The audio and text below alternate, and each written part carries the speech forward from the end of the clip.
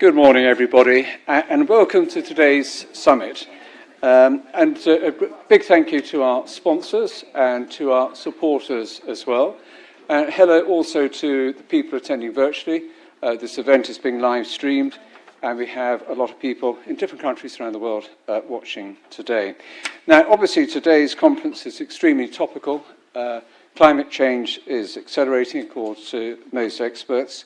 There are a few beneficiaries. Maybe the owners of vineyards in southern England are very pleased that the sparkling rosé is beginning to be a bit more acceptable than it was in the past. But set against the very few winners, there are an awful lot of losers, including the terrible tragedy at the Hajj pilgrimage, with a large number of deaths there. Large swathes of the world are now becoming uninsurable. We had a discussion with Lloyd's of London the other day when they were saying the situation was so bad, they're coming up with new insurance models which involve sharing the risk between governments and insurers and other parties. And economic activity is being displaced in a number of countries. Supply chains are having to be rethought and re-engaged. So this is a bad situation, and with Baroness Brown, who's the chair of the Climate Change Adaptation Committee, part of the UK Climate Change Committee, we had a discussion. I interviewed her a few weeks ago, and she was advising businesses to, in their scenario planning, to consider temperature increases of up to 4%, rather than the said target of 1.5%. So it's a very challenging situation. Now, that's just to set the background. I'm sure we'll hear far more from many other speakers on this today. But we have, I hope, a very interesting program. We have some tremendous speakers who are joining us today. And would love to have your feedback on the program. There's some questionnaires on the tables. We'd be very grateful if you can fill those in towards the end of the day. And we also have an app, which I hope you downloaded, with much more information on it. Now, it's my great pleasure to introduce our chair for today, Dr. Carl Mallon. Carl is the co-founder and director of Science and Engineering at XTI, with a background of both physics and mechanical engineering. Carl has worked in climate change mitigation policy and technical analysis since 1991 and has specialized in climate adaptation since 2005. His team's pioneering work in developing technology to quantify the costs of extreme weather to the built environment led to the development of the climate risk engines in 2012. Today, the climate risk engines are one of the most flexible, powerful, and trusted sources of physical climate risk data in the world, delivering analysis to governments, corporations, and the finance sector generally. Carl, over to you.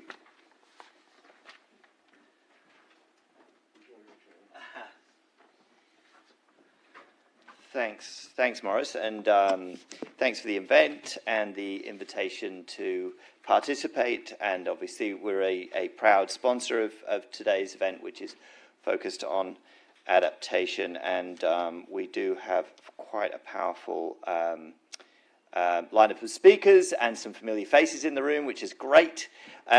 So look, I'm going to be a pretty brutal chair today because I know that people will be wanting their coffee and lunch and things like that on time. So to speakers, I hereby apologise in advance for my brutishness. Just a quick background on XDI. We're a mission-driven company, and we only do climate physical risk analysis. So we're a specialist, and we've been doing this since about 2006, 2007. So, we are especially focused in the finance and banking sector. The reason for that is that as a company that's focused on how do we actually solve climate change, we think that the finance sector is going to be critical in driving essentially conceptual change, which is they have a lot at stake. And it's very interesting when we look at the insurance. As people know, insurance is very high profile at the moment because we are seeing a contagion of uninsurableness start to flow around. You see that Californian insurers are pulling out. You're seeing flood cover unavailable in Australia. You're seeing even in the UK, really, the government having to prop up insurability with flood re and so on. That's only going to get worse. But insurers essentially can leave from one day to the next. You know, the most they've got is a 12-month policy, whereas those who are involved in finance are taking on a mortgage a 30-year risk, on commercial assets, you know, maybe 5-10 years. So they've got a lot of skin in the game. And also, if insurers choose to leave, there are really very tricky legal issues about technical default. So someone can be paying their mortgage, but if they've not got insurance, in principle, they're in technical default. So we're moving into these grey areas, and we're moving into them right now. So what I think, on the one hand, we can kind of go, this is good because it's a wake-up call, and we can start to say, like, climate change is here, it's manifesting, and I think there's a wake-up call to governments that we need to get on top of this, and there is a lot of folks whose, if you like, hides are on the line if we do not move forward both on emissions policy but also on resilience policy. So I think one of the things that I think we're hopefully going to cover today in today's speakers is really look at the issues of, if we are going to start raising these alarm bells, we also have to be raising solutions. So if we're going to be saying, hey, finance sector, you've got problems, we need to be able to say, as well as halting dangerous climate change, you're going to need to do the following things to de-risk your portfolios, to de-risk your lending, and to governments, this is what you're going to need to do if you're going to create safe places for your communities, whether that's housing, whether that's infrastructure, whether it's secure power, water, telecommunications, transport networks, etc. And also, all of this leads back to the economy, which is, if you want to have a stable economy, you're going to need to have all of these things. The professionalism of the practice of adaptation and resilient building, so that it has a higher profile amongst key decision makers. So hopefully that's a little bit of context setting in terms of what we can get out of today. And I know that a lot of the organisations in the room are very focused on this. So I'm also hoping that in the breakout sessions and in terms of the questions and answers that we can look at both some of the taboo or the vexed issues. Let's get them out on the table in this conversation, but also where we can find opportunities for collaboration. Yep. So let's be looking for that. Keep your eye out for things where you're seeing people in the room who can help you or you can help them. So let's really think with a group like this of how we can collaborate. So I'm going to, Huck has had a family emergency arise. He can't be with us today, and he's instead given us a video address. Significant apologies, but it is somewhat serious. So I'll just give you a quick background for Chris, who's the Chief Executive Officer at the Carbon Trust, which is focused on a decarbonised future. But I think one of the things that Chris is bringing is some of the work that he's been doing with government. So independent advice on UK's net zero targets, but also as in his former role as the within the chief executive of the UK's Climate Change Committee, he's had an awful lot of influence into government, and is also a honorary professor at the University of Glasgow, so an academic angle. But I think what we're seeing here is maybe some perspectives on the advice that's been going into government. So without further ado, let's get Chris's video underway. Great. Okay, good. Very good morning, everyone, and thanks so much for allowing me to speak to you today at the start of what looks like a brilliant day with a really stellar line of experts to follow me, of course. My name's Chris Stark. I'm the Chief Executive of the UK's Carbon Trust. We are a global consultancy working on climate based here in the UK. And until recently, I was the Chief Executive of the UK's Climate Change Committee and the UK's Chief Climate Advisor. And I want to draw a bit on my experience in both of those roles and talk to you today about the key themes of climate change adaptation and resilience, and how we begin the task, the really important task of making these a mainstream concern, as they absolutely must be in the future. Now, my outlook's pretty clear on this. We need to achieve the global goal of net zero, And countries like the UK must use the institutions that we have and the capacity that we have to make that happen as quickly as possible and provide a template for doing that for other countries as they make that journey. But we also need to accept that the world will warm and that climate extremes will worsen until we reach global net zero CO2. So achieving net zero in a warming climate should really be our aim, and yet it isn't really. We are still drawn to decarbonisation as the dominating narrative on climate solutions, and I think that has to change.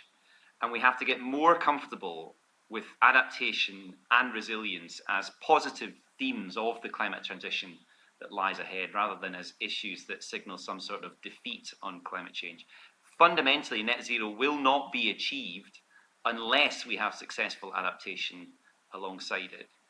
Now, I think we can do both of those things, but we will need more accessible language that cuts through to people and to politics if that's to be a success. Mainstreaming these topics is a huge economic and political challenge, not to mention a social challenge too. And I think people are key. People are ready. When I began my career in climate 13 or 14 years ago, we still had to win the argument that climate was changing under human influence. I don't think that's the case now. No doubt there are still skirmishes online with the deniers and the delayers, and no doubt the populists have moved in to tell you that climate's always changed, or that it's all down to volcanoes. But real people increasingly see climate change now.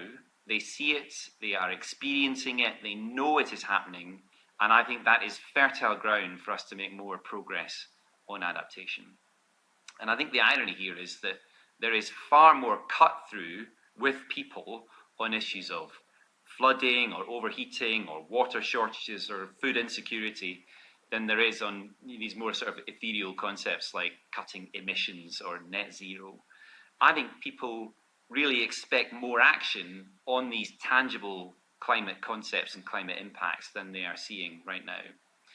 The recent weather extremes have obviously sharpened that discussion. This is an El Nino period, but the heat and the biblical floods that we're seeing, the wildfires, still astonish. And I'm afraid we're going to have to be less astonished about these impacts into the future. We are unlikely to breach the official measure of the Paris 1.5 temperature, 1.5 degree temperature threshold until the early 2030s, perhaps. But it definitely does sharpen the discussion when you look at the last 12 months, which have been 1.6 degrees centigrade over pre-industry temperatures. 2023, the calendar year, was the warmest year on record. 2024 will almost certainly beat that again. Every one of the last 12 months has broken the global temperature record, and that is bringing major weather impacts all around the world. In only the last couple of months, you can see Southern Europe, Northern Africa have sweltered. Northern India is currently suffering a prolonged heat wave that is now ruining crops and sadly is killing scores of people too. The mercury hit 52.3 degrees centigrade in Delhi a few weeks back. And in Mecca, very recently, we've seen over 1,000 people who have died because of the intense heat there. And those floods that I talked about, the biblical floods in Brazil, in Dubai, very powerful footage from Dubai, far more exotic locations for those of you who want them, like Brechin in Scotland, if you want to see evidence of climate change and flooding closer to home. All of this, sadly, is very much in line with the scientists' warnings over the last 20 years, perhaps a little faster than the models were predicting. But never mind the modelling, people see it and they feel it, and I think they're hungry for something to be done about it. So I want to get beyond the discussion of how bad this is into a more progressive, positive discussion about what we can actually do to adapt. I think we have to move to a discussion of this as a transition. Transition means something important, I think, towards something. We need adaptation goals that can be defined. We need risks that are quantified and assessed with meaningful, achievable targets for bringing those risks down in the future. We have achieved that for net zero and for decarbonisation. We have pathways and we have actions that we know will take us to zero carbon energy supply and the adoption of end-use technologies that use clean energy. You will know, though, in this audience, that adaptation is a much more complex beast. It is much harder, it is more complicated than just cutting carbon. Now, I like a challenge, so I think we have to begin the discussion of how we build adaptation pathways around key societal risks, which are similarly well quantified. We will have to prioritise pace over perfection if we're going to do that well, which hasn't always been easy for the community that works on adaptation and resilience. But let's put it simply, can we identify a set of key climate risks, and I mean key climate risks that we face today, and put some key metrics around those risks? And can we then apply the climate forecasting that is now at our disposal to describe how those risks will intensify and worsen with the changing climate out to future milestones, 2050 and beyond that to the end of the century? I think we can do that. We have the tools at our disposal to do that. That is effectively our baseline against which we can then start to measure adaptation actions. So next, once we have our baseline, can we identify adaptation actions that will reduce those risks? Can we put meaningful costs and benefit numbers to those actions over time and use that to assess progress towards them? And can we, most important of all, identify a more compelling vision of a well-adapted society with a range of residual risks or target risks that we know can actually be achieved? That is, of course, harder. And national plans won't capture the very important need to look regionally at the climate priorities. Politicians, I'm afraid, are always reluctant to acknowledge that things will get worse in the future, and most climate risks will intensify even after adaptation out to the middle of the century. So the challenging message here is that maintaining risk levels as they are today across the key climate risks is going to be very difficult. Things like flooding and drought and overheating and sea level rise, it may be that it's too expensive or even impossible to keep risk levels as they are today. The best we can do, perhaps, is to minimize the increase in climate risks over time. But rather than being miserable at this, a vision of a well-adapted society, a society that's also moving towards net zero, a society that's also restoring nature, I think can be profoundly appealing and profoundly more comforting, because it will represent much more of a plan than we have today for dealing with climate change. Now, I know this is hard, but I also feel we need to try, as the community of people who care about this, and perhaps we also need to sacrifice some of the accuracy that we all treasure in the name of quicker progress and more progress on these issues. We actually know a lot about the way in which climate change is going to play out. Of course, there are things that we don't know. Even if we achieve the very, very sharpest and most ambitious reductions in global greenhouse gas emissions over the next few years, climate changes out to 2050 are mostly locked in. It's really only after 2050 that you really see the benefits of rapid decarbonisation on the climate risks in the latter half of this century. I think that gives us some certainty about the next 10, 20 years, which should give us a better platform from which to actually plan for adaptation and put the right policies in place. It is also a better plan and a better platform for transition planning itself. Now, that's a relatively new discipline for the private sector. We are broadening transition planning from just cutting emissions in supply chains in corporates to considering the climate risks that corporates themselves face today and in the future and across those supply chains. And we are able now, I think, to start the discussion of how we might plan adaptation strategies through those supply chains, especially by refining the disclosure of transition plans for climate resilience in the supply chains over time. So a progressive move towards better and better transition planning. That's really important, because that gives us a signal to investors, it gives shareholders a signal too, and it is a far better place from which to encourage the private sector itself to do the investment that we need for adaptation, instead of only looking to the public sector to do it all in a time of constrained public budgets. Now, if we view climate resilience and adaptation as a transition, it is also, I think, a better tool to engage people and communities. The poorest are often those most exposed to the climate risks. Food insecurity is something that really can't be navigated if you're not wealthy enough.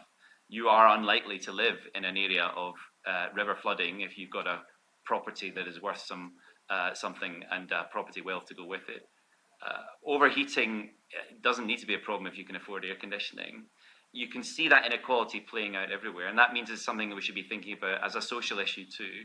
Bringing people into the question of placemaking or issues like restoring green spaces is good. They make good decisions about that.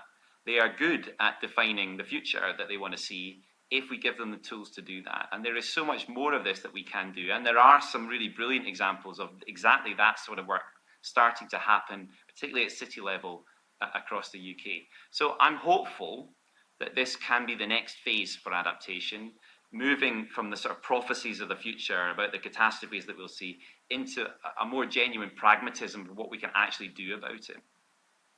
So let's try and make that more tangible in the final part of my talk today. Now, when I was at the Climate Change Committee, we did some really good work, I think, looking at adaptation and the climate risks, and we developed 10 principles for a good adaptation. I think it's time we look again at those 10 things, and it's time for them to shine.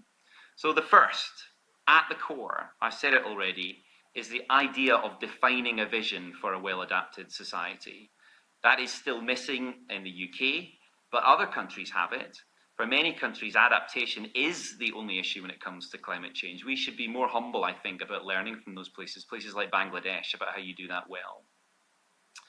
Number two, we might wish for strong adaptation policies that stand on their own merit, but here in Britain, really it's only flooding that gets that kind of treatment because there's obviously political jeopardy for any government that doesn't take flooding seriously. So let's move that on and let's start to integrate adaptation with other policy priorities. And that is an easy thing to do, I think. We have a policy program on housing, we have regeneration goals, we have net zero, of course, itself as well as a binding mission for the government. A goal to decarbonise our energy system is important for net zero, but it's pretty meaningless if we haven't also considered the need for a resilient energy system that is itself more weather dependent and therefore more exposed to the weather extremes we'll see as the climate changes. So let's integrate adaptation with wider policy programmes. Third, mainstreaming the concept of good risk appraisal. And this is genuinely hard because I don't think we easily conceive of risk as a species and as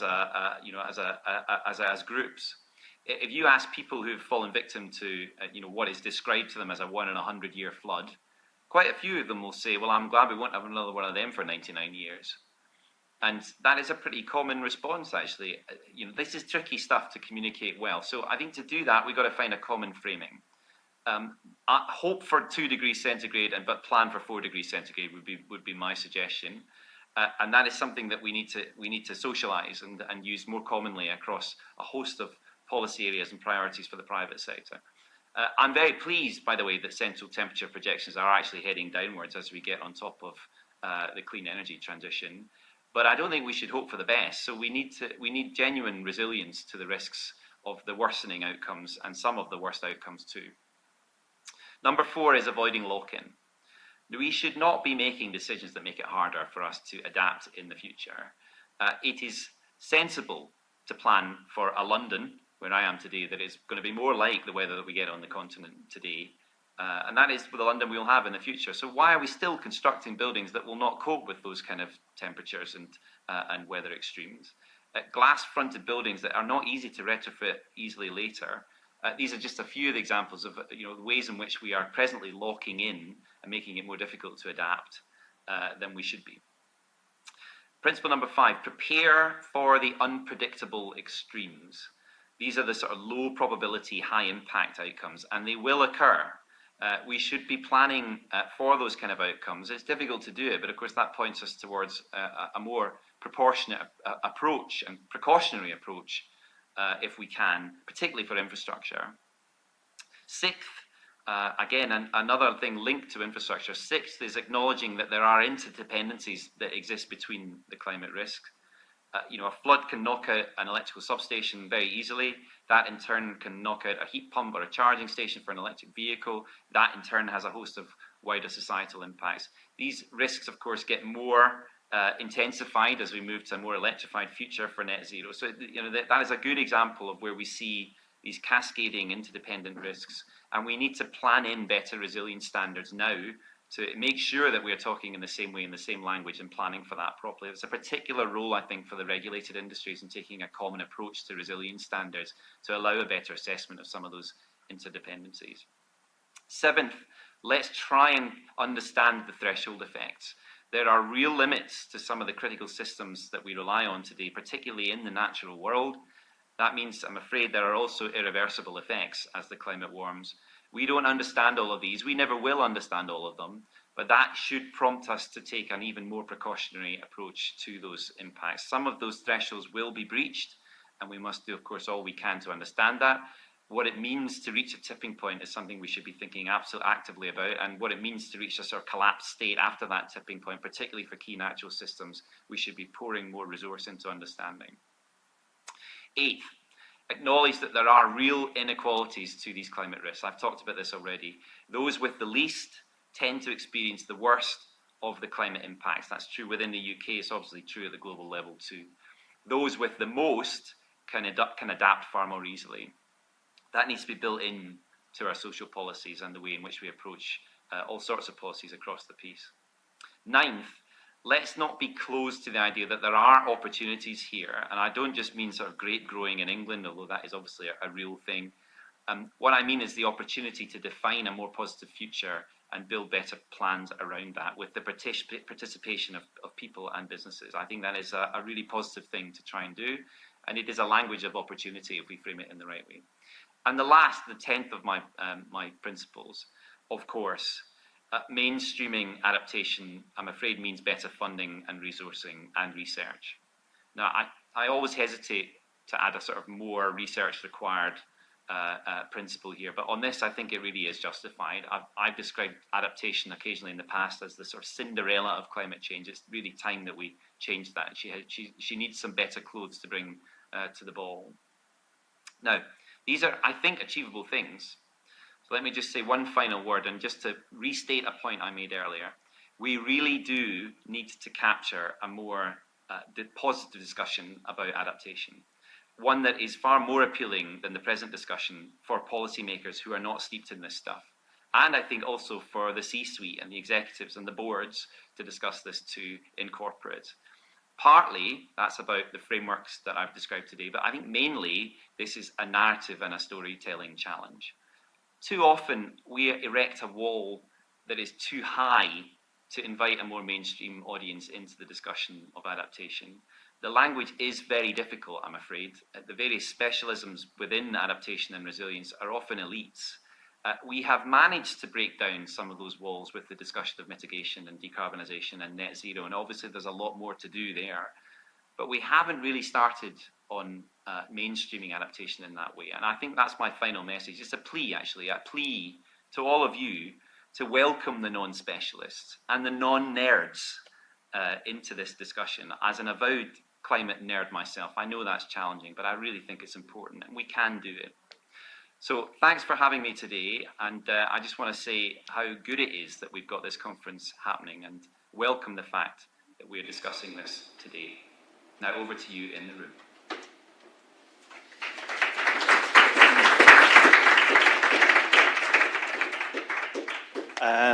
Great. Big thanks to Chris for that one, and also for the folks coming in online. I believe that video is able to be streamed separately.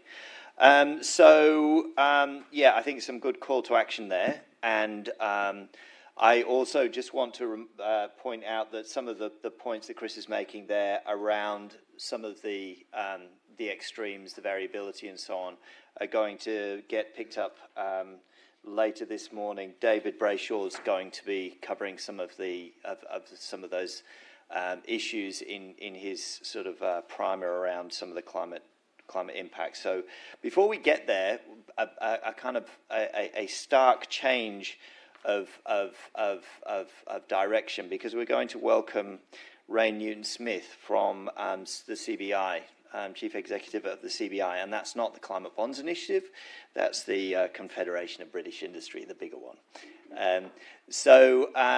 In some ways, I think we get very, very practical very quickly right now.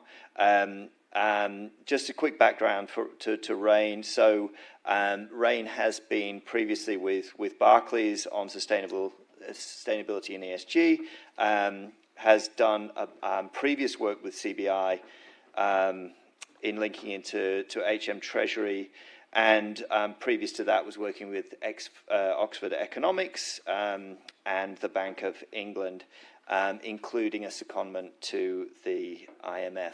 So a very strong economics background and a strong ESG and sustainability background. So Rain, if I can invite you to come and present, that would be great. Thank you. And we will have questions after this, so get your pens handy and make sure you've got some questions ready. Excellent, thanks so much. Thanks everyone, and it's absolutely great to be here. Hopefully you can all hear me, including online. And as at heart a bit of a climate geek, it's an absolute thrill as well to follow Chris Stark.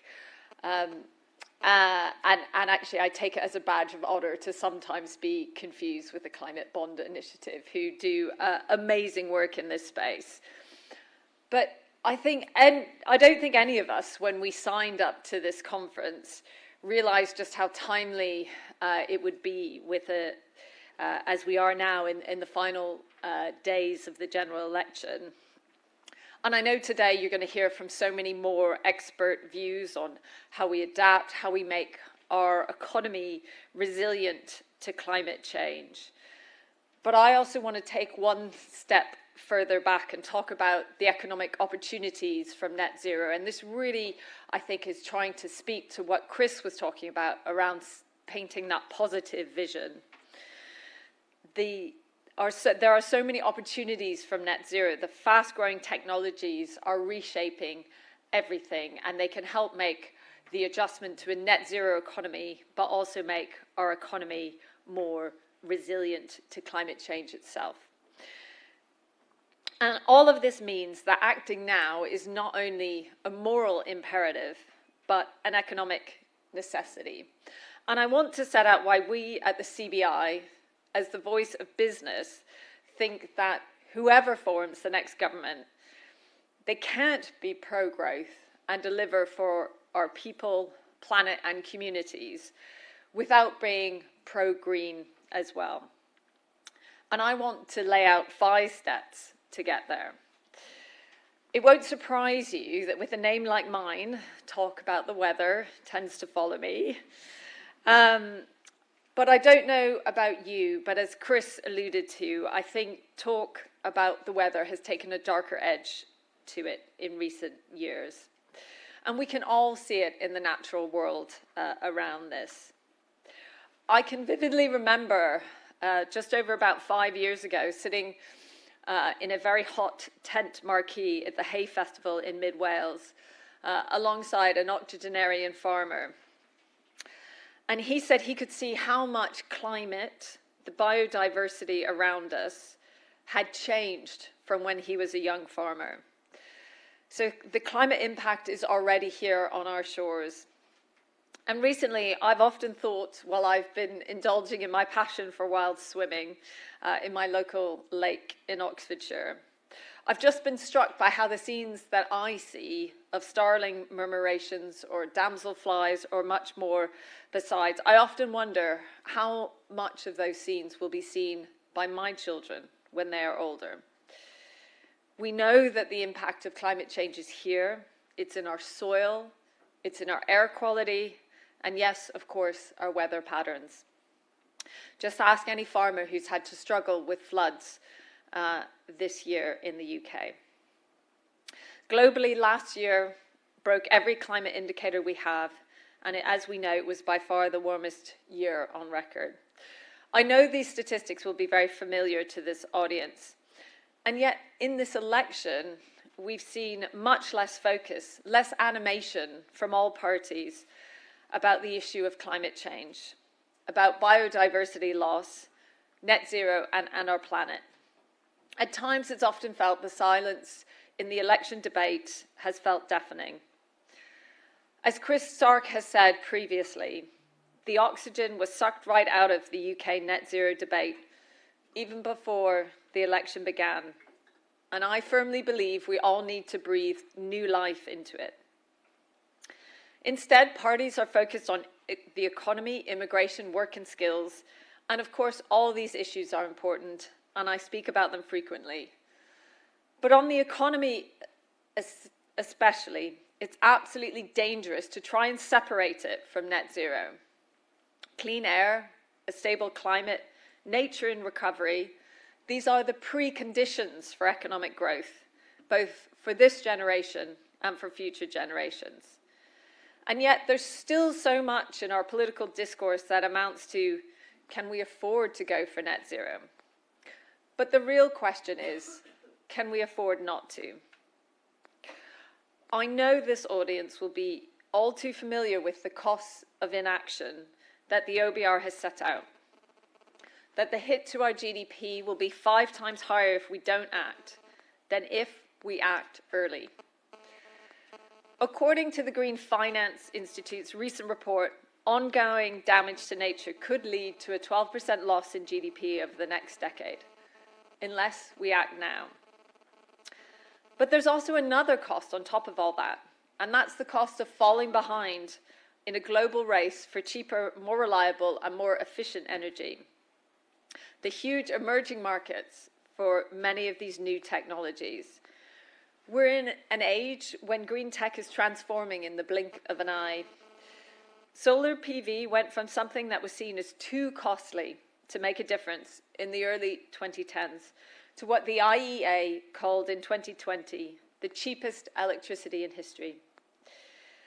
And the countries that move fast in these markets are securing huge global advantages, not only making clean energy and carbon storage cheaper, accelerating the global race to net zero, but securing economic success, cleaner air, better jobs, and higher living standards and quality of life for their people.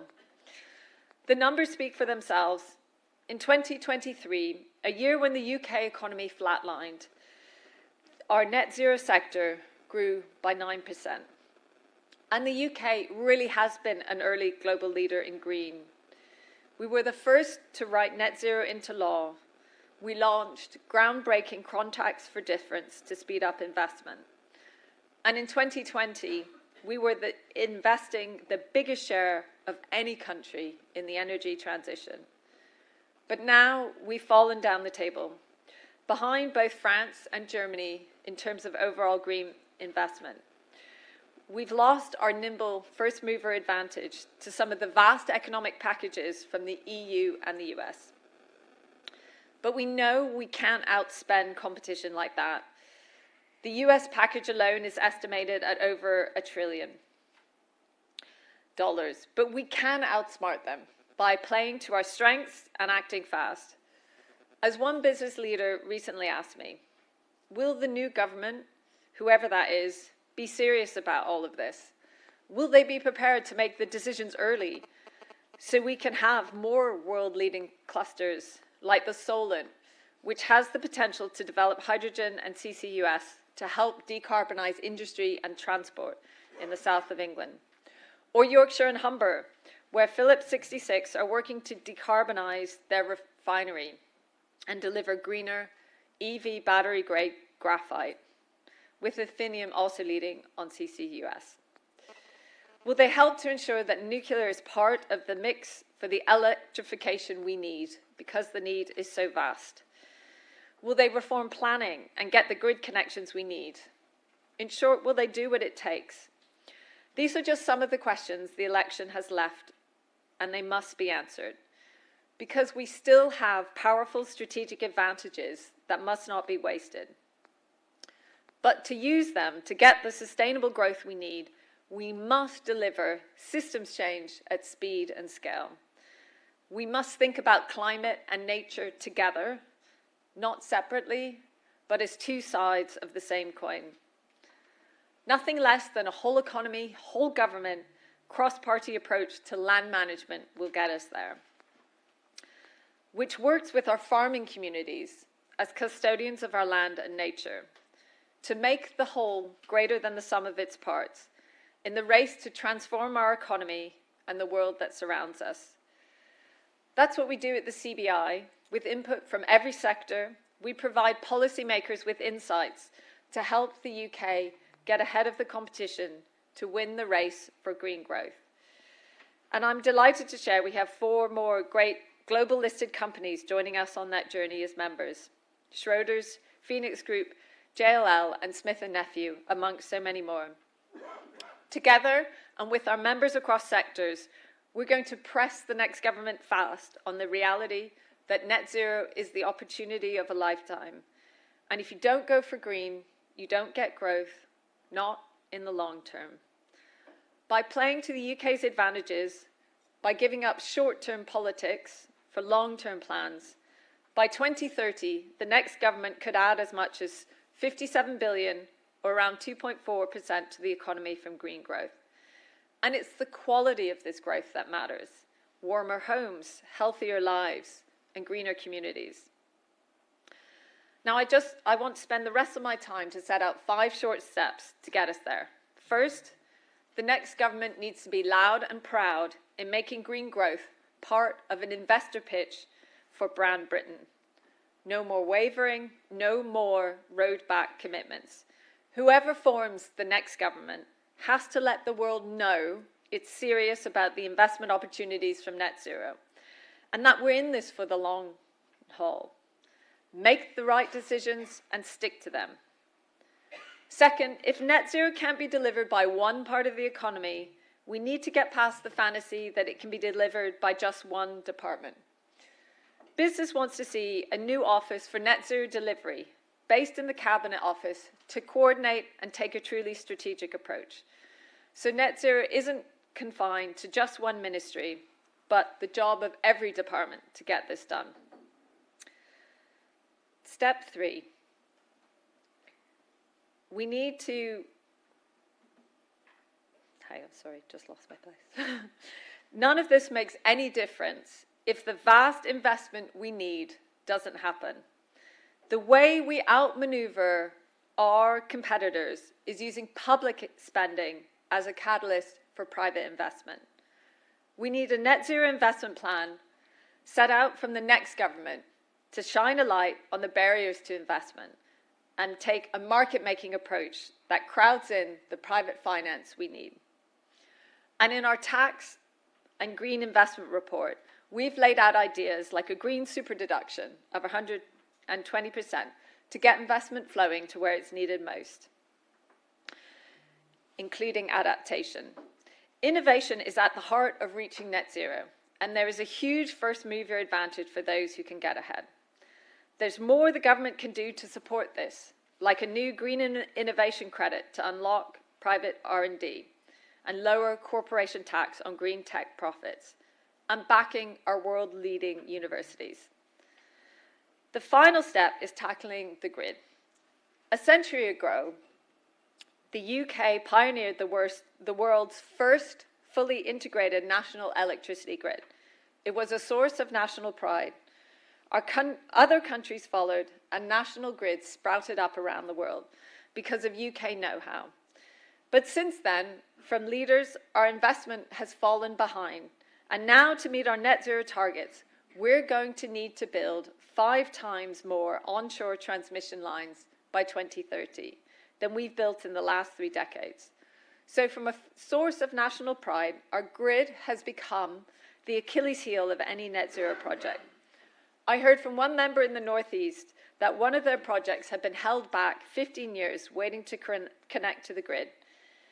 And any recent attempts to expand and upgrade it have often run up against NIMBYism and local politics. This matters because that tens of billions of pounds of net zero investment and the future attractiveness of the UK as a place to invest all hinge on the grid. The next government must back rapid grid upgrades and work in partnership with business to get them done. Without that, there's no net zero, there's no green growth. And it's important to remember this isn't just a problem for us. When I was at the B7, the business equivalent of the G7, and more recently in Europe, many are absolutely focused on it's very clear that grid upgrades are a challenge for every country. So if we move fast here, we can show how a future-proof, flexible, and digitized grid, just like a century ago, we can export British engineering to the tune of about 18 billion in services exports by 2030. We need all of this for our economy, our people, and our planet. So there you have it, 5 steps to green growth. But I have one final ask, and it very much chimes with the leadership and positive vision that Chris called for. Despite all the politics, the public know the energy transition is what we need, and they want to get there. Polling from Opinium and Renewable UK shows that 4 out of 5 people want a cross-party consensus to boost green investment. The problem is, because of all the politicking in the last few years, the inconsistency and rowing back on commitments, just 1 in 5 think politicians can get us there by 2050. So our last ask for the next government comes down to one word: trust.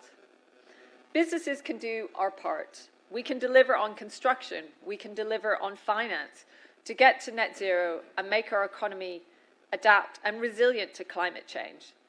But we need politicians to restore trust, to focus on the benefits of a greener planet and bring the public with them to get net zero and the energy transition done. Politicians have to be honest. There is an upfront cost to the energy transition in public spending in order to crowd in private investment. But when you compare that to the cost of falling behind in new markets that could regenerate our economy, to the cost of repairing the climate damage you're going to hear about more throughout today, and the cost of failing in our moral duty to our children and future generations to come, the choice is obvious. It's clear we need to act now and fast. Thank you.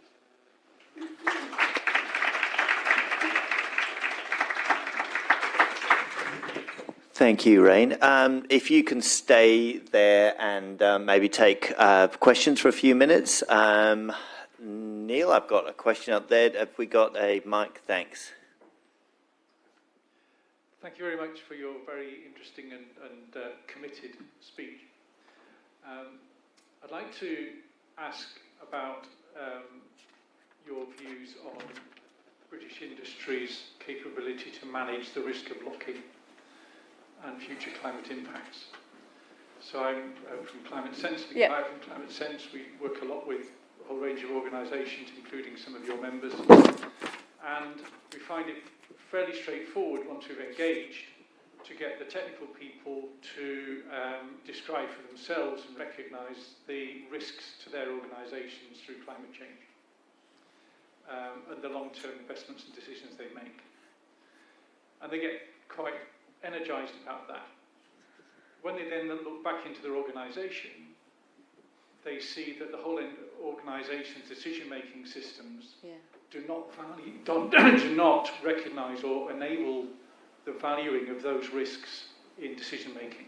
For instance, in business investments case decision-making, which may only be ready to recognise risk 3 to 5 years ahead, even though they're investing in multi-decadal assets. What is CBI? What can CBI do to shift the target so that those investments can be justified? Just before you pick that one up, Rain, just in the interest of time, I'm going to take a few other questions from the floor. Neil there, great, thank you. And then, great. Thank you, Phil. I'm Neil Walmsley from Climate Gig.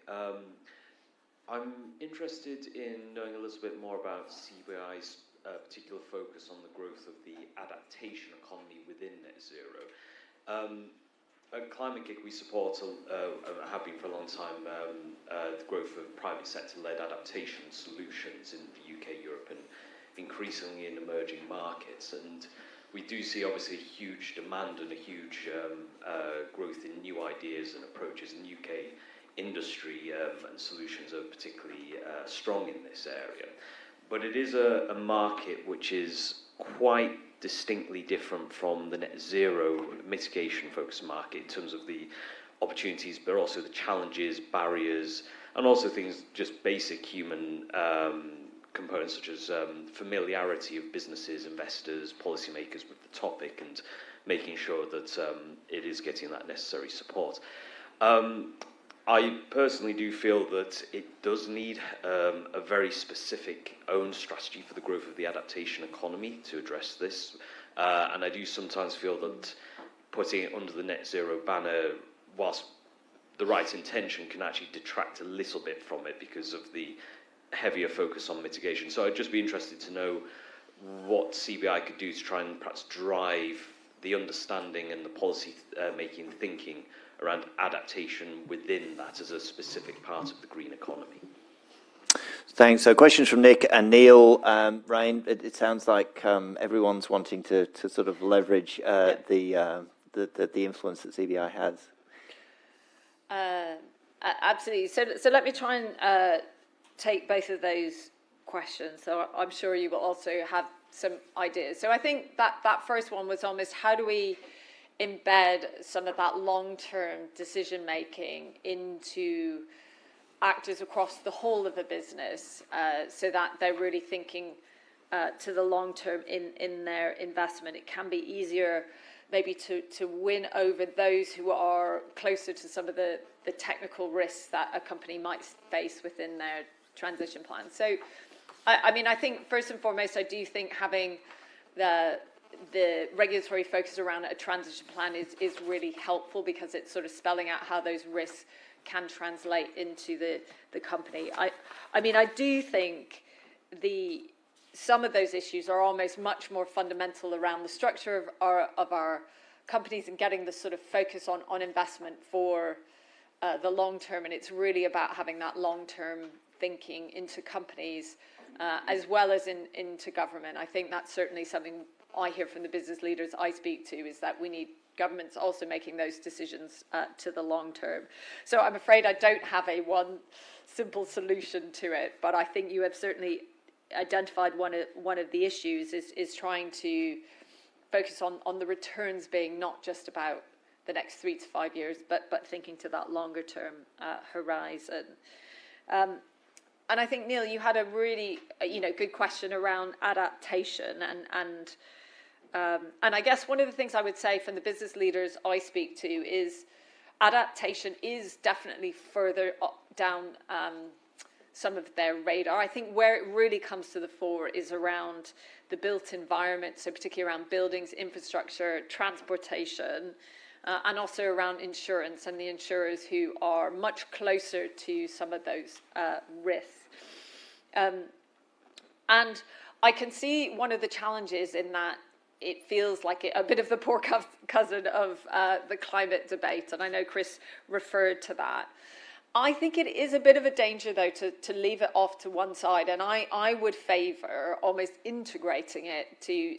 So I talked about having that office for net zero delivery. That should really be about net zero and adaptation delivery, because I think there's a challenge if we're thinking about the built environment, if we're not thinking about the adaptation at the same time, then we can be making the wrong choices around technologies or some of those solutions. So I think it's about bringing it together rather than creating a separate mechanism. And I think it's probably on all of us to think how we widen some of the policy solutions, some of the technologies, to think not just about how they meet our net zero goals, but how we reach that adaptation along the way. I think Chris put it really well when he said, we need to obviously hope for a 1.5 to 2 degree world, and it's good that the technologies are starting to bend that curve, but plan for that 4 degree world in how we build our buildings. If you could thank Rain for a comment.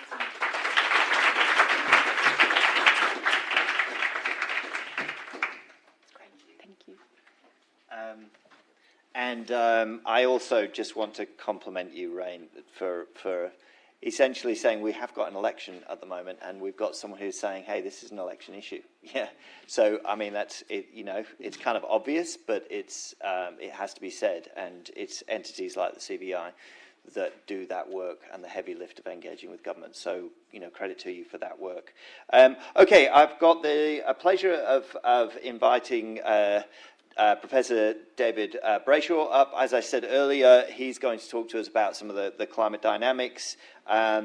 He is a professor of climate science and energy meteorology, and joint head of the Department of Meteorology at the University of Reading, obviously an institution which is globally renowned in the area.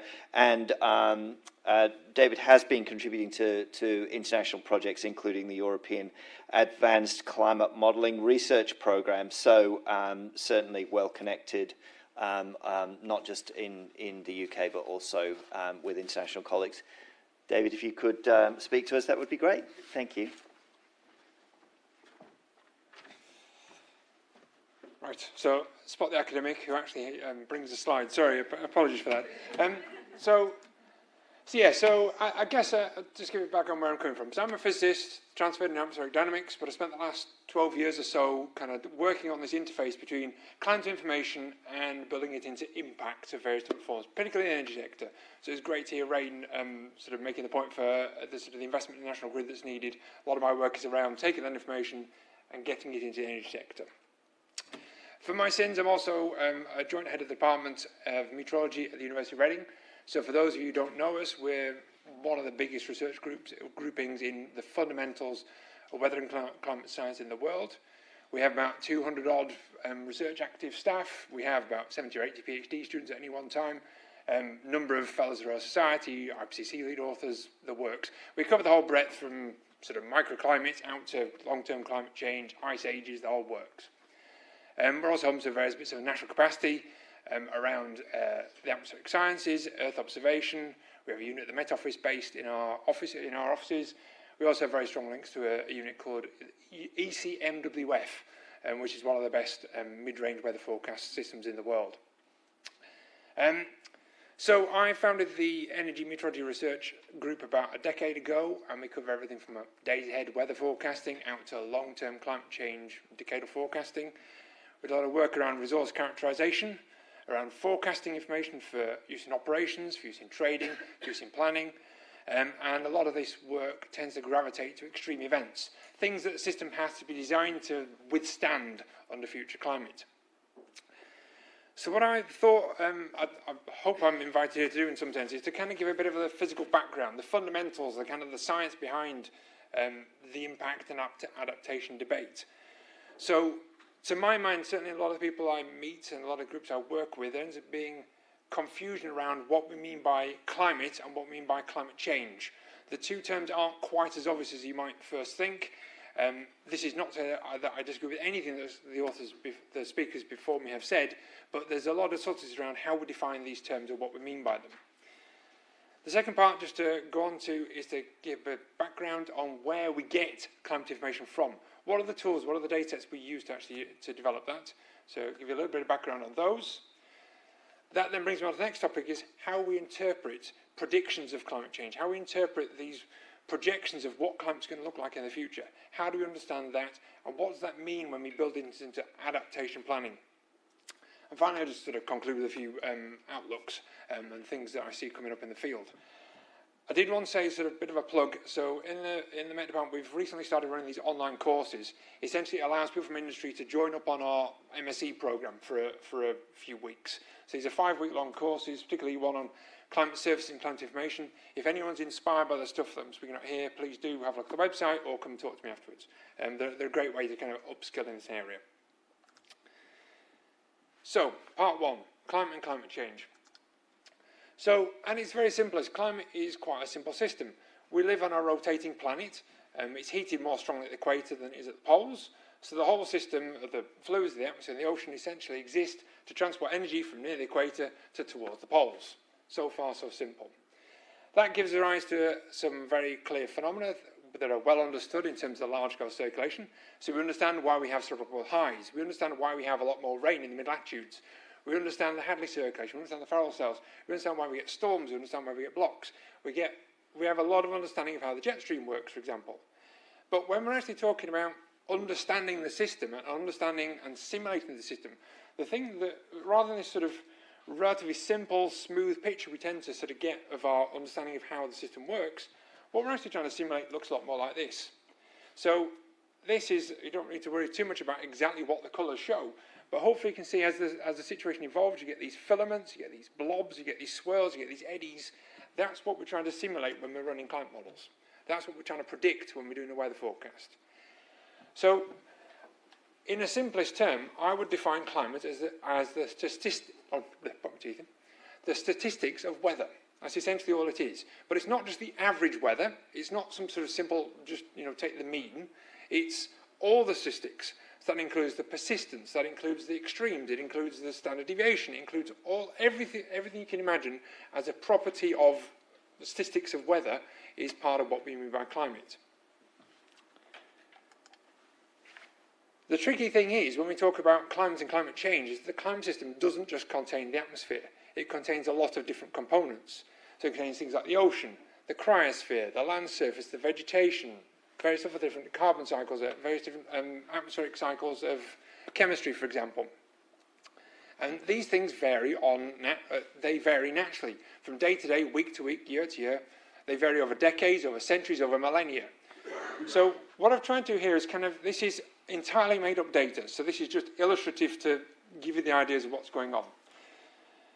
If we have some sort of climate, this is years into the future, let's say, and this is some climate property. Let's imagine it's the temperature of the UK, take it for one of a better example.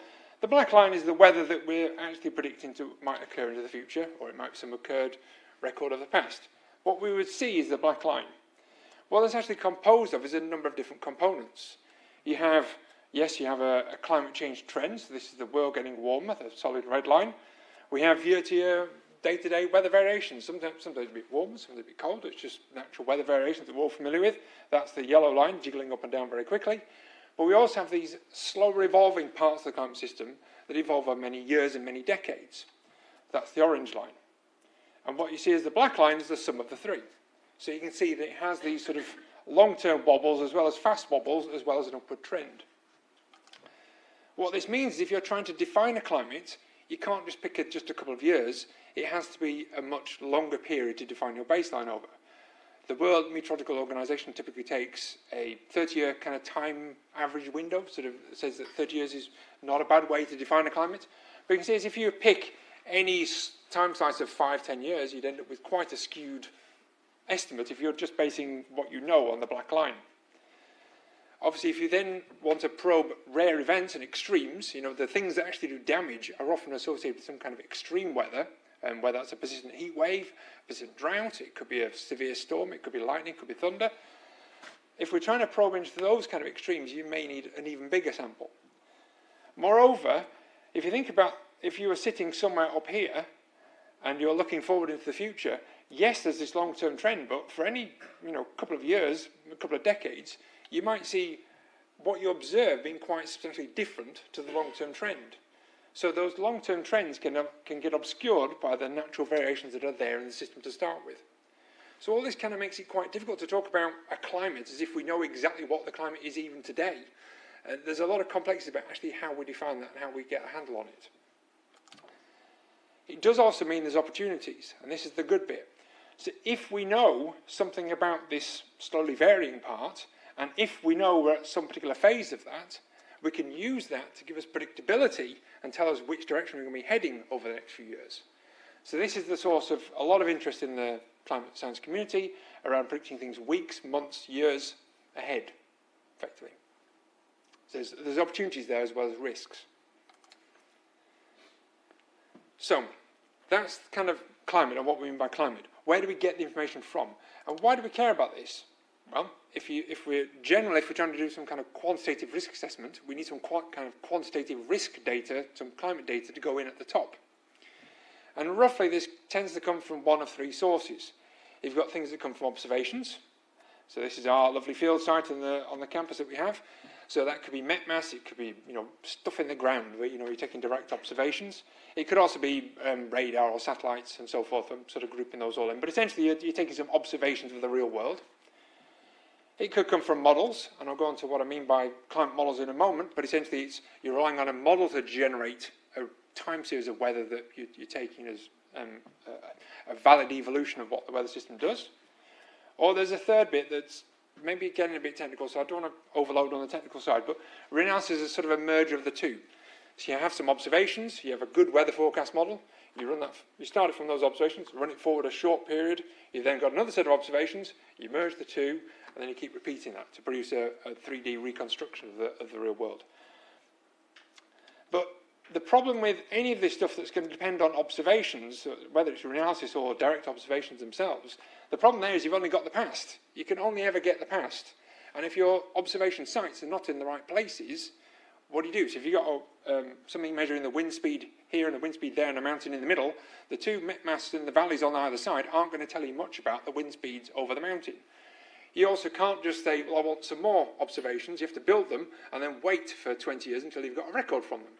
So at some point, if you want to know about the future and you want to know about the weather and climate in places where you don't actually have observations, you're going to need models at some point. So what are these models? Well, climate models are based on the very well-established science of weather forecasting. And I know we all laugh with it, weather forecasting always gets it wrong, but actually there's a lot of skill in weather forecasting. It's a very well-established science. The models are based on well-established physical principles. Essentially, you chop the atmosphere up into grid boxes. You write down the physical laws of motion for those grid boxes.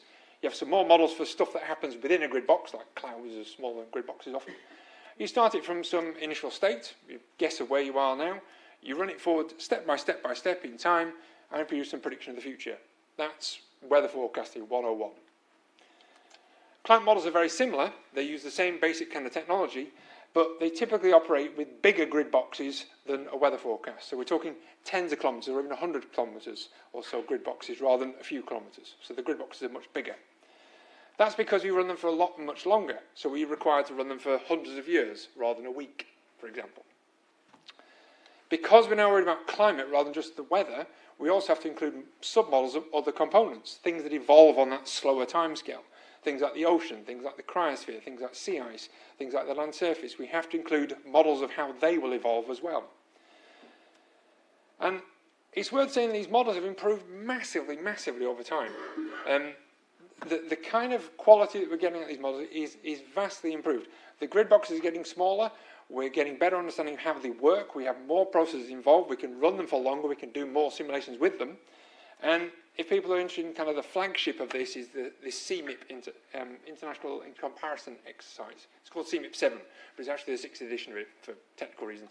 But essentially, all the major modelling groups around the world will complete a common set of experiments, and this is what is used as the backbone of the IPCC reports. Yeah. We also have regional climate models where you take the global climate model and you pick a little bit out of it and get more detail by using smaller grid boxes inside it. And again, the one to flag up here for the UK is the UK CP18, but there are international versions of this also. The point is that these models are incredibly powerful, really powerful tools. It can be quite hard to distinguish their outputs from real observational data. But depending on how the models are used, they can be used to run what-if scenarios. So I give it more greenhouse gases and tell me what the climate's like. So for here, for example, we've looked at changing electricity demand and demand net renewables under future climate scenarios, and you can see how the patterns might shift under a what-if future scenario. You can use it to run alternative histories or alternative scenarios. You can run the model as many times as you like to generate many, many weather samples. So this is work from the Met Office looking at wind speeds in the North Sea. The black dots show weekly average wind speeds from observations, and the grey dots are a model simulation of it. What they'll actually do is probe these rare extremes, so you get a much bigger sample that you can't get with observational data alone. The final one is using this predictability idea. So if we can use the models and we can use them credibly, and we know something about how the large-scale circulation evolves, that gives us some predictability. Here we're using it to predict winter mean gas demand, and you can get these skillful forecasts out weeks and months ahead. So that you can use in a variety of different ways, but all models are limited in some way. They're all big models. These are supercomputers, HPC territory, petabyte scale output. They're not something you can run on a laptop. It's not Excel here. We're talking big code. That means there's always a three-way trade-off between the size of the grid boxes, how long you can run them for, and how many processors are involved. So you've always got this kind of tension about you can't run the experiment you want, you always have to make compromises somewhere. This means that all models are subject to biases and deficiencies. Some of you can fix, you can kind of allow for, other ones you can't. So if your model's a bit cold, you say, okay, it's a bit cold, so I'll just increase it. I know when it says 5 degrees, it really means 6, I can do something about that. But if it's not putting weather systems in the right place, that's hard to fix. So there are problems with them in that sense. Also, I'm going to gloss over this a little bit, but the effective resolution is often lower than the grid boxes you see. Just because the model's giving you data at 1 kilometre boxes doesn't mean it's really seeing things at 1 kilometre boxes. It's seeing things at about 8 kilometres. It's sort of beware the beauty contest kind of stuff. Just because something looks pretty doesn't mean it's good. Is the gist of it when you're using this stuff. When you're using it for impact modelling and understanding adaptation, you also always have to think about whether it's fit for the purpose you want it for. So on to come to the final section now. So what does this mean for interpreting climate predictions? Well, here's our little toy model we had before. And remember that these models have all these different components, particularly this slowly varying part. What this means is, as we've said, it's very difficult to detect the trends. It also means that if you're here, your experienced climate for the next few years may be quite different to that long-term trend. So if you were on this black line here, that's your observed climate. That's the bit you're seeing is the black line. For the next few years, you're going to go downwards in this little example rather than upwards. So your experienced climate may differ from the trend that you're expecting. You've got to appreciate there's this range of possible futures. This doesn't mean that the trend's disappeared. It's still there. It's just hidden at that time period. And this gets particularly a problem when you start to think about near future things, because the trend emerges over time. So the further you go, the easier it is to see. It gets harder if you're looking at local scales. It gets harder if you're looking at more complex variables, things that don't just depend on temperature. And yeah, so there's some great studies that kind of discussing the various different sources, particularly when you start thinking about multi-model ensembles. Each model has its own climate, it has its own way of seeing the world. And this leads to some challenges with their interpretation. So basically, most people will use multiple realizations of climate, multiple model runs, multiple different models being run to produce simulations of climate. And this is kind of one of the big questions is how we interpret these. The classic way that's been, particularly from earlier IPCC reports, has been confidence-based. Essentially, you take a bunch of models and you take the average. That gives you the best guess of the signal that's emerging from them. The fact that they're agreeing on something tends to lend you confidence, right? It tends to make you think that it's a real signal. What that means is you get these relatively washed out signals. The changes tend to be relatively weak. And also, we tend to only trust them where all the models agree. So in this picture from the IPCC, they've hashed out the areas where the models, less than 80% of the models agreed on the change, on the sign of the change. So what that tends to do is it's very good for avoiding false alarms. It means that you don't worry about things if you can't be confident they're definitely going to happen.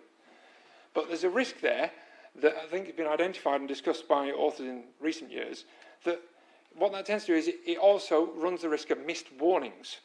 So if we take all the models that are equally good, and we take the average, we get a very weak signal. But if we actually look at individual models, their signals can be quite different. So the shifts might be quite different. So there are different pathways of plausible narratives that may occur, and how we deal with that wider range of risk, rather than just thinking about the average in all cases, is an important topic. Yeah, our last slide. So, yeah, like I say, understanding this is a challenging problem. There's lots of opportunities and tools exist, particularly decadal forecasting, large ensembles. Use of AI is going to change the game in many respects. But there has tended to be this big gap in the research pipeline, if you like. Climate scientists have typically stopped when we get to temperature, right? Impact modelers say, oh, well, I don't really care about how you got the climate data. Just give me the data and I'll feed it in and I'll do my impact modeling from there. We need to build that pipeline from one end to the other. I think that's my one message, is that we need to really start to build that link and stop. It's back to Chris's point about the Cinderella factor. Impact modelling has been kind of a bit of down the agenda. It needs to become much further up. I'll leave it there because everyone's run over. Thank you. Great. Thanks.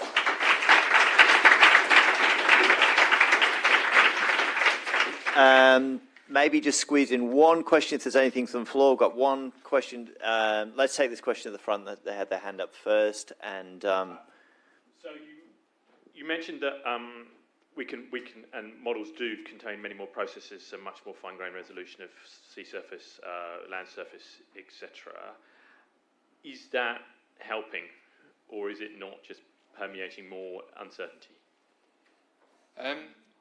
Permeating more uncertainty isn't necessarily a problem if that's real uncertainty. The climate system is variable, so being able to get a handle on that is a good thing. Also, being able to link one of the challenges is often you have these relatively big grid boxes, and I want to know what's happening at this site, and making that link is really challenging. So having increased resolution tends to help make that link easier. So I would say the resolution has tended to be a good thing, but what the trade-off is that if you want to push the resolution, you can't do as many simulations. So there's always that two-way trade-off. So it's when it goes too far in one direction, I think, is when it starts to be a problem. But in general, it's a help, I think. Okay, thanks for David.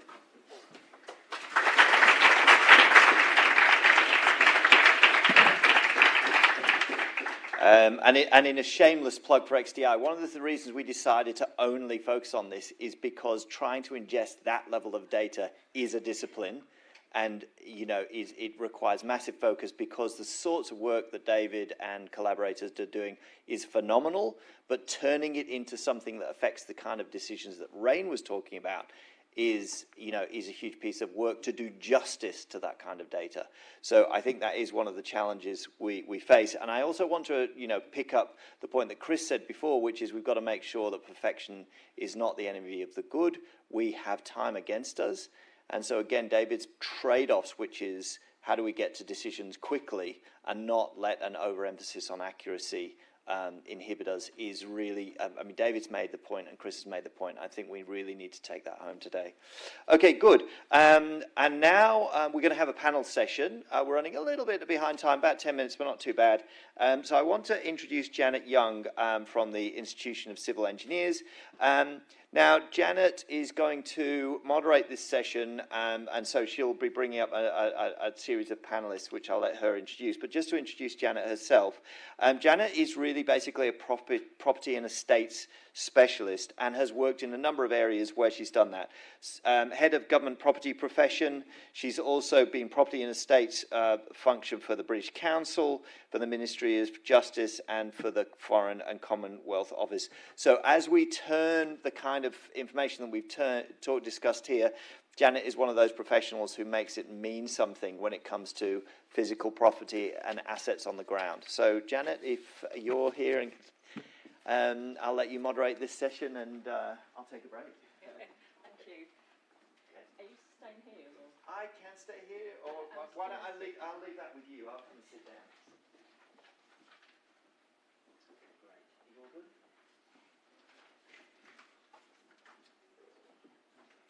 Thank you very much indeed for that introduction, Carl. So it gives me great pleasure to introduce the rest of the panel to you. So if I start at my far right, we have Sue Percy, who is the Chief Executive of the Chartered Institution of Highways and Transportation. Next to Sue is Dr. Candice Howarth, who is the Head of Climate Adaptation and Resilience at the London School of Economics Grantham Research Institute on Climate Change and the Environment. And then on my right, we have Abby Chicken, who is the Head of Sustainability at Openreach. So as we've just been hearing from our keynote speakers, the UK's infrastructure is now facing climate pressures that it was not designed to withstand. Even with the progress towards net zero carbon emissions targets, climate change is happening and will continue. And as we've just heard from Richard, the projections, climate models, will predict that we will see warmer, wetter winters and hotter, drier summers and more frequent, intense weather extremes. So the UK's infrastructure will need to be designed and operated in a way that copes better with today's extremes and is resilient to the more extreme extremes of the future. So the Institution of Civil Engineers has made a number of recommendations and produced policy papers to ensure that the UK is strengthened by climate resilience infrastructure it needs. For instance, we have said that adaptation reporting power of the UK Climate Change Act should be mandatory for infrastructure owners and operators. We've said that national policy statements should include a list of climate hazards and desired standards of protection for selected climate scenarios. We've also urged the UK government to undertake a national review of the economics of adaptation. And finally, we have said that infrastructure owners and operators should be encouraged to consider the interconnectivity of infrastructure systems and to use connected digital twins to understand how critical infrastructure assets work as part of a wider system. Something that I think that interconnectedness has already been referenced. So in this panel discussion, we're now going to look at some of the practicalities of achieving this. And the exam question that we've been set is, how prepared is the UK's critical national infrastructure, and what are the implications for the business community? So we hope to cover some of that ground in the next 40 minutes or so. So in that case, can I sort of kick off our discussion by perhaps turning to Candice and asking you to talk a little bit about what you think the risks from extreme weather events are to the UK's critical national infrastructure. Candice. Yeah, sure. Thanks very much. It's a pleasure to be here today. So when we talk about the UK's critical national infrastructure, what are we talking about? We're talking about our energy systems, water systems, food, health, governance services, finance, emergency services, and all of those are already being affected by the impacts of climate change and will continue to be so. So some of the major risks that the UK is facing is we've heard about flooding already, we've heard about overheating, we know about the impacts of drought. We're looking at storms and high winds and a variety of other impacts across the UK, and these do affect the critical aspects of our infrastructure. And so my quick answer to our exam question is no, the UK is not prepared for these types of risks. So we know when it comes to flooding that this can affect our energy systems. Flooding can damage power networks and power systems that provide energy to a range of our services. Water can contaminate water systems within the UK as well, leading to a variety of health impacts which put further strain on the health systems. Water can affect our transport infrastructure. It can disrupt major roads, major railways. It can really cause significant travel disruptions and affect our supply chains.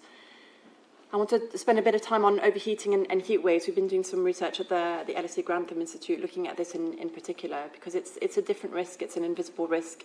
It's one which is often part of that Cinderella story. It hasn't received as much attention as, say, flooding has. And we know that also heat waves can affect our energy systems, particularly if there's a surge in demand for cooling in buildings. Chris Stark mentioned earlier that this can be addressed by people increasing their air conditioning use, but we do know that this can lead to increased energy intensity, which can lead to increased emissions, and it can lead to increased localized heating, which exacerbates the problem itself. We know that heat waves also affects the health system.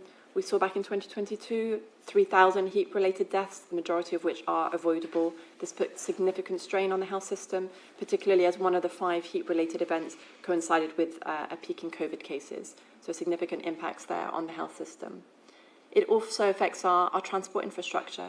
Again, in the 2022 heat waves, we saw train rail backlog. We saw disruptions to the train system. People couldn't make it into work. We saw roads melting. We saw impacts to airports.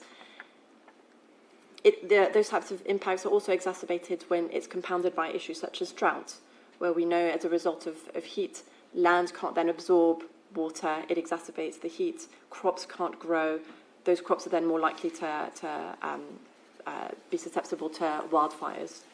So when we come up with solutions looking at the types of risks that the UK is going to be exposed to, we're hearing more about the green types of solutions we need in our infrastructure. So green spaces, vertical walls and so forth. But in the work that we've done looking at the emergency services, we know that the London Fire Brigade, for example, are very nervous when we talk about vertical gardens, because that for them, in an overheated environment, leads to a high likelihood of wildfires. So then putting additional pressure on our services.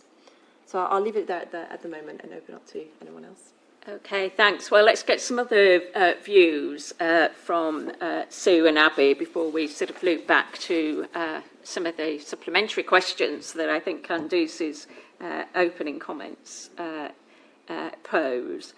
Sue, what's your take on the UK's preparedness for infrastructure for climate change? Any views? Yes, very much so. So thank you, Janet, and thank you for the invitation to come here. I thought about, how should I play this? Should I be diplomatic or should I be hard-hitting? And I'm going to go for the latter, not the former, because we have a climate emergency and we are underprepared. There is no argument around that, in my view. You look at the evidence from the Climate Change Committee, you look at the National Infrastructure Committee. We clearly have an awful lot to do, and we need to do it very, very quickly. And so actually it's fine to be at these conferences and talk about this, but we really, really need to put a lot of pressure on leadership, on politicians to act quickly. I say that because if I look at transport, roads, rail, air, etc., which is what the institution that I represent works on, we have a hugely ageing asset which was built without any climate resilience in it. So Candice has mentioned about when we had that, a few summers ago, up to 30, 38, 39, 40, we had the Tarmacadon melting. It affects everybody. Think of how you got here today. You would have used transport. I was just sort of reflecting last year when I was travelling back down the East Coast on the train. We had one of those storms that hit and came down, and the disruption to the rail and road network was severe. It affects businesses, it affects us individually, it affects us getting to services, logistics, etc. The cost to the economy is substantial. And those things are not going to go away, they are going to increase, particularly when you have an ageing asset, so you're having to retrofit an awful lot of things, and you also have an asset that is owned, if you just take roads, it's owned, if you take a local network, by over 150 different owners. So you've got this sort of really complicated picture that we're trying to deal with. We haven't built in resilience, and we haven't built in adaptation. There is some really good work going on, but when you think of the extent of the asset, it's a drop in the ocean. We need to really think about not just sort of new infrastructure, because in some ways that's the easier bit, but most of our transport infrastructure is old, as I said, and so you've really got to think about how you build in resilience and adaptation to an existing ageing asset. So the priority has to be around maintenance. It has to be around maintenance. The NIC has actually picked this up, and we need to really focus on that. Other things that I think we need to do, because if we don't, we will have critical loss. And often we have corridors for infrastructure and co-location for infrastructure, whether that's energy, water, and transport. And so we need to start really thinking about where those real vulnerabilities lie and how we're going to actually plan for dealing with that and what is our response to that. So that interplay between the different systems is so important. One of the things that we're doing through the institution is doing a lot around scenario planning, because as we've just heard, it's very difficult to predict around climate change and the effects of climate change. And so we've really got to start thinking in a different way how we model, how we think about things, how we build for uncertainty, because the future is very, very uncertain. And the business models that we have And the way that we procure at the moment isn't built on that level of uncertainty and isn't built on scenario planning. So for me, those are some of the key things that we should and could be doing. And that means we need much more interdisciplinary, transdisciplinary teams working and co-designing solutions together. We need an upskilling also of those who are delivering our infrastructure and maintaining our infrastructure. And we need a different way of thinking about how we finance and fund our infrastructure as well. It has to be much more long-term. It has to be cross-party, because infrastructure, 25, 30, 50 years time, and it doesn't sit comfortably within a political 5-year cycle. So that would be one of my real pleas about thinking differently about it. Thank you. Great. Well, thanks very much, Sue. So, Abby, you represent a different part of the critical national infrastructure sector. Do you want to tell us, do you think the UK is prepared? Are our broadband systems and telecommunications up to scratch? What's your take on the exam question? Thank you. I'm going to start by painting a quick picture of what Openreach does, because honestly it took me about 6 months working there before I fully understood it, and definitely a lot of my former colleagues went, where are you going? So yeah, I represent Openreach. We build broadband infrastructure across the UK. We underpin the networks of BT, Sky, TalkTalk and about 700 other customers. So we are all dependent on this day in, day out. So if you imagine that not existing, that disappearing, Professor Brayshaw would be spending a lot of time in his field site and with some graph paper and not able to operate some of those supercomputers. And all of the stuff that we depend on connectivity for, the Internet of Things, the monitoring. There is some irony that the systems that help us protect our own infrastructure are dependent on our own infrastructure. So, we underpin what the Met Office is feeding us, and if that goes down, then we lose the data, they lose the data. But answer to the question, a very hesitant yes, and it's accidental. This is not by design. So the network that operates broadband in the UK is disaggregated, is dispersed, and it is diverse. So we operate a whole load of, you'll know them as BT exchanges, exchange buildings. There are green cabinets on corners of every street. We've got a network of telegraph poles and underground duct. And what that means is one part goes down, it is fixable. It doesn't take down, there's no nucleus, so we're not taking down the whole network. So our topography helps. We're also in it's not quite a retrofit, but the sort of new technology. So we're switching over from the copper network that the UK has existed and communicated over for 100 years is switching over to fibre optic. So moving from copper to fibre, 80% more energy efficient, 5 times more resistant to faults. If you operate copper underground and you apply water, copper plus power plus water is not a fun combo, but fibre's fine, it's passive. So actually, all of that leads us to quite a lot of resilience.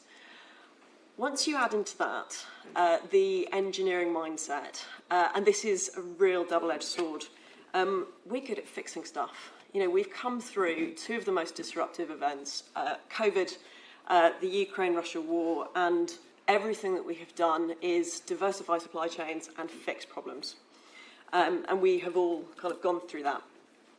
But just to illustrate the strength of our fix-it mentality, 1987 we had a flood in Carmarthen. It took out all of the infrastructure on the ground floor of the exchange, so we moved it upstairs. And it's still there. The biggest problem with this is we are kind of monocular, not systemic. So, we've come through, last year, 12 named storms. I think Storm Eunice took out 700 telegraph poles, and we send out engineers and they fix it. We've got a site on the Isles of Scilly, and there is a cable chamber, and it's on the top of a sand dune, and coastal erosion is causing that to be a risk. So we've built a little palisade and propped it up, and that will keep it there for the short term. But the longer term mentality is really missing. We work in these short term cycles, and where we need to get to is, if you look at that Isles of Scilly example, should we be building in seagrass or working with the EA on sea defences to protect that and kind of reseed the sand dune? And, you know, you can do all of that stuff. Or do we look kind of longer term and actually think there's a long-term risk of the Isles of Scilly being evacuated due to sea level rise? So do you leave it with a short-term fix and let it go? We build to everybody everywhere, but they are customers now, and we're not really projecting into the future of what is going to happen to our coastal infrastructure. And then the biggest one for us is the impact on our people. You know, we have field teams absolutely everywhere. It is 2 degrees hotter at the top of a telegraph pole than it is on the ground. So there are elements you can quantify. You know, we can do lost time, unworkable days.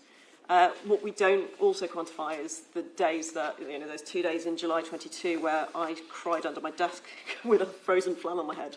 I thought, oh my God. We don't look at the kind of the nature-based solutions that we are absolutely dependent on. I was talking to somebody at Kew Gardens and they said every plane tree in London will senesce at roughly the same time. They're all planted about the same time. The cooling that we depend on, that our engineers just park under a tree, we're not thinking about that. But last year, you know, I've got some stats from our telematics systems. 2.8 million hours of engine idling across our fleet. We've got the second biggest fleet in the UK. So that's people just sitting there with their engines on. They're not necessarily just sitting there with their engines on. They're sitting with their engines on for heating, for aircon, for jets, lights, beacons, all kinds of stuff. But actually, I mean, I think you mentioned about, you know, you start to consume power to reduce power. You know, not to reduce power. You consume power and the emissions are actually causing part of the problem. So, yeah, we've not really sort of zoomed out of this. And so we approach this over and over again, fix-it mentality. We are not engaging with the cost to our business. If you quantify all of that together and you look at it in the round and you look at that systemic view, what is that doing? So, yeah, there's something that my exec particularly hate, and it is uncertain, unpredictable, hypothetical, ambiguous, and that is the leap of faith that we're asking them to take right now. So, yeah, it needs to really ramp up the agenda. So, yes, resilient, more work to be done. Great, thanks. So a bit of a mixed picture, but I think the sort of consensus seems to be that we're not as prepared as we should be, and that aligns actually with the most recent progress report from the National Infrastructure Commission about meeting our infrastructure requirements. So more to be done, I think, is where Abby sort of finished there.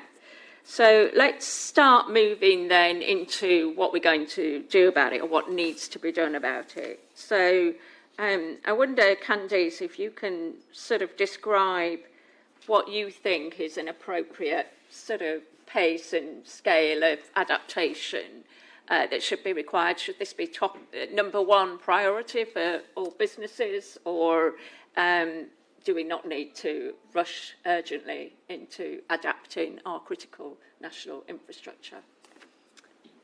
Yeah, I do think it needs to be a priority across the board.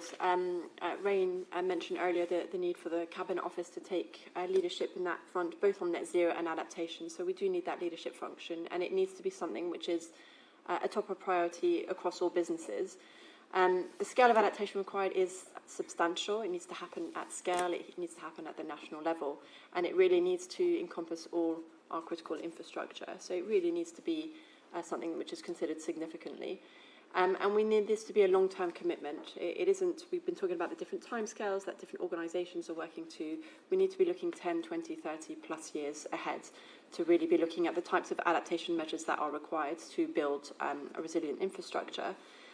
And the way in which we might want to do this is to look at this in the short, medium and long term. So in the short term, looking at those 1 to 5 year measures, those quick wins that can be put in place now, such as improving our emergency response systems. For example, I want to go back to the heatwave example.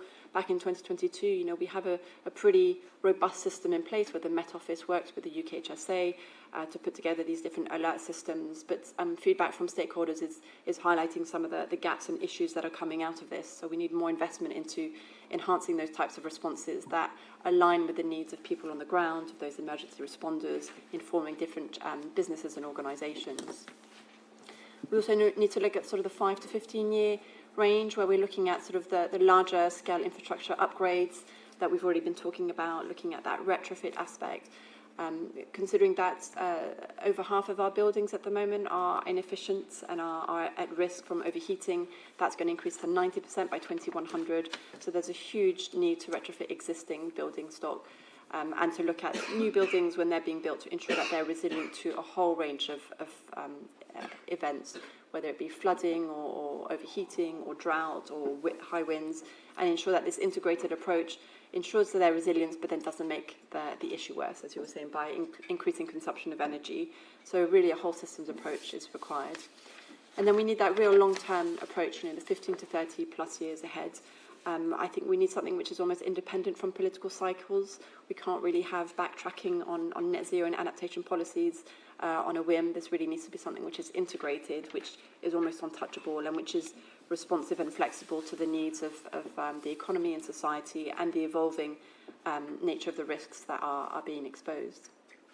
So in order to do that, we need to be thinking at this from across all sectors, across all businesses, across all organisations, really have that robust risk assessment and planning process in place, have those scenarios in place that can inform that, ensure that we're enhancing resilience of our infrastructure with the appropriate investment that is required to do so, and having a real understanding of the infrastructure, but also we shouldn't forget about people and society and how people live and work in different buildings and different environments, and how behaviours can really either enhance the impacts of our resilience strategies, but also can hinder them if we're not properly considering the way people behave around technologies, the way people behave on an overheated train platform waiting for their train. We really need to consider that human dimension. We need the technological innovation. We're seeing a lot of that happening. We need more of that. We need more of that mainstreamed. I think we'll probably come later to some of the international examples that we can learn from, but really building on what's happening across the world. And we need that policy and regulatory frameworks in place. We're not seeing enough of that across the UK. It is being disrupted by political games in some instances. So this really needs to be something which itself is resilient to those external influences. I mentioned the emergency preparedness and response. That is really going to be key. We're going to be seeing more of these extremes.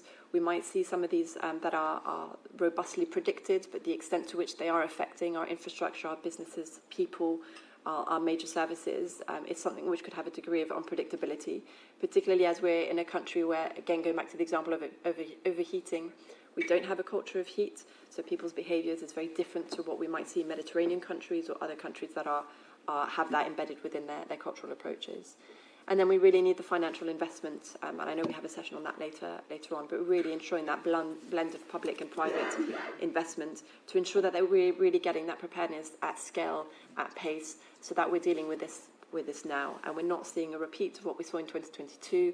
We're not seeing the damage to the infrastructure that we're seeing across a range of different sectors as a result of flooding and other climate risks and hazards. Great. Well, thank you very much. And sort of ending on the sort of investment part of that discussion, and I think the majority of our audience here are working in the financial sector, so be very interested in how they can actually get involved in this. So this leads me, I think, to the next sort of critical point, really, which is around the data that asset owners have, because do we have great data? Do we have the right information about what needs to be done? We've heard a lot of data about climate and climate change. Do we have the data that we need about the condition of our assets and what needs to be done? So I wonder if you could have a first go at that. From your perspective. Thanks, Thank you. Janet. It's a bit mixed, I think, would be a fair summary. In terms of some of the, for example, Network Rail, National Highways, their data is getting better and is not in too bad a state. But for the vast majority of our road network that you and I use, then the data is very, very variable about the condition of the asset, and that's partly because You've got so many different bodies involved or owners involved, and also the lack of funding that's gone into this over a long period of time. So you do have in certain places really sort of certain road systems which are not going to be invested in, and you can see it just in the pothole crisis that we will all have known, whether you're in your car, you're walking or you're cycling. So the physical condition of our transport infrastructure is very variable. And also you've got to sort of also recognise that for many of the materials that have been used to construct our transport infrastructure were probably, specified 20, 30 years ago. And the range, so just taking tarmac so the reason why you got sticky surfaces because of the high temperature is because the materials that were used were never specified to meet that sort of high level of temperature. So anything now that goes in, it's a very different specification. So there's lots of things that we can do and really supporting our assets, but you are going from a very variable base. I think the other thing is around a lot of our infrastructure, transport infrastructure. It's not just about what you're running on, whether it's the track or the road surface. It's also the things around it, like the gullies and the power lines, etc. And we've been doing huge amounts of work around thinking about blue-green infrastructure and how we go forward with that. And that's something very positive that the sector can do, and really build in and think about the sort of contribution that blue-green infrastructure can make to climate change, but also in terms of flooding, for example. So we don't have, if there is a sudden downpour, we can, or certainly the surrounding area can accommodate that much more than we have done in the past, because we've had a situation, if you just look at new buildings and road surfaces, not any permeability. And so you get these flash floods, and then the gullies can't take any of that, and then you get the flooding, and then you get the disruption. So I think there's a lot of things that we can do and build it in, particularly around the green-blue infrastructure, the materials specification as well. But I think the other thing that Candice touched upon is the behavioural change. And that is the other thing that is so critical. You can't just build your way out of this. You have to take the customer, the public with you, and get them and us to do things differently and think about things differently, and the way that we approach things differently. And within that, the final point just on this is around when we talk about climate change, we talk about adaptation and resilience. A lot of the things that in our sector we talk about is EVs, electric vehicles, as the solution. It's not going to be the solution. It might help in certain areas, but there are other things that EVs cause problems with, particulates and so forth. But we lose sight of this isn't going to be a just transition.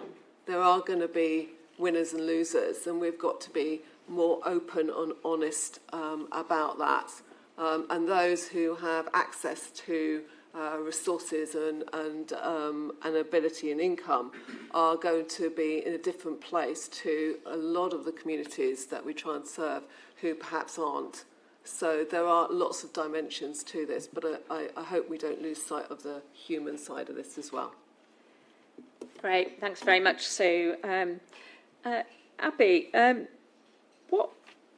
do you think that we can encourage more investment in resilience by businesses and supply chains? Anything from your perspective on that? Yeah, I mean, I think this helps. I think having conferences like this, where I don't know how many investors are in the room, investors is a very key lever for my business at the moment. So actually just having this on the agenda, having people ask questions of, what am I investing in and is it going to be resilient, starts to really focus the mind of people who aren't thinking about this day in, day out. Investing the time in quantifying the impact, because we've got examples now of kind of recent, we've talked a lot about July 2022, we had a couple of days at really high temperatures. We've got loads of data on floods and storms. So actually really being able to put the numbers behind that and then play it back, I think is probably a way of kind of getting internal traction. And then I was kind of reflecting on what Rain was saying and the role of organisations like CBI, but the kind of collective power of business, because there is shared risk and shared impact. So actually, how can we all join forces, especially in the upcoming election, but as we are sort of tipping over into the first 100 days plans and kind of meeting, our public affairs teams are going to be out doing all of that. So just feeding that into the kinds of questions they're asking in those early days meetings, just to get this up the agenda. I think there's lots of ways that it will just start to percolate. Great, thank you very much. Well, of course, the exam question is about whether the UK is sufficiently prepared, but it's always useful to see if there's any lessons that can be learned from other countries. I just wonder whether, Candice, whether you, from your research point of view, you've seen any good practice, better practice, that you could perhaps share with us that could be useful? Yeah, I think we can certainly learn a lot from other countries, and I'm sure a lot of people in this room will have worked with partners overseas who have shared best practice or worst practice as well. I'm sorry to keep coming back to the overheating example, but it's obviously work that we're doing a lot of, but it's work that the issue of heat risk isn't gaining as much prominence as we'd like, so I'm going to draw on a few examples for that. And I want to also bring in the human element of this, as we've been talking about, because we can come up with the best types of infrastructure and technological changes, but if we don't bring people along with us, we don't have an understanding of how they're affected by these impacts, how they perceive them, how they perceive their role in responding to them, then those types of solutions won't necessarily have the desired impact. So we have been seeing some really interesting examples when we're thinking about overheating and cooling in countries. We're working with the British Red Cross, and the International Red Cross is working in Vietnam, for example, and they have these very nice innovative processes where they have these cooling buses going around the city and cooling tents that help target the most vulnerable in society, so street workers and market workers and so forth. So we have these nice innovative approaches where they're really targeted at the most vulnerable. We're also seeing countries, Australia and New Zealand have some very resilient and preparedness strategies for overheating, where they're really tackling both that and bushfire management simultaneously. Again, that's embedded within cultural settings. So we have those approaches that are targeting organisations and businesses and those most vulnerable in the emergency services. But that's combined with the work that Chris Stark was talking about, communication and narratives. So that they're starting to have an understanding of what the cultural responses are. That's embedded within their thinking, and it means that the types of innovations that are put in place are more likely to be adopted and taken forward.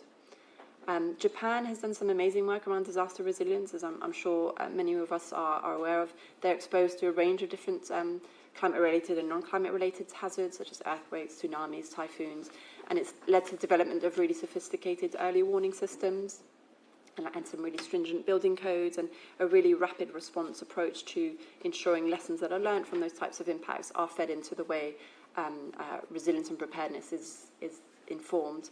And we're seeing fantastic work in the Netherlands and United States around effective, again, wildfire, bushfire management. I would say that lessons need to be learned also when we're talking about the human dimension, the people dimension as well, to understand how certain practice can be implemented. So taking the States, for example, where there's quite a culture of air conditioning in use in buildings, and for one side park the issue around increased emissions, but the types of air conditioning metrics that are used in many buildings in the US are designed based on the physiology of men, not women. So a lot of women in the US tend to get too cold in those types of environments. And so it's looking at those practices around how we're implementing strategies within infrastructure, within assets, to help people become resilient on the individual level as well, and making sure that those types of processes are both targeting and aligned with those who are, whether it's vulnerable or not vulnerable, and taking into consideration the different physiological needs of people who are going to be affected by these types of risks. So there's a variety of effective strategies we can learn from, and we need to be sharing more of those examples, but also sharing when things go wrong and things aren't working as effectively. Great, thank you very much indeed. Well, I think as we've been hearing from our panellists, there's been references to sort of interdependencies. I think some of the keynote speakers made those points as well. And I know, Sue, that in transport there's lots of interdependency. You've mentioned electric vehicles as one example, and of course the interconnectedness with the energy system for transport is one. I was just wondering if you have any observations about how, from a climate adaptation point of view, we can encourage those different parts of the infrastructure sector to work better together? I think it's very much about having a much clearer view as to how different parts of infrastructure interplay and interact, and it is that whole systems approach.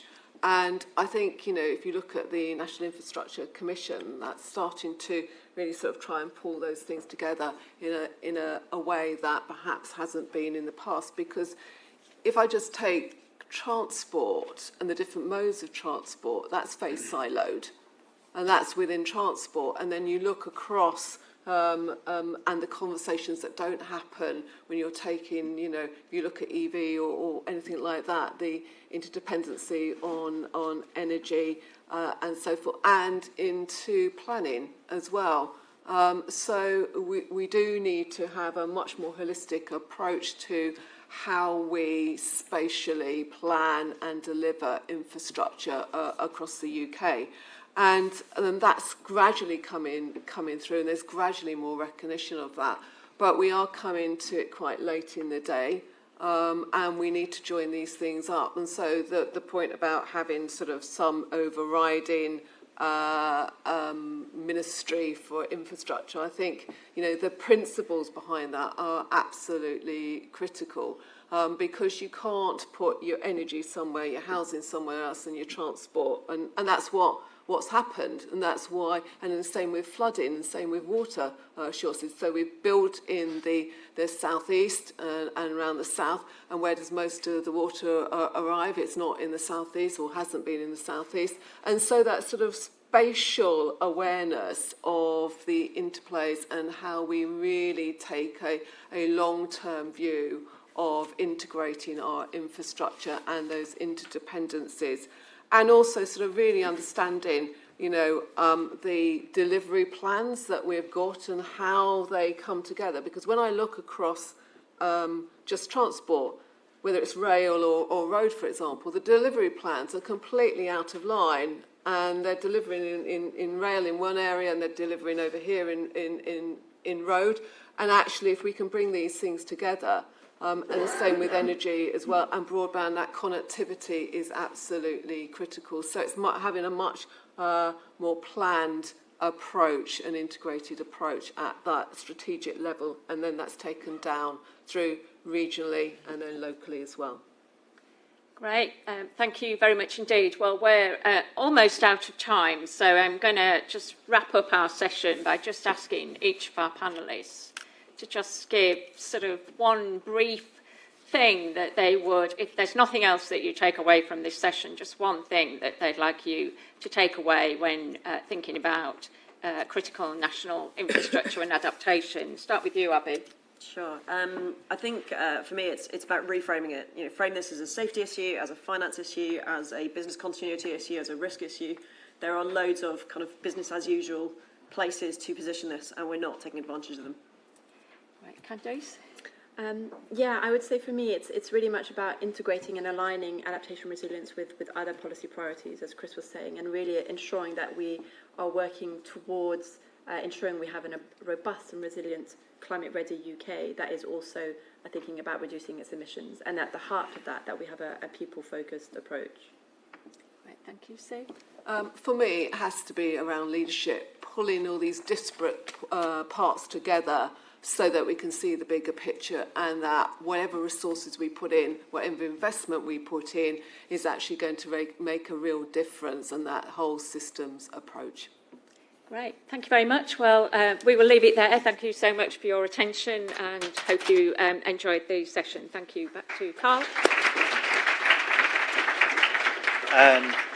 Okay, thank you, Janet, Abby, Candice and Sue. And Just before we break for coffee, it's not lost on me that we have an all-female panel looking at the hard engineering issues that are facing the UK. And if anything resonates that things actually change, it's in front of us, because we're not looking at some grumbly old blokes. We're looking at a modern set of forward-thinking leaders in our area, and it shows that we can change. And I started my career in renewable energy, and when renewable energy was a joke, and now the idea of building a new coal plant is a joke. So we, essentially in this room, are starting that journey to make resilience from something which is a niche area into the mainstream. So thanks for the panel. Fantastic work, some big stuff there.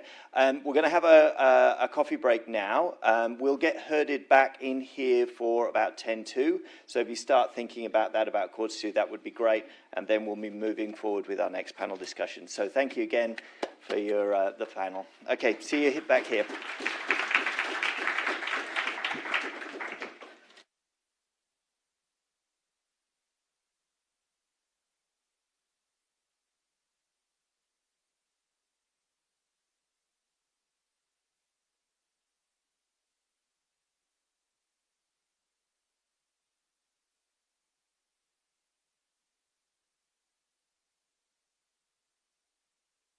Analysis can be complicated, confusing, and time-consuming.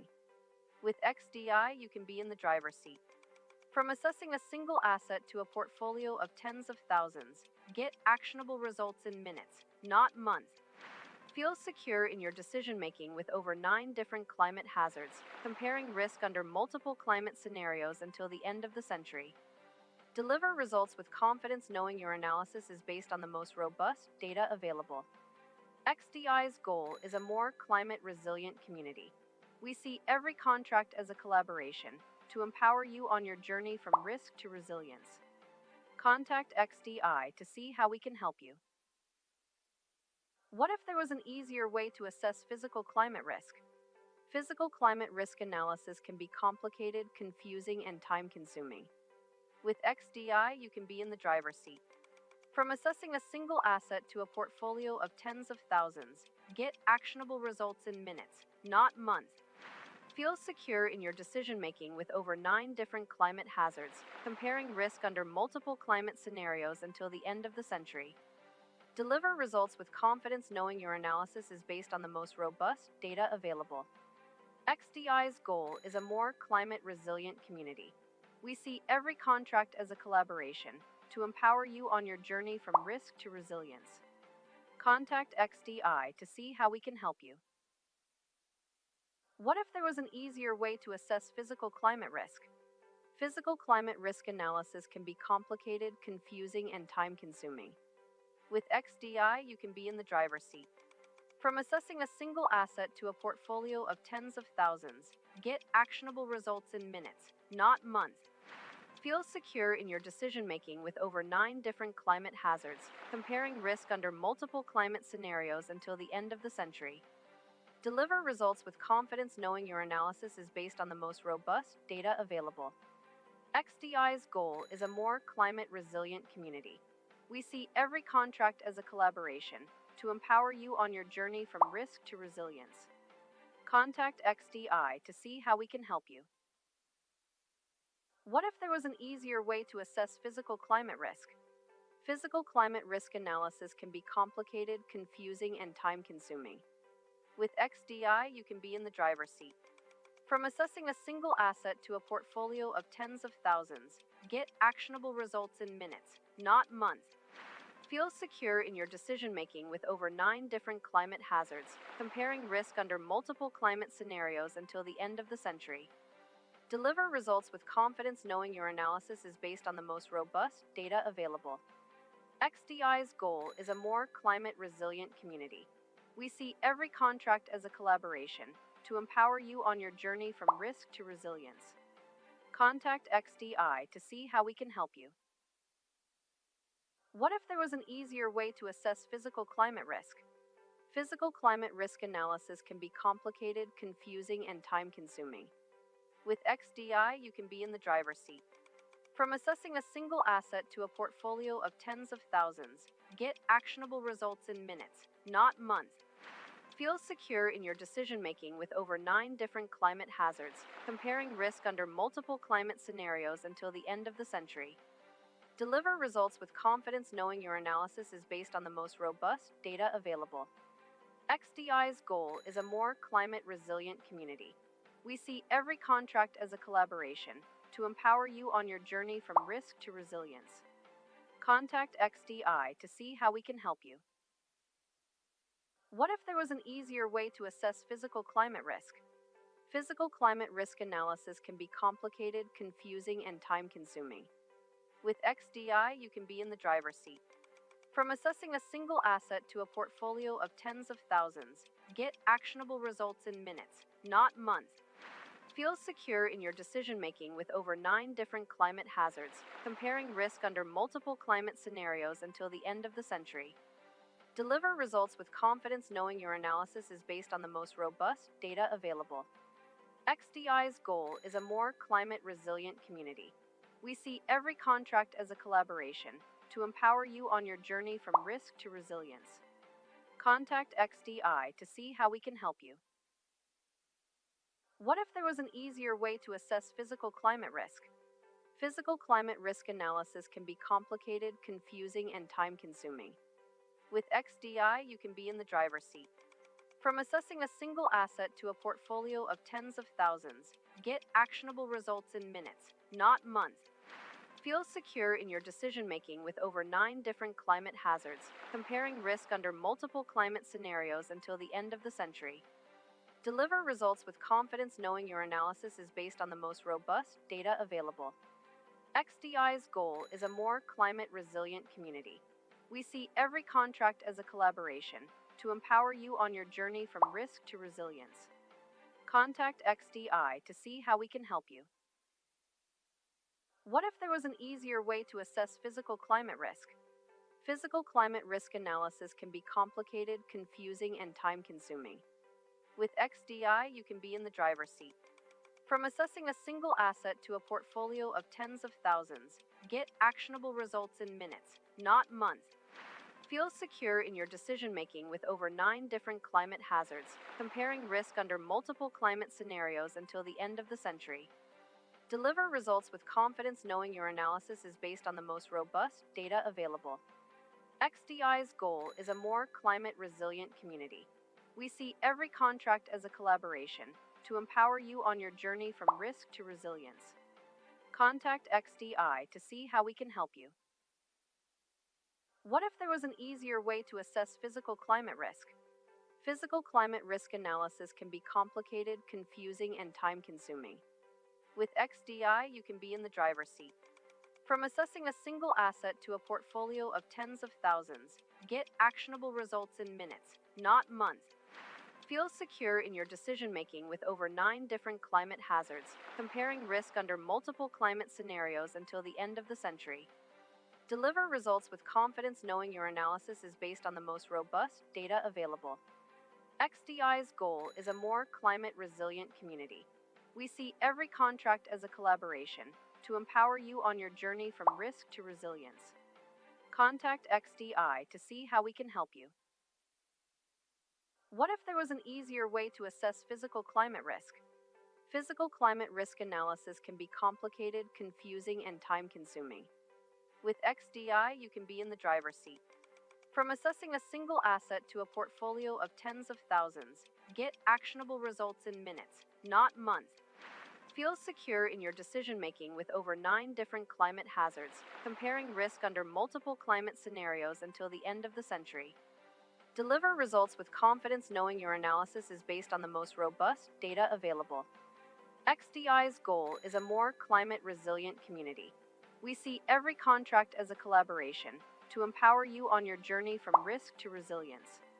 Contact XDI to see how we can help you. What if there was an easier way to assess physical climate risk? Physical climate risk analysis can be complicated, confusing, and time-consuming. With XDI, you can be in the driver's seat. From assessing a single asset to a portfolio of tens of thousands, get actionable results in minutes, not months. Feel secure in your decision making with over 9 different climate hazards, comparing risk under multiple climate scenarios until the end of the century. Deliver results with confidence knowing your analysis is based on the most robust data available. XDI's goal is a more climate resilient community. We see every contract as a collaboration to empower you on your journey from risk to resilience. Contact XDI to see how we can help you. What if there was an easier way to assess physical climate risk?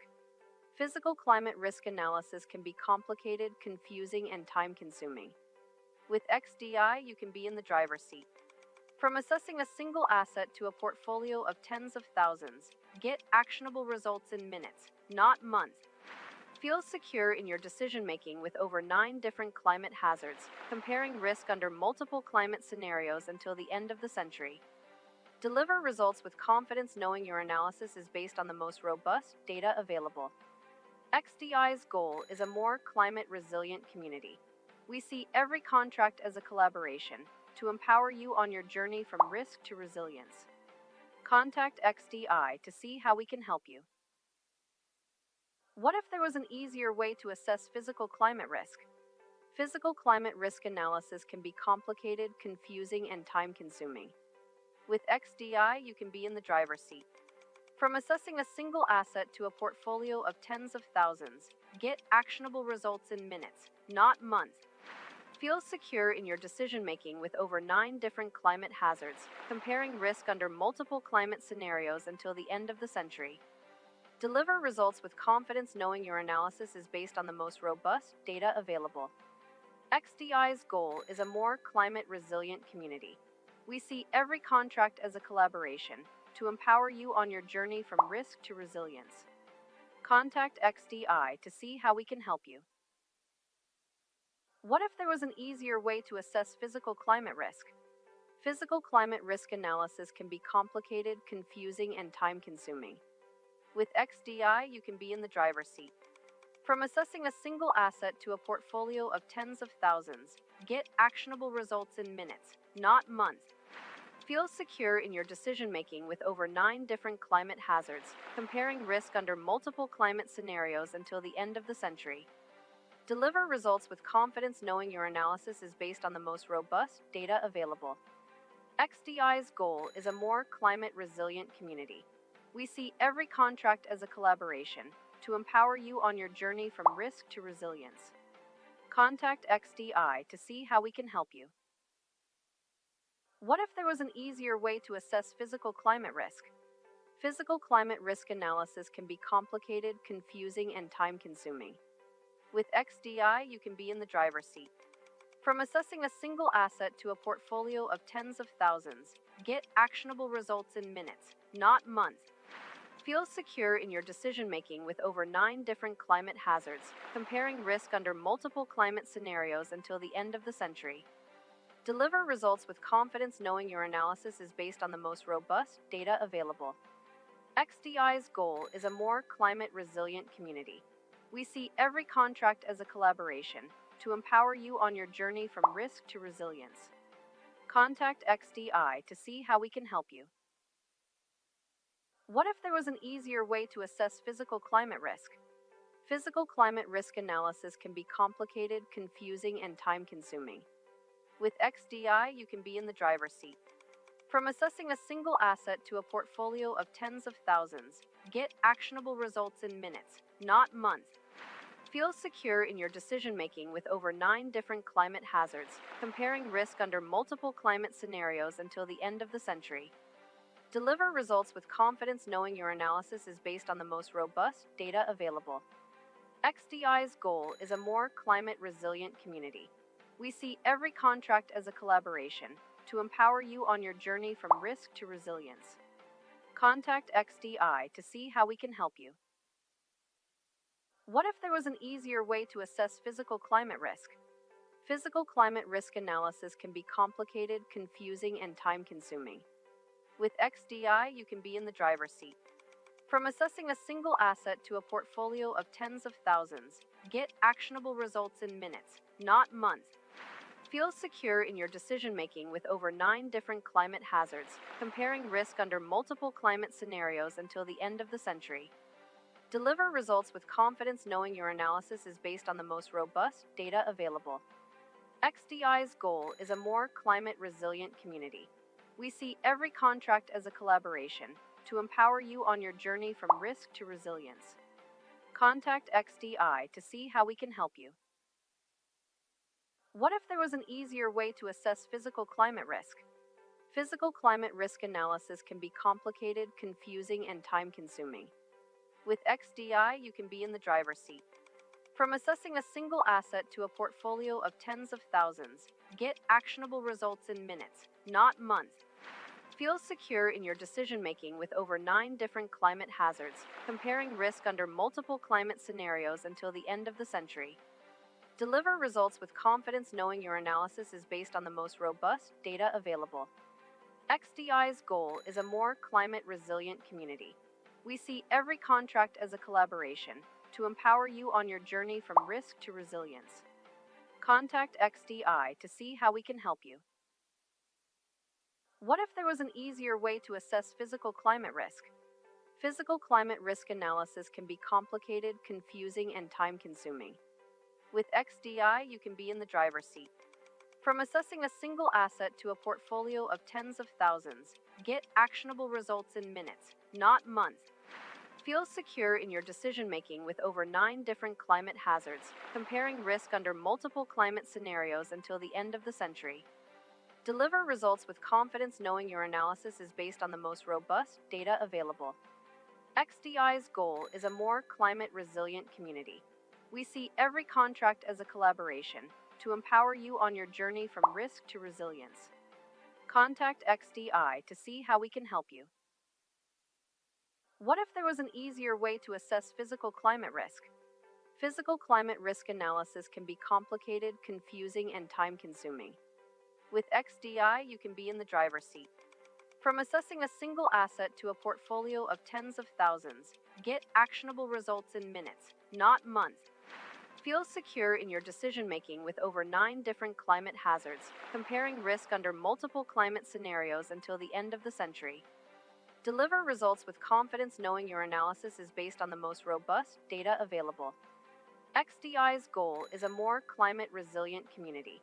We see every contract as a collaboration to empower you on your journey from risk to resilience. Contact XDI to see how we can help you. What if there was an easier way to assess physical climate risk? Physical climate risk analysis can be complicated, confusing, and time-consuming. With XDI, you can be in the driver's seat. From assessing a single asset to a portfolio of tens of thousands, get actionable results in minutes, not months. Feel secure in your decision-making with over 9 different climate hazards, comparing risk under multiple climate scenarios until the end of the century. Deliver results with confidence knowing your analysis is based on the most robust data available. XDI's goal is a more climate resilient community. We see every contract as a collaboration to empower you on your journey from risk to resilience. Contact XDI to see how we can help you. What if there was an easier way to assess physical climate risk? Physical climate risk analysis can be complicated, confusing, and time-consuming.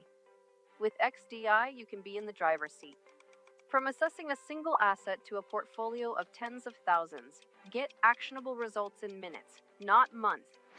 Feel secure in your decision-making with over 9 different climate hazards, comparing risk under multiple climate scenarios until the end of the century. Deliver results with confidence knowing your analysis is based on the most robust data available. XDI's goal is a more climate resilient community. We see every contract as a collaboration to empower you on your journey from risk to resilience. Contact XDI to see how we can help you.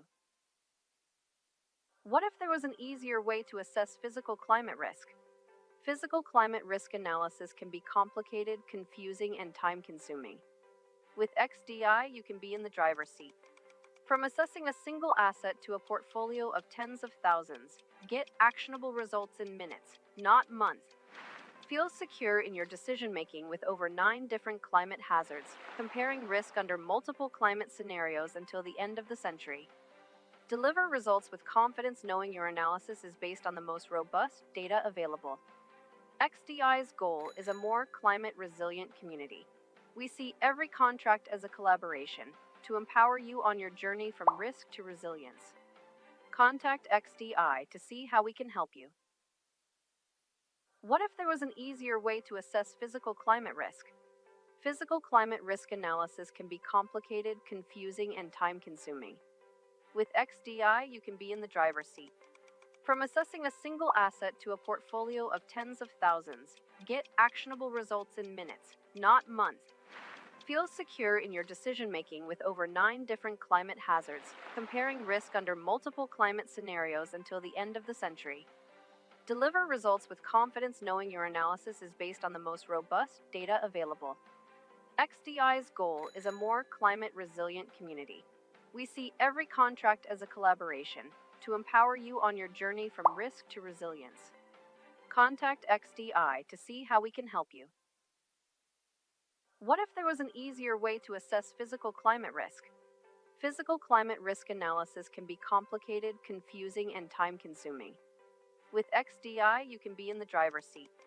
From assessing a single asset to a portfolio of tens of thousands, get actionable results in minutes, not months.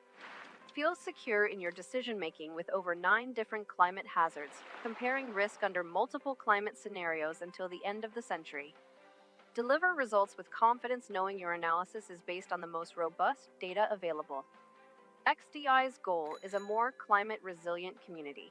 We see every contract as a collaboration to empower you on your journey from risk to resilience. Contact XDI to see how we can help you. What if there was an easier way to assess physical climate risk? Physical climate risk analysis can be complicated, confusing, and time-consuming. With XDI, you can be in the driver's seat. From assessing a single asset to a portfolio of tens of thousands, get actionable results in minutes, not months. Feel secure in your decision-making with over 9 different climate hazards, comparing risk under multiple climate scenarios until the end of the century. Deliver results with confidence knowing your analysis is based on the most robust data available. XDI's goal is a more climate-resilient community. We see every contract as a collaboration to empower you on your journey from risk to resilience. Contact XDI to see how we can help you. What if there was an easier way to assess physical climate risk? Physical climate risk analysis can be complicated, confusing, and time-consuming. With XDI, you can be in the driver's seat. From assessing a single asset to a portfolio of tens of thousands, get actionable results in minutes, not months. Feel secure in your decision-making with over 9 different climate hazards, comparing risk under multiple climate scenarios until the end of the century. Deliver results with confidence knowing your analysis is based on the most robust data available. XDI's goal is a more climate-resilient community. We see every contract as a collaboration to empower you on your journey from risk to resilience. Contact XDI to see how we can help you. What if there was an easier way to assess physical climate risk? Physical climate risk analysis can be complicated, confusing, and time-consuming. With XDI, you can be in the driver's seat. From assessing a single asset to a portfolio of tens of thousands, get actionable results in minutes, not months. Feel secure in your decision-making with over 9 different climate hazards, comparing risk under multiple climate scenarios until the end of the century. Deliver results with confidence knowing your analysis is based on the most robust data available. XDI's goal is a more climate-resilient community. We see every contract as a collaboration to empower you on your journey from risk to resilience.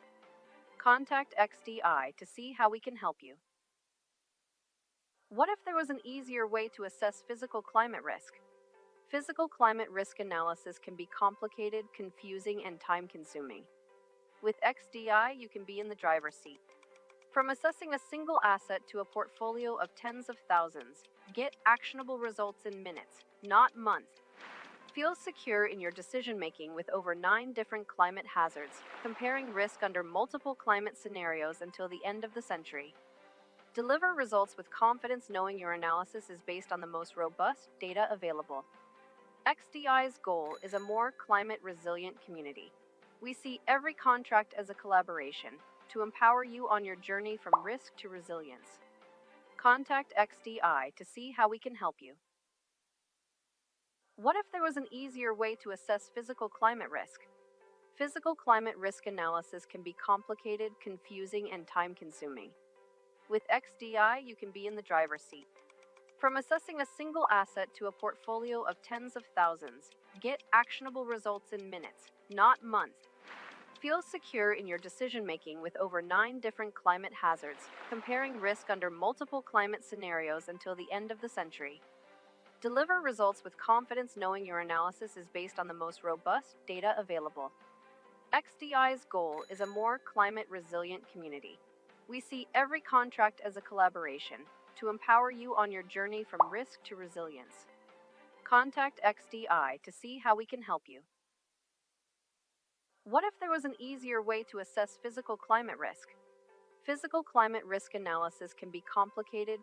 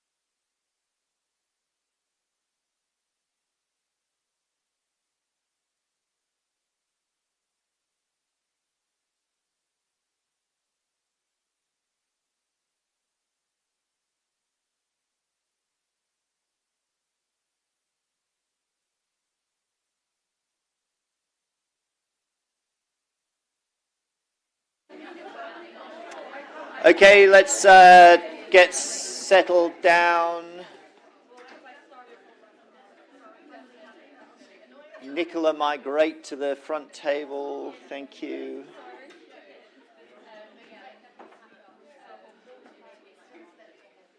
Okay, great. Well, we're starting on time. That's awesome. And our moderator for the next section is James Davey. And from Ricardo, but James has a very long history in the space of climate with a background in greenhouse gas emissions accounting, buildings decarbonisation, and innovation in the climate science sector. And again, what's really good about today is we've got people who've got international experience. James has been a UNFCCC negotiator, so probably a few battle scars from that, and also a government scientist on IPCC panels. And he's also a former government lead for the Met Office Hadley Centre Climate Change Programme, which obviously is one of the world's most prestigious climate modelling programs. So, James, floor is yours. Great, thank you. It's lovely. There's a little thing that says, please speak into the microphone. so I know how the microphone works now. I'm going to, without further ado, I'm going to introduce my fellow panel, or I'm going to let my fellow panel members introduce themselves, as I'm sure they can do themselves better justice than I can, and then we'll crack on with the questions. Nicola. Hello everyone, I'm Nicola Ranger, I'm based at the University of Oxford and I direct something called the Resilient Planet Finance Lab, as well as another big programme on integrating finance and biodiversity. Thank you. Good morning or almost good afternoon. My name is Antonio Timor Salva and I lead the development and design of climate scenarios at HSBC. And the way we're going to try and run this session is we're going to have a little bit of a conversation, but we're not going to try and use up all the time. We're going to then throw the floor open because I think the topic of scenario planning is obviously one that will elicit very strong opinions, and I want to hear what you guys have got to say or got to ask. So my first question, and I'm going to throw this one to Antonio, was around scenario analysis. It's been in use for a decent amount of time now. First NGFS scenarios were published, I think, in 2020. So questions from me would be, what have we learned about the use of climate scenarios? What's changed in the way that scenarios are used and understood? And what challenges in using scenarios, particularly, and this is something I'm very passionate about going beyond disclosure and actually into action. Let's get some action. Romain. Well, thank you very much. Well, it has been already, I think we have been working with NGFS scenarios for almost 5 years, so about 5 or 4 years. Has been quite a ride. It has been a learning curve for everyone, I guess for banks as well as for the NGFS team, which is a wider network of experts. NGFS has been great in the sense that provides a very rich spectrum of narratives. And this is important because it opens up all the possible use cases. At the beginning, we all were interested in what would be a net zero 50 scenario, but then we always thought that maybe it's important to also think about a baseline, and NGFS provides candidate scenarios for baselines, which is also very useful, and give us some thought about what could be the assumptions underlying a baseline and a likely transition, but also likely outcomes for adaptation and resilience. Also give us some tail risk scenarios on the physical risk side, which is very helpful. So it has been great to see the evolution and how we have evolved, and knowing how slow it is to digest the scenarios has been also almost welcome. That has been a slow adjustment of NGFS scenarios, so give us enough time to digest the scenarios as well. There are areas that obviously we would like to see further enhancement and improvement as practitioners. One key element, and I think we are shifting gears in the banking industry, is that to focus not just on long-term scenarios, but also short-term scenarios. What could happen within the next, depending on what you're asking, 1 year to 5 years to 7 years, because 7 is 2030 when you have much of the pledges by countries. So all that short-term horizon concept for climate scenarios is one that helps us then to use the scenarios for a wider variety of use cases. There tend to be BAU use cases in banking, so capital adequacy, strategic planning, loan provisioning, because those are driven by scenarios that they don't go beyond 5 years. So that is very helpful. At the same time, poses challenges, how we can make climate scenarios relevant, adaptation, physical risk scenarios relevant for 5-7 year horizon, knowing that the nature of climate scenarios, which is multi-decade, needs to be explored for events that need to take place in these 5 years. And that means that we need to explore things like Minsky moments, deterministic shocks, tipping points, things that give us enough to chew on and produce narratives that we can make them relevant. And another area that is very important, again, facilitates the usage of these scenarios is the question of probability and risk. We know what the modeling of the IPCC scenarios are. We know that they're modeled with some probabilities about what the pathway is more likely or less likely with a particular probability. But then when we think about the way we think in banking is that we need to attach specific one-off probabilities to specific scenarios, because then we can make them relevant for our audience, internal audience, about how we can use them for loan provisioning or for planning, whether we can have upside or downside scenarios. What is at risk? We did a risk of 50%, 20%. What is a tailor scenario in the next 5 to 7 years? So these are the areas that I know that this has been some improvement, and we would like to see more, and also us contributing to that improvement. I know that NGFS produce some interesting acute shocks to the economy with particular percentiles of occurrence. That is very helpful, and this is a material that we are working on, and I'm sure that it will render some interesting results. And finally, another great development, and at the same time area that we expect to have more development, is clarity of data, which has been always since the beginning. But obviously, it's a vague concept, it's too broad. We need to be more specific, and we need to understand what happens in particular sectors, whether the assumptions underlying particular sectors. What is the capex for adaptation? What is the capex for industries, that utilities, or what is the capex to deal with water stress? This is very important for us because it helps us to understand where we need to direct lending, and also more granularity on sector level, even on a country level. But knowing that now we're dealing with large countries, we need now to think about what happens within that country, and that means what happens within the US or within China. So a lot of good developments, and more developments that we expect to take place. Thank you. That was very comprehensive. Nicola, do you want to add anything to that, particularly around the way people are using scenarios and how they might use them in future? Sure. Well, just to get a measure of the room, how many here actually work in the financial sector? Can we have a show of hands? Are we finance people? Okay, so maybe only less than half. Okay. Well, I'm going to talk mainly from a financial sector perspective, as that's where most of my focus is. Well, I'll maybe start with a bold statement, which is that I wouldn't use the NGFS scenarios for adaptation. The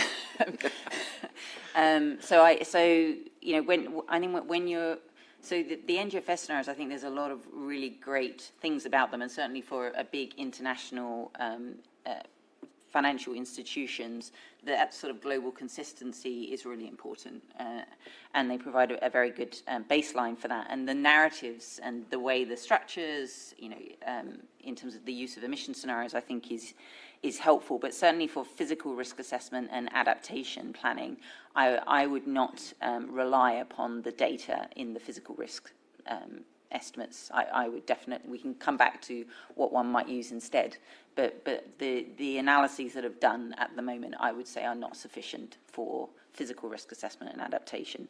We need to combine that in some ways with much more granular information. And I think there are examples of that around the world, in the finance space, and particularly in beyond finance. So, my background is 20 years coming from science and then into government, and then into the insurance industry, and more recently into sort of the banking investment side. And there are so many lessons, I think, that we can take from those other areas that we can bring more into finance, and certainly from insurance, where I spent some time, those sort of techniques around very granular modelling of physical risk. I think there's a lot that we can take from that.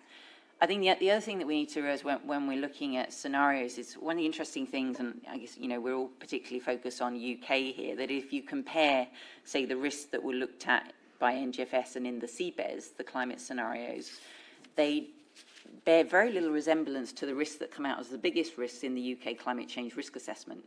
Has anyone ever noticed that? So if you look at the UK climate change risk assessment, it's picking up big risks, particularly around the international dimensions of risk, supply chain risks, health, heat comes out as a big one, whereas typically those in the financial sector are focusing on sort of flood and windstorm predominantly. So I think we have quite a long way to go in pulling together those two worlds and that risk understanding. But I think this whole area is evolving very, very rapidly. And so we did some research last year on the CBES, and where we interviewed a number of financial institutions, including HSBC and others. And what we could see was this huge upskilling of the sector. So as a result of many things, including initiatives or supervisory requirements like the CBES, for example, in the UK, we saw this massive acceleration in technical capability within financial institutions. And that was, I think, a year ago that we last did that analysis. So I can imagine even in the last year, it's come on massively since then. And lots of thinking about not just the asset level risk, but particularly these sort of more indirect risks that are really important, the wider macroeconomic understanding of risk. And a big thing that comes out, particularly in the last 6 months, has been the link between physical risks and insurance. And actually the insurance, obviously, and this actually came out in the CBES as well, that physical risk is very dependent on our management of physical risk, on there being good functioning insurance systems there as well. And actually, if those insurance systems are under threat, if we see more unaffordability of insurance, we could see quite a substantial increase in risk. So that's something that's been part of the dialogue recently. But certainly we're seeing this massive improvement in capability, but certainly when we speak to a number of investors, and I had the privilege of being in a roundtable with a number of investors last week, still really struggling with, how do you get that granular data, and particularly data not just around the physical assets, but also, how well prepared are those companies or assets to the climate that's due. So that sort of information is still a real challenge. And coming back to your, finally on your challenge around disclosure into action, again, I think a lot of the focus has been on the risk management side and not so much fully adaptation. And if we look at what are the use cases, so part of physical risk is about the pricing of risk and the management of risk, but we're also seeing now much more need for information to support engagement with clients or investees. We're seeing much more information needed around where are the investment opportunities, where are the opportunities for the banking sector, lots of thinking about strategy and that strategic asset allocation type questions.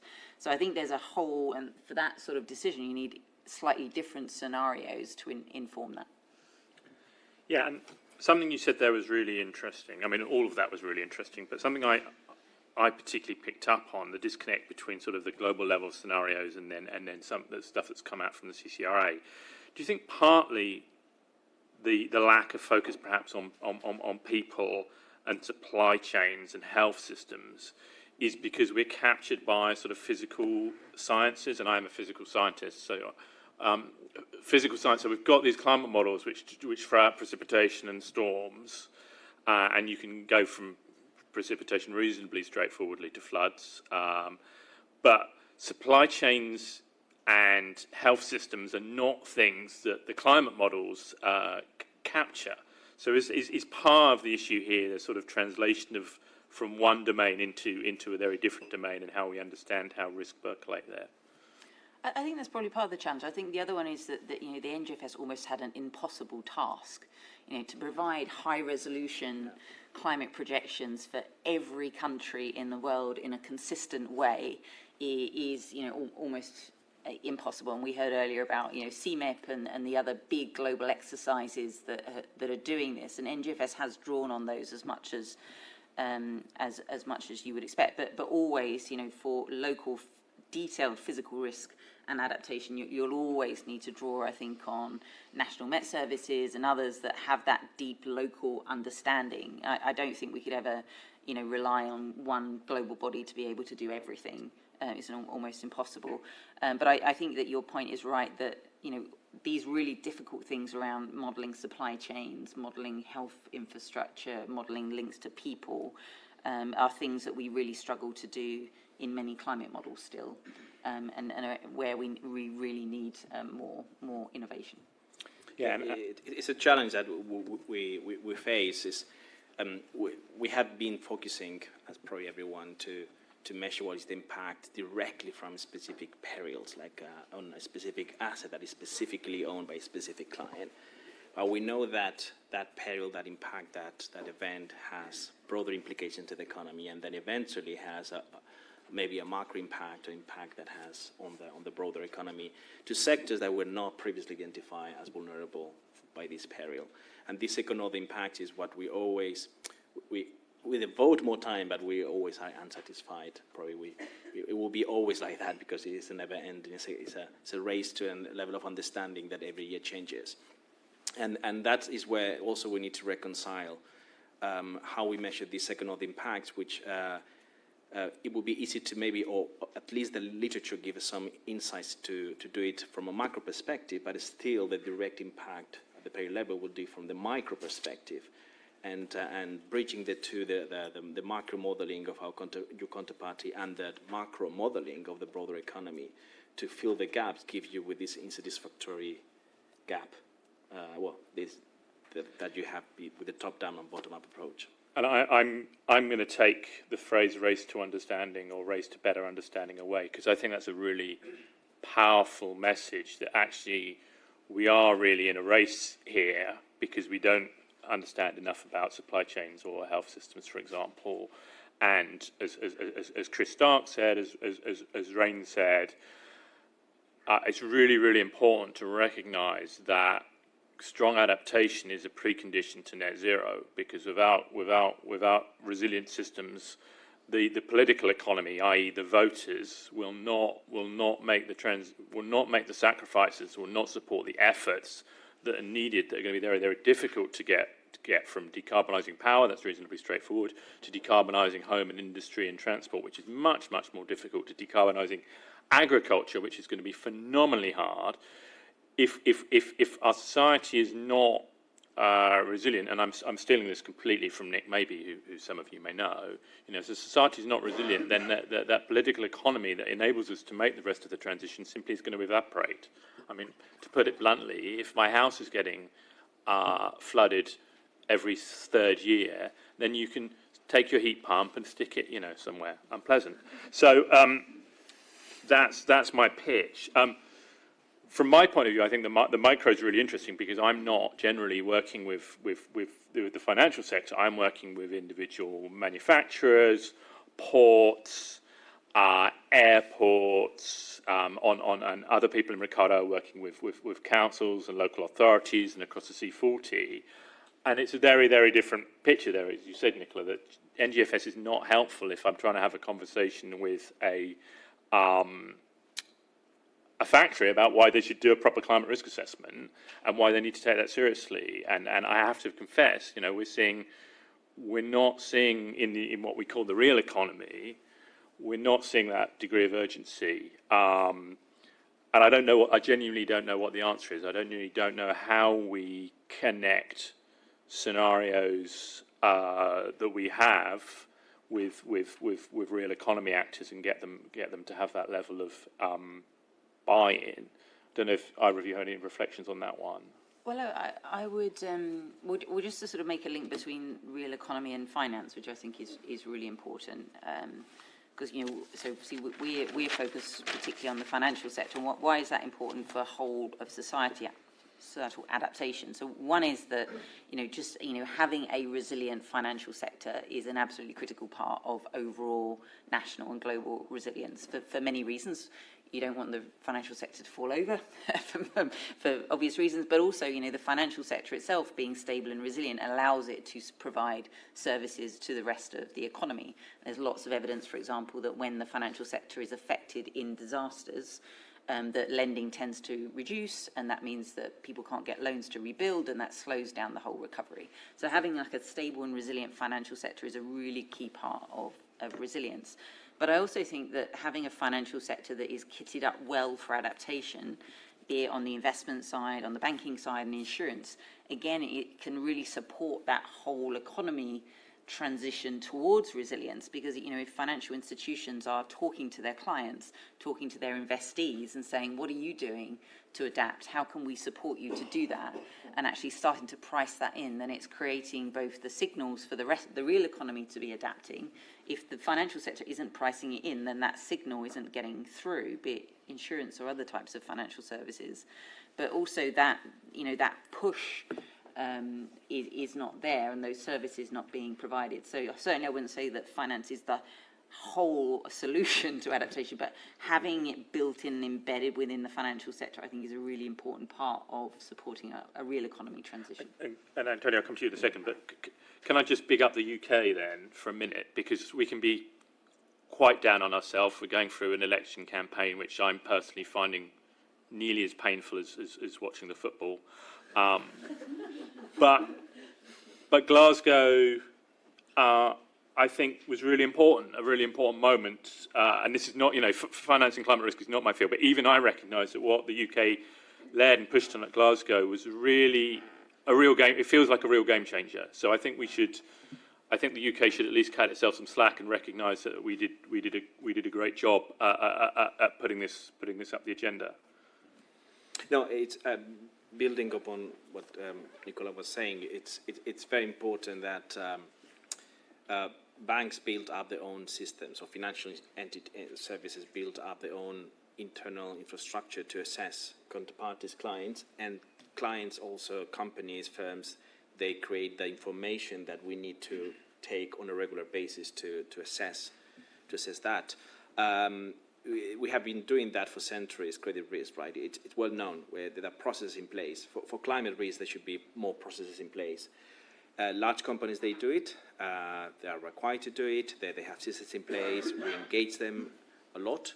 We engage them because they're important for us, but also because it's a way to also for us, for any bank, well, any entity to also do their job in helping with the transition plans. But is the small firms that they might need some support, shortcuts, or at least standardized frameworks where they can provide information. It still is something that is not critical, but maybe one day will be very important that we have standardized climate risk information for firms at the small level, so firms that less than 10,000 or less than 1,000 employees. Thank you. I'm going to pivot now. I've got a specific, really focused question. I'm going to start with Nicola. What is the difference between risk management in the traditional sense and climate adaptation? Thank you. Well, I think actually that leads on quite nicely, because risk management by individual institutions is an absolutely critical part of adaptation, both for them but also for society. But it isn't necessarily consistent with societal adaptation. I think this is really important, particularly when we're talking again about financial sector, but also corporates, big corporates as well. So there will be, it's one, a sort of necessary, not sufficient, but also there can be, if you're managing your own risks as a corporate or financial institutions, but not then thinking about the impact that has on society, then that can be having detrimental impacts on the rest of society. Example, a classic example would be an insurance company, for example. An insurance company, the best adaptation for an insurance company might be to withdraw coverage from certain sectors. So in terms of their own risk management, that might be the right strategy. From a societal perspective, that could in some cases be pretty catastrophic, and there's been examples of that. We heard one from Australia actually last week, of where the insurance industry had pulled out of the construction industry and building had just stopped because the construction industry couldn't get insurance, so they couldn't continue to operate, and house prices and property prices were significantly impacted. So there are repercussions of risk management by specific entities. The same could be said for other types of financial institutions. We did some work with the OECD actually 2 years ago now, where we looked at what would a framework for adaptation alignment be. And again, this was for finance, but I think holds true for corporates as well, or even other actors. So we looked at adaptation includes 4 main components. So if you want to be, say, gold standard adaptation, it would include 4 main components. So the first is the physical risk management, so managing your own risk. The second component is what we call do no significant harm. So acting in a way that is manage your own risk, but making sure that you're doing no significant harm to the adaptation, but also other objectives, other societal objectives. And that's pretty much what, say, the EU taxonomy says as well. So the EU taxonomy, if you look at that as a framework, has a risk management and then a do no significant harm to other objectives. But then beyond that is the adaptation opportunities side. So, we often talk about, one of my frustrations is adaptation is always pitched as something negative. It's about stopping something bad happening. It's not actually. It's actually a very positive opportunity as well. Adaptation enables investment, enables more growth. Enables resilience, which is a positive thing.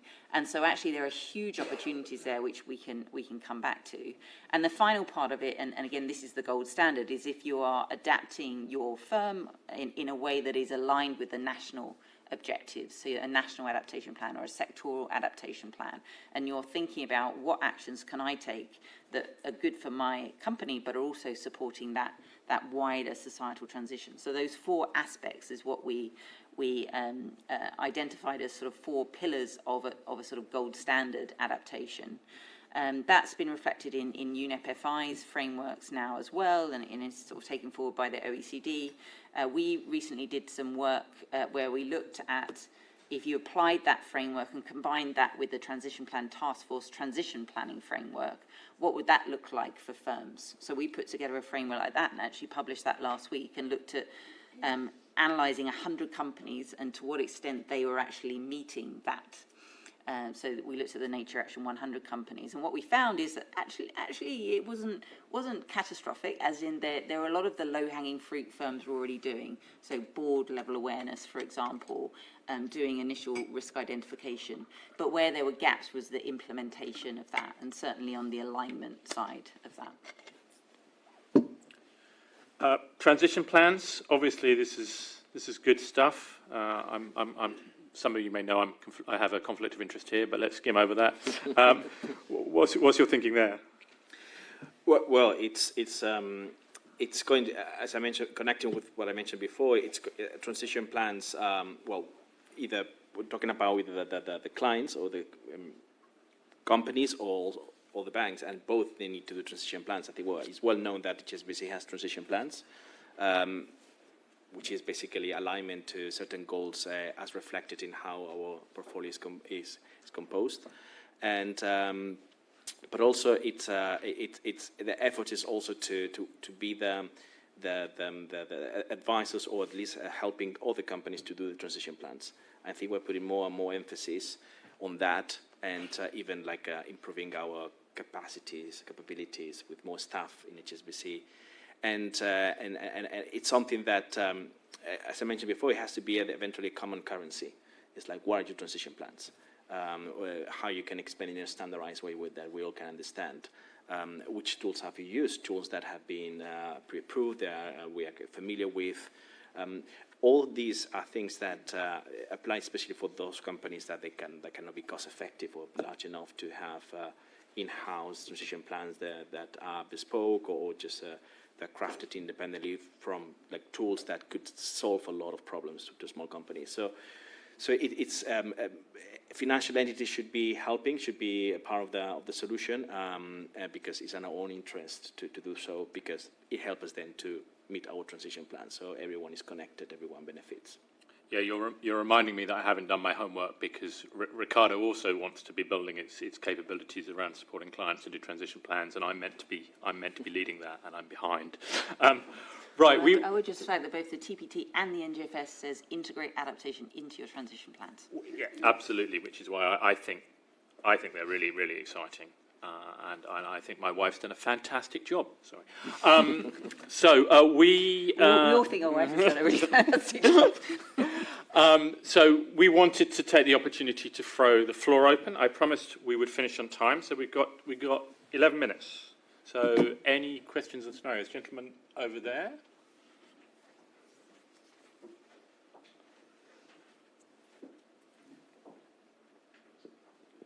Thank you very much. Just to pick up on the last point about the TPT and those reporting frameworks, and please send congratulations to your wife, because it was super, it's a significant. For those of you who know, James's wife is Kate Levick, who is the co-head of the TPT. Yeah. What we're seeing is that most organisations are simply in compliance mode. They'll do what it takes to keep significant others off their back. And that is achieved by doing a risk assessment, saying we've done a risk assessment, don't have to connect that with any action. What do you see as the pathway to moving from that level to TPT, and all, which is great to see it being mentioned in compliance frameworks, but even those who are mentioning it or we're working with it actually have no clue what that means. It's a name. How do we get that into actual action? So, well, one thing, and this goes back to what I said, is that we on the technical consulting side, we need to really articulate where we can offer support and what we see that, and we really need to be really clear on what our offer is. So that's one thing. Nicola? Well, I would say, so one is I'm not a representative of the TPT, and there are others here in the room that were part of working groups of TPT, so please feel free to say something. But I would say, the TPT lays out a framework of 5 actions, which include, and I'm probably not going to remember all of them, but it has, the governance frameworks, the metrics, the implementation, the disclosure. So all of these different elements, and I think the risk management side, risk identification management, is only one small part of that. And we should also say, obviously, this is very aligned with the TCFD and the TNFD frameworks as well. Certainly in our work, what we looked at was, part of it is around that whole governance framework and the setting of targets and metrics beyond just risk management. So targets and metrics for actually implementing that, identifying the opportunities, having an engagement strategy with your counterparties or clients. So I'm very happy to point you to the paper where we map out 12 different actions that if you want to build adaptation into a transition plan that go beyond that. But very happy. But I don't know if others who are involved in TPT would like to say something as well. Do you want to say any more, or should we? I think it has been everything has been said. Thank you. So I saw Paul had his hand up, and the gentleman next to Paul as well. So why don't we take questions from both of you, and then we'll answer them as a job lot. Hi, I'm Paul Watkis. So I run a small research consultancy that focuses on adaptation, economics and financing, and led the monetary valuation of climate risks in CCRA 3. And I just want to pick up on something that Nicola said, and I really want to support Nicola's point that the NGFS physical risk climate economic numbers are just completely different to what we get when we look at the UK. So there's a real health warning there that you shouldn't be using those, and we find that when we use them in different countries as well. So I think this raises an issue about the complexity of the analysis that we're doing, and I think we have to recognise that adaptation is quite hard. People say, you've been doing this for 20 years, why haven't you solved it? Well, we're not complete idiots. It is really difficult. So we do have to learn and go through a process of greater sophistication, but also recognising that there's no quick shortcuts here. I think there is lots of progress at the asset level now, at the asset risk level. I think there's lots of systems coming on. I think we're starting to get a better handle on that. I think we're still away from the macroeconomics. So we're starting to do some work on that now. We're starting to get a bit of a picture about how that might cascade through, what the impacts are on the public finances. And I just want to highlight, maybe to throw one question back to the panel. I mean, Nicola, you've described the finance sector almost as a force for good. Obviously, there's also the potential that by increasing disclosure amongst financial institutions, that's also not necessarily a good thing, in that what we're starting to see, as you say, in the insurance cases, you have greater risk pricing, and you're starting to see these effects where financial institutions can de-risk. And the implication for this is we're going to have a greater step up from the public sector, and we're going to have that at the time when we've got very strong fiscal constraints in countries around the world. So I worry a little bit more, but maybe I'm more of a pessimist than you. But I think that issue of market anticipation is really important, because it is possible for the finance sector to almost bring risk forward by starting to price early. And I think that market anticipation is something I haven't thought about so much, but it could be a big issue. Neil Walmsley from Climate Kick. More of an observation, really, but we've been running capacity development around open source climate risk data, and particularly working with the EU's Copernicus programme, which we helped to run. One thing we've observed over the years is that obviously how you translate that information to a local level, to the specific context of, say, an individual business or a city or a planner's team or whoever, is so challenging and context specific. we've started to work more with entrepreneurs in particular, training them up on how to understand and use that data and how to access it, and then setting them very specific, industry-specific challenges and basically sending them off to go and develop business ideas around it. And we've given them grants to turn those into practical ideas.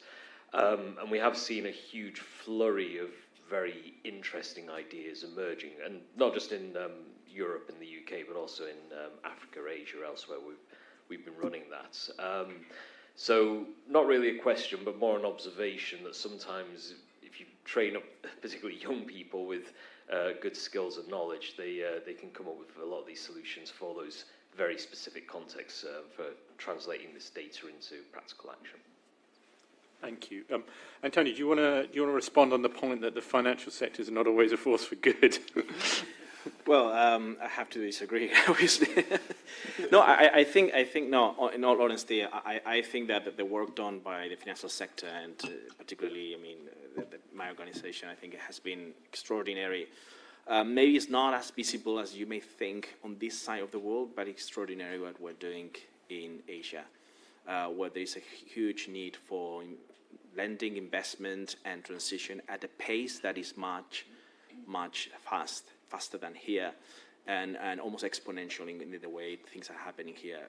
Even if we know that in the UK and Europe and North America, transition is well ahead of the countries, the exponential development of things is incredible, and we are a bank that are working really closely with those developments. So I think yes, it's a force of good in that sense. Yes. So. Yeah, just add a brief point on that. So. I think so. I'm not going to comment on policy today because some of us are not allowed. But I think so.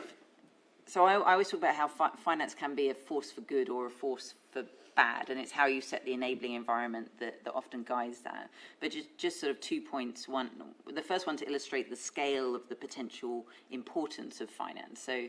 You know, I often will give the statistic, you have 2.9 trillion a year going into infrastructure investment around the world. Now, infrastructure is one of the most urgent things that we need to be making resilient because it will stay around for decades. You compare that 2.9 trillion to the 60 billion current adaptation finance. You know, if we just focus on the 60 billion adaptation finance and don't get that 2.9 trillion resilient, we're in a lot of issues. So we need the financial sector, and it's the financial sector that can really help us steer that 2.9 trillion to something that can really support society, and we really need that.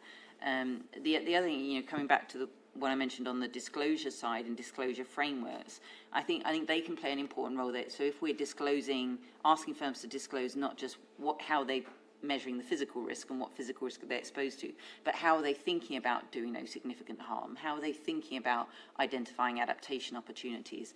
Are they looking at national adaptation plans and thinking about their alignment? I think if we're a bit more sophisticated and we set up how we ask those questions of both corporates and financial institutions, we can also help provide the information and transparency over what's actually happening.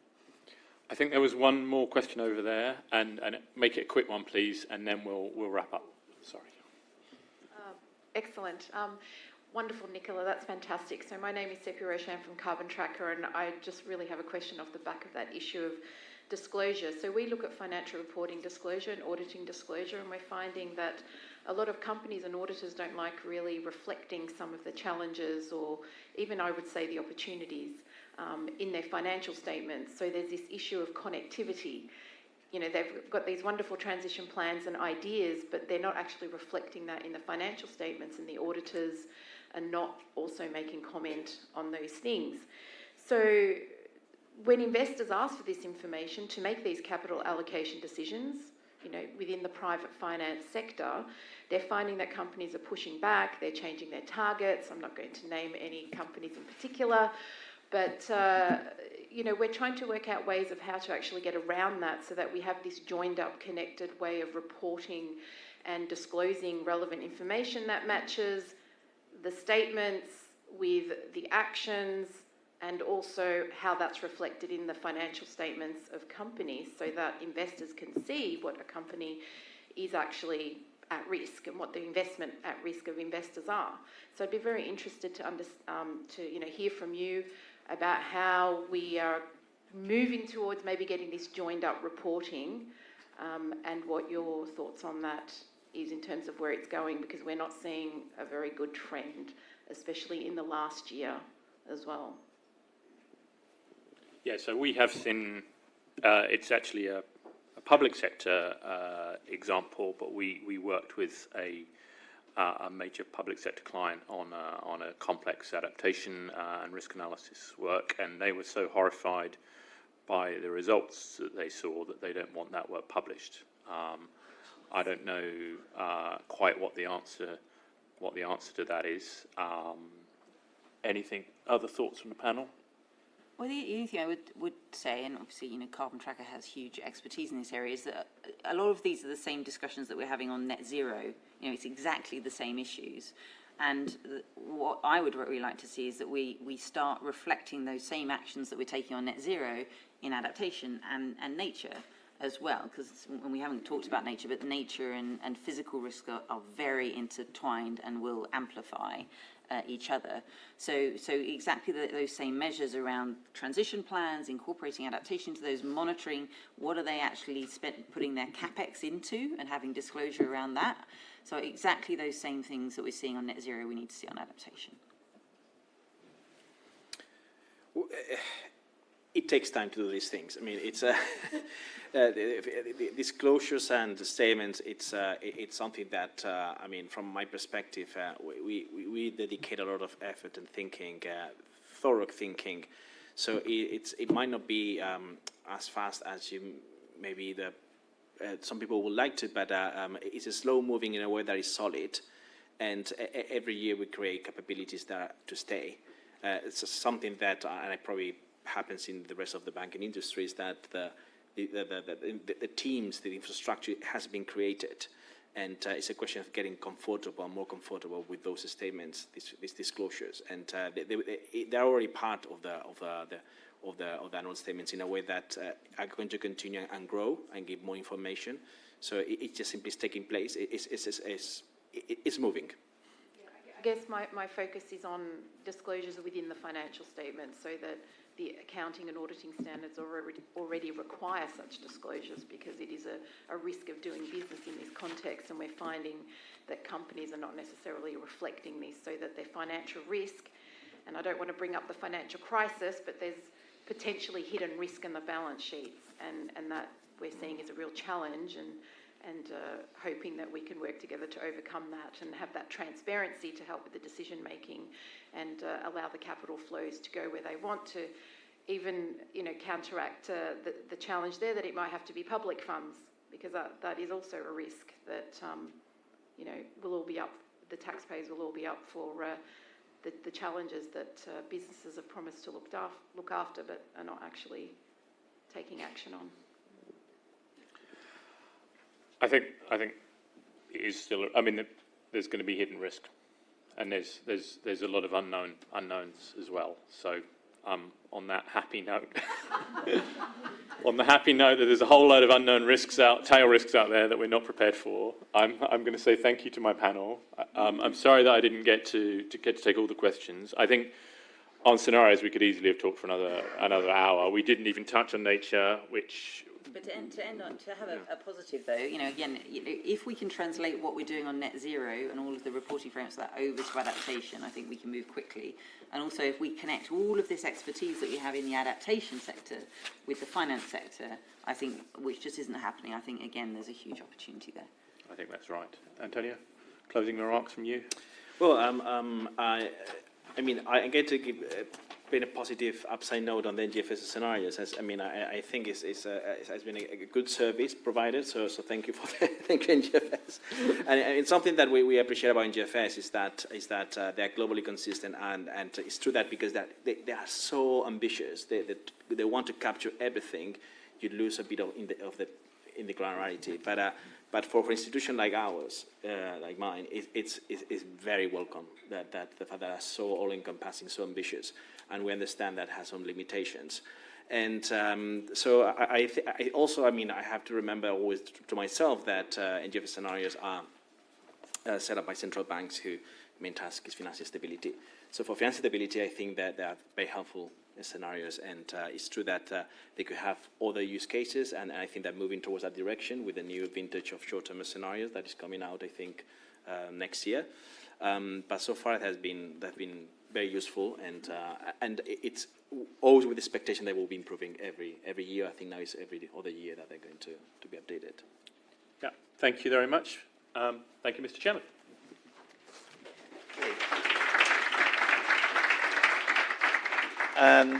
Thank you for that panel. I think there's some very interesting points that come out there. And just some reflections on that as well. Again, picking up from our colleague from Carbon Tracker, which is I think there's some very sensitive stuff here because it's bordering on misleading disclosure. Now, no one wants to say it. I did notice that 2 Degrees Investment Initiative let that comment slip and then kind of withdrew it again because it's so dangerous to be even flagging that, and we don't necessarily want to put people off. But, you know, one of the things is that there is this connect between finance and disclosure. So XDI, we work with about 200 banks, and they want to know about companies. And to be honest, they're not necessarily that bothered on what the company is saying. They want a third-party analysis.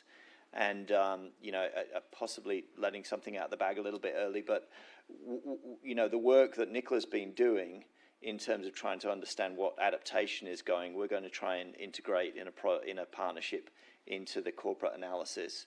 So, you know, that may cover about 5,000 to 15,000 companies. So my view is for the corporates, which is if you like, the policeman's coming and there's an independent view and the regulators are going to use this data. So there is a very big risk if there's an external view and it's quite different from the internal disclosed view. As James said, if you've got companies who don't want to say what they're doing, but someone else can say, hang on, we can see where your assets are, we can take an independent view, and then that company has failed to disclose that, there are very significant legal risks in that.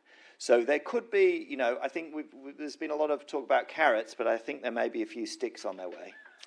All right, on that happy note, because I think we may be have a few of the sticks in the room here, I want to introduce Ingrid Holmes to run the next, moderate the next panel. Again, fantastic expertise. Ingrid's joining us as the Executive Director of the Green Finance Institute, but let's do a couple of touch points on her background, which has been previously a member of the European Commission's high-level expert group on sustainable finance, ran the Secretariat for the Green Finance Task Force, has worked with Federated Hermes, Climate Change Capital, NGOs like E3G and FDEFRA. So Ingrid, thank you so much for joining us, and I'll let you take it from here.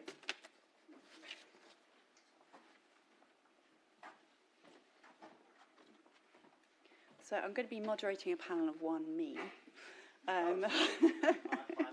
No worries at all.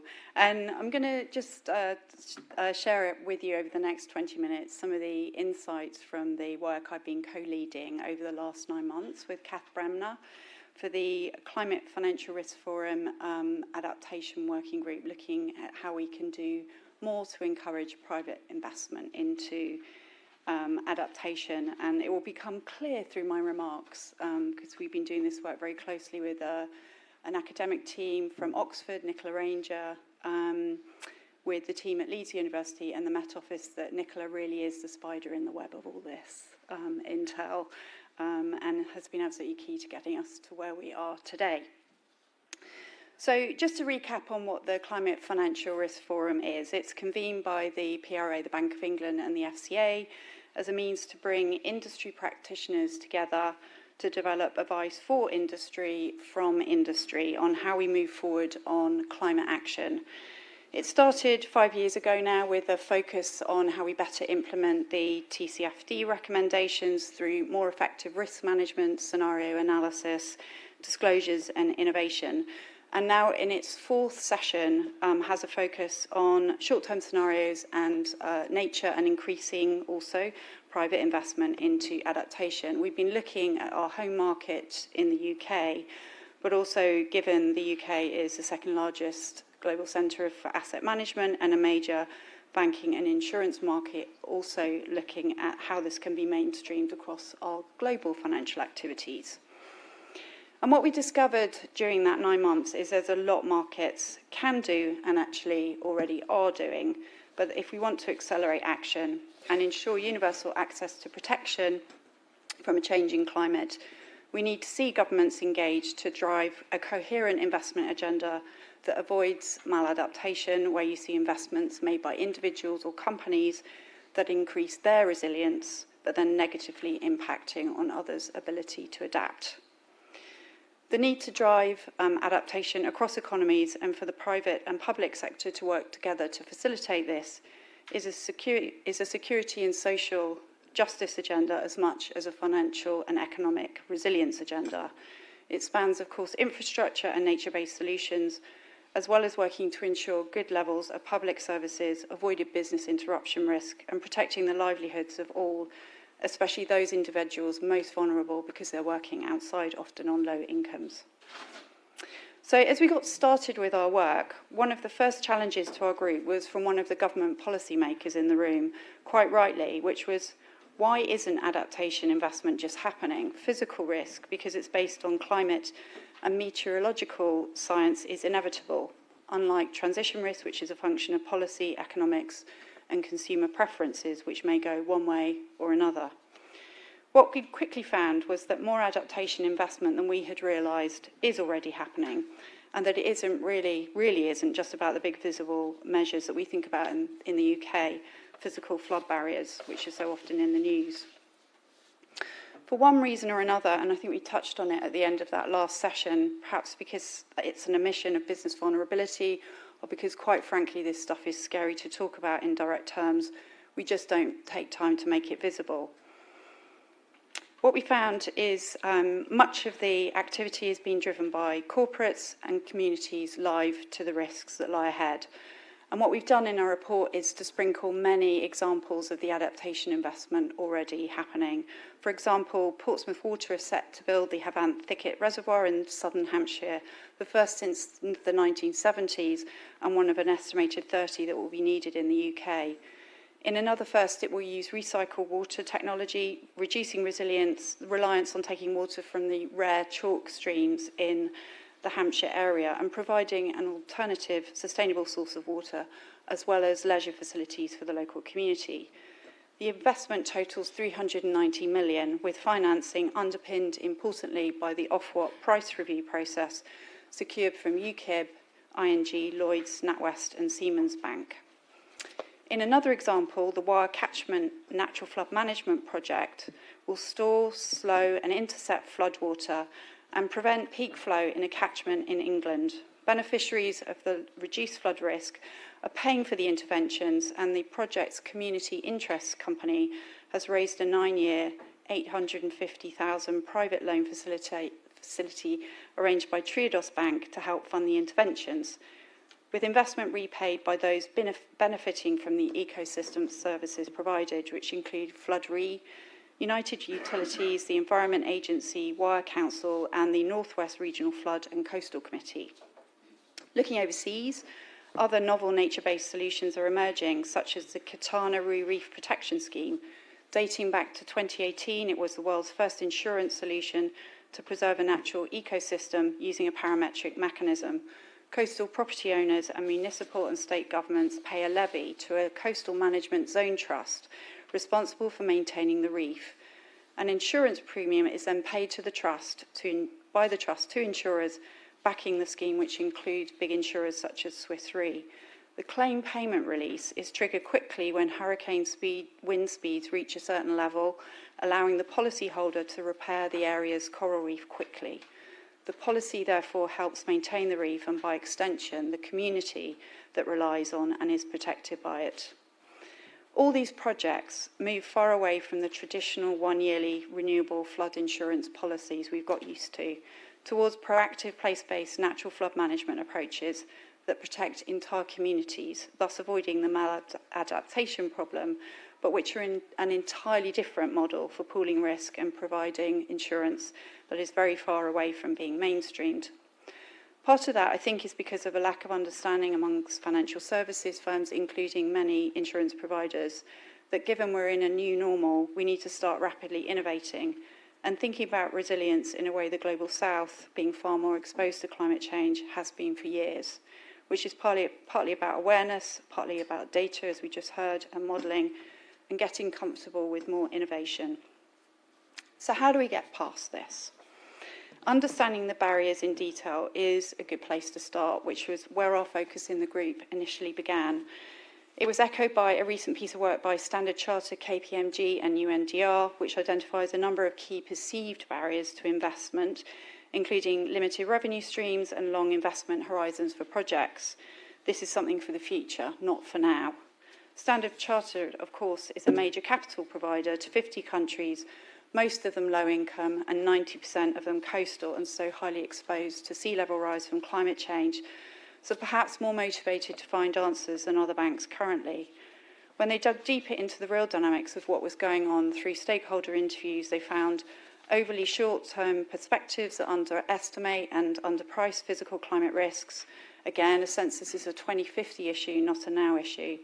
This misalignment of timelines is reinforced by a lack of data to understand and model risks at the local level, challenges in understanding and measuring the wider environmental and social value case that comes from improving resilience, which is especially the case when you use nature-based solutions, and the absence of a common market language, standard definitions and classification frameworks, taxonomies for adaptation and resilience building investments and transactions. So really a lack of agreement on what good looks like. This was very much confirmed by our survey of forum members, which found a need for more accessible and reliable climate data to support adaptation-focused decision-making, particularly around data availability at the local level, quality, interoperability, and frequency of updates, i.e. there's a lot of data out there, but they need help sifting through to identify what's actually useful for decision-making. Linked to this, growing demand for guidance and educational resources to help them understand and navigate the complex data landscape and to apply it to financial decision-making. So what we found, in short, was not a lack of engagement or interest, but rather a lack of understanding on how to get really started. So that's what we focused our efforts on in the guide that will come out later this month. We focus on helping financial market practitioners wanting to do more on adaptation financing get started, focusing in three key areas. First, which scenarios to use. So I mentioned we work with the Met Office, Oxford and Leeds to pull together a set of views on what climate scenarios should ideally be used by the finance sector to think about climate change over different timescales and inform physical risk management and adaptation planning. It's interesting, the TCFD directs firms to use scenarios, and of course the NGF provides some, but doesn't say which ones or why. So here, the asset and timeline under consideration is key for decision making. In our forthcoming report, we'll advise that over the short term, up to 5 years, the focus really needs to be on understanding projected weather variability, and that includes the climate change that's already baked in, so using forward-looking data sets. It means using local hazard data to support analysis, and in particular focusing on understanding potential tail risks, supported, for example, by deep dives into particular vulnerabilities of asset types, sectors or locations. You're not going to be able to do this all at once. A database of hazard data sources has been pulled together by Nicola's team at Oxford and is already available online, free to access, free of charge, to support financial institutions in this endeavour. Over the medium term, over 5 to 10 years, further change needs to be considered with the uncertainty in the climate response taken into account, meaning you may want to look at a range of models which may give you very different answers on what lies ahead. And beyond 10 years, both alternative future emission pathways and climate response uncertainties need to be taken into account. So we suggest using a new framework, the ABC framework, to support decision-making under uncertainty. So the A is aiming for 1.5 degrees, still, of course, an adaptation scenario, for which the NGFS provides a net zero scenario, and we suggest taking the median climate response there. B is building and budgeting for what future We may be looking at, based on current political and policy efforts, so 2 degrees of warming by 2050. That's the NGFS current policy scenario, and again, we suggest taking the median climate response. But C, contingency planning for a worst case scenario, and we suggest 2.5 degrees by 2050. There's no NGFS scenario for this. The next best option, our scientists advised us, was using the IPCC's SSP3 to 7.0 scenario, but because it's contingency planning, taking the 95th percentile of the climate response. Second, we heard financial institutions needed help navigating the hazard data landscape, and we provide guidance on how to select and use good hazard data to support adaptation planning. Currently, approaches used by financial institutions vary widely, reflecting teams being in the early stages of really grappling with these new data sets. And again, we've provided data on how to do this, and again, Nicola's team at Oxford has published materials online, free to access, sifting forward-looking, good quality hazard data, searchable by timeframe, region, and spatial resolution. And crucially, we advise that when looking at risks and adaptation opportunities, that the users don't just look at the medium response. This is going to be about tail risks. There's a range of possible futures, especially when you're thinking about investments in infrastructure and real estate assets. Third, we provide advice on how to start integrating the data into strategic planning and financial decision making, including to support the development of adaptation inclusive transition plans, financial risk management and disclosures, and potentially increasing deal flow. That last point is the big so what for me. Better physical risk analysis should always be a means to an end, not an end itself. The most important part is what's done with this data and how it's used to actively create adaptation opportunity. And for this, we need to understand what good looks like. In an ideal world, government would define what a climate resilient, adapted economy looks like. But in the absence of this, taxonomies are key. There are a range of really useful market, government, and third sector-led examples that can be used for infrastructure assets, equities, and bonds, examples of which are included in our guidance. And again, Nicola's team has pulled together a fantastic synthesis of these that is available online. In the world of equities, the impacts asset management taxonomy is worth a shout out, and I think you've got Kath on the panel later today, which their firm has been using for several years, which identifies that adaptation sectors can outperform the market, with analysis showing that the total return from a broad definition of adaptation solutions outperform the index by 16%, only slightly less than mitigation, so it's investable now. There's more work to be done in the forum to deepen the guidance we've developed for firms, including how we plug the many local data gaps, and especially we need to do more to practically work through how this information can be integrated into financial decision making and in due course disclosures. I think you're going to need to see the remedies in place before we see transparent disclosure on risk to the market. And that's the job for the next session of the Climate Financial Risk Forum. But back to that ideal world and the role of government. Although estimates of the investment needed in adaptation, I think it's $200 to $360 billion per year in the developing world. Closer to home, the Committee on Climate Change says 50 to 100 billion over the next 10 years. We really do need government and real economy regulators to double down on setting clear targets and a framework conducive to drive this economy-wide investment forward.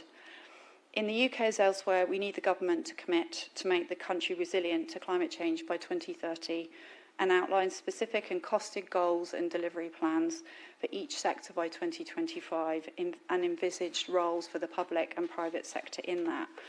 For example, in the UK, while we can't eliminate flood risk to buildings, we can introduce measures to help people bounce back quicker through ensuring buildings and communities are adapted to be resilient, by keeping waterways and drains clear of debris, by developing natural flood management schemes, by requiring building owners to situate wiring high up on walls, placing hooks on ceilings to raise furniture off the floor in flood events. That requires reinvestment in local capability to manage waterways and drainage systems better and provide guidance and advice to communities, as well as new building standards and build back better insurance policies, not just for flood, of course, but also for heat events. Similarly, there will be disruption in our transport infrastructure in extreme heat and flood events. But what should a resilient level of service constitute? And what does that mean in terms of engineered and nature-based solutions to improve resilience? The National Adaptation Plan published this year is a really good start, but really it's a plan for a plan.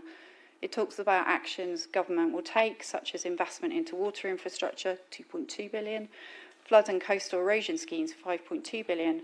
But what is missing is clarity on the outcomes we're seeking from a societal climate security perspective. So an outcomes, not a process-focused vision for how we will adapt, and then a plan for how we collectively deliver, which will require a mixture of policy and regulation to facilitate effective capital mobilisation at the scale and pace required. Without this, the risk of maladaptation looms large. This is something a new resilience framework and standards approach could fulfil, but we wait to see what happens under a new government. So just looking ahead, I couldn't resist it, given we have an election on Friday. What would we want to see in terms of the advice provided by the forum? And I think there are probably 3 top asks. Fully incorporate climate resilience into the mandates of all existing regulatory bodies, enabling them to set resilience standards, in particular for water, energy, telecoms, transport, the natural environment and land, and enable data integration across regulators to manage cascading risks. And continue the work started by the Land Use, Nature and Adapted Systems Advisory Group, and I've got a couple of my colleagues here in the room running that for DEFRA, to develop a UK adaptation-focused taxonomy, particularly filling in the gaps where regulators are not already thinking through what needs to be done. Second point, integrate climate resilience into infrastructure and green investment planning across government departments to create those business models, those business cases. A key consideration should be how public capital and regulation can be deployed most efficiently to maximise private co-investment and ensure that access to solutions is socially inclusive, not just based on who is able to pay. And continue, finally, to use fiscal policy to support a shift to a more resilient, secure and sustainable farming system. Responding to events and repairing damage, whether from heat waves, floods or drought, is just much more costly, including in terms of lives, than investing in resilience measures now. Investment in adaptation can provide returns on investment, skills and jobs, healthier, safer and greener places to live, and base businesses. Climate change is a whole world problem, so the solutions must come from every sector. And while strong policy is key, as is fully engaging the finance sector, there is much it can do unilaterally, which has a potential to be game-changing in the race to resilience. Thank you.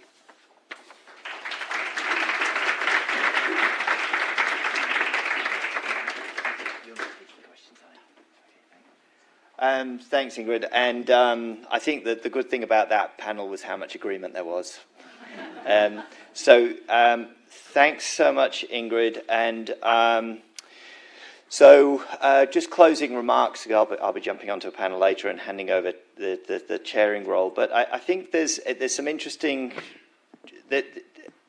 There's some challenges being laid down.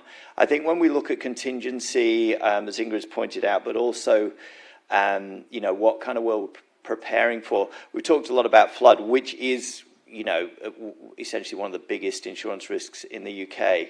But one of the things that you're hearing a little bit is about tipping points now. And on the one hand, we might be diverging from human emissions, taking us to an RCP 8.5 or high emissions. But that doesn't mean that the feedbacks won't trigger that much carbon going into the atmosphere. If the permafrost goes down, Amazon goes down, and so on. So, in fact, an RCP 8.5 might well be the best guide we've got to what the future looks like. The other thing is, if people have been following the work of Exeter, they're saying that tipping points can kick in a lot lower. So, for example, one of the things we might be facing with in the UK is a climate which is much more like British Columbia. So, instead of worrying about flooding, we'll be worrying about shoveling snow from outside the front of our house in Leeds or something like that, and 40-degree plus heat waves. So these are some things which, if the Atlantic conveyor continues to decline, we will be looking at the kind of extremes that our colleagues were presenting earlier, which may be quite definitional. So things quite different from what we're looking at the moment. And then finally, I just want to sort of throw out a little bit of a challenge, which is if we picked up Rain's point, which is, where are the opportunities in the UK, not just for domestic adaptation, but also for global leadership. On the one hand, yes, are we going to be manufacturing solar panels and wind farms in the same way as the Chinese? Maybe not, but the UK is and has been a global innovator in finance. We sit in the City of London, and as James pointed out, there is a lot of work going on in Asia, but a lot of that work is looking to the kind of innovation that they're seeing in the UK. We're doing some work with HKMA, the regulator in Hong Kong, and a lot of the innovation that is being developed, for example, under the CBES, or that has been developed here, is being looked at very, very closely. So I would say that, essentially that is one of the areas where the kind of focus on finance and innovative finance around adaptation, there is a fertile ground for this kind of expertise to be developed here and to be shipped around the world, and to lead to not just income but influence and opportunity. So I think there's definitely huge opportunities in this whole sector if we continue to be at the cutting edge of the thinking around that. And I think you've heard a lot of it in this room today. So it says that we're still very, very much at the cutting edge of this kind of thinking. So on that note, I will close the morning session. Let's go and have some lunch. And again, if you could just thank all the people who've spoken this morning, that would be great. Thank you.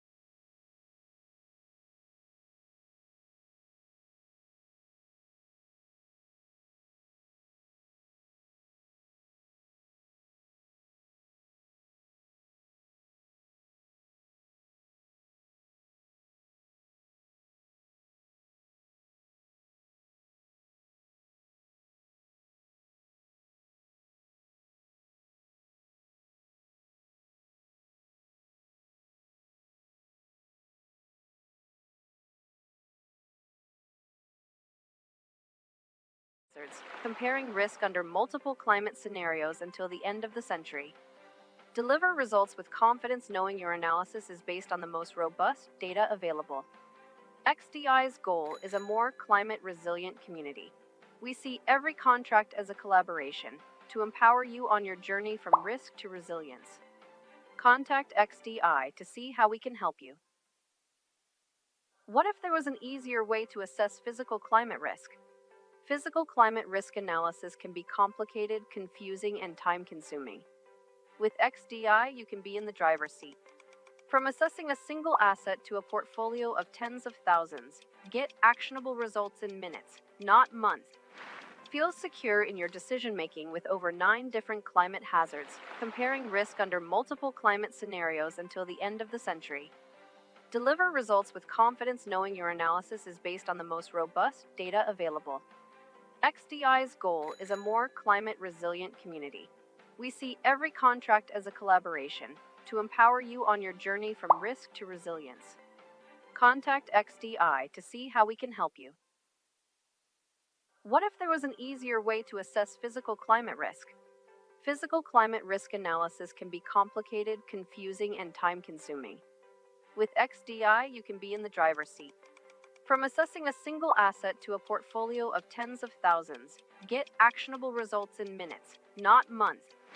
Feel secure in your decision-making with over 9 different climate hazards, comparing risk under multiple climate scenarios until the end of the century. Deliver results with confidence knowing your analysis is based on the most robust data available.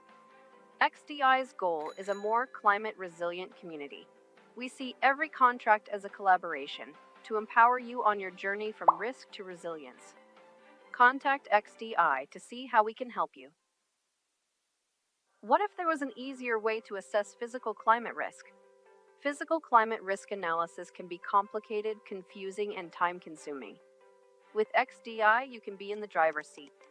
From assessing a single asset to a portfolio of tens of thousands, get actionable results in minutes, not months. Feel secure in your decision-making with over 9 different climate hazards, comparing risk under multiple climate scenarios until the end of the century. Deliver results with confidence knowing your analysis is based on the most robust data available. XDI's goal is a more climate-resilient community. We see every contract as a collaboration to empower you on your journey from risk to resilience. Contact XDI to see how we can help you. What if there was an easier way to assess physical climate risk? Physical climate risk analysis can be complicated, confusing, and time-consuming. With XDI, you can be in the driver's seat. From assessing a single asset to a portfolio of tens of thousands, get actionable results in minutes, not months. Feel secure in your decision-making with over 9 different climate hazards, comparing risk under multiple climate scenarios until the end of the century. Deliver results with confidence knowing your analysis is based on the most robust data available. XDI's goal is a more climate-resilient community. We see every contract as a collaboration to empower you on your journey from risk to resilience. Contact XDI to see how we can help you. What if there was an easier way to assess physical climate risk? Physical climate risk analysis can be complicated, confusing, and time-consuming. With XDI, you can be in the driver's seat. From assessing a single asset to a portfolio of tens of thousands, get actionable results in minutes, not months. Feel secure in your decision-making with over 9 different climate hazards, comparing risk under multiple climate scenarios until the end of the century. Deliver results with confidence knowing your analysis is based on the most robust data available. XDI's goal is a more climate-resilient community. We see every contract as a collaboration to empower you on your journey from risk to resilience. Contact XDI to see how we can help you. What if there was an easier way to assess physical climate risk? Physical climate risk analysis can be complicated, confusing, and time-consuming. With XDI, you can be in the driver's seat. From assessing a single asset to a portfolio of tens of thousands, get actionable results in minutes, not months. Feel secure in your decision-making with over 9 different climate hazards, comparing risk under multiple climate scenarios until the end of the century. Deliver results with confidence knowing your analysis is based on the most robust data available.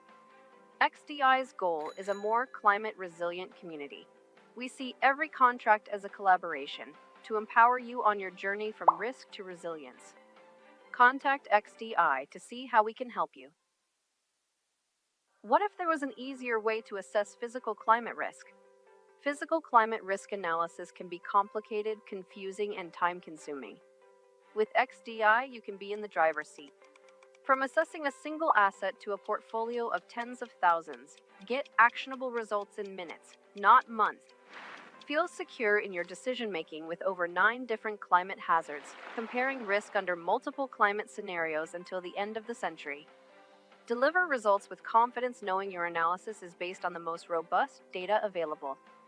XDI's goal is a more climate-resilient community. We see every contract as a collaboration to empower you on your journey from risk to resilience. Contact XDI to see how we can help you. What if there was an easier way to assess physical climate risk? Physical climate risk analysis can be complicated, confusing, and time-consuming. With XDI, you can be in the driver's seat. From assessing a single asset to a portfolio of tens of thousands, get actionable results in minutes, not months. Feel secure in your decision-making with over 9 different climate hazards, comparing risk under multiple climate scenarios until the end of the century. Deliver results with confidence knowing your analysis is based on the most robust data available. XDI's goal is a more climate-resilient community. We see every contract as a collaboration to empower you on your journey from risk to resilience. Contact XDI to see how we can help you. What if there was an easier way to assess physical climate risk? Physical climate risk analysis can be complicated, confusing, and time-consuming. With XDI, you can be in the driver's seat. From assessing a single asset to a portfolio of tens of thousands, get actionable results in minutes, not months. Feel secure in your decision-making with over 9 different climate hazards, comparing risk under multiple climate scenarios until the end of the century. Deliver results with confidence knowing your analysis is based on the most robust data available. XDI's goal is a more climate-resilient community. We see every contract as a collaboration to empower you on your journey from risk to resilience. Contact XDI to see how we can help you. What if there was an easier way to assess physical climate risk?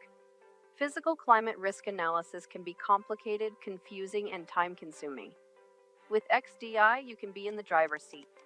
From assessing a single asset to a portfolio of tens of thousands, get actionable results in minutes, not months. Feel secure in your decision-making with over 9 different climate hazards, comparing risk under multiple climate scenarios until the end of the century. Deliver results with confidence knowing your analysis is based on the most robust data available. XDI's goal is a more climate-resilient community. We see every contract as a collaboration to empower you on your journey from risk to resilience. Contact XDI to see how we can help you.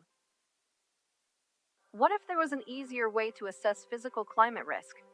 Physical climate risk analysis can be complicated, confusing, and time-consuming. With XDI, you can be in the driver's seat. From assessing a single asset to a portfolio of tens of thousands, get actionable results in minutes, not months. Feel secure in your decision-making with over 9 different climate hazards, comparing risk under multiple climate scenarios until the end of the century.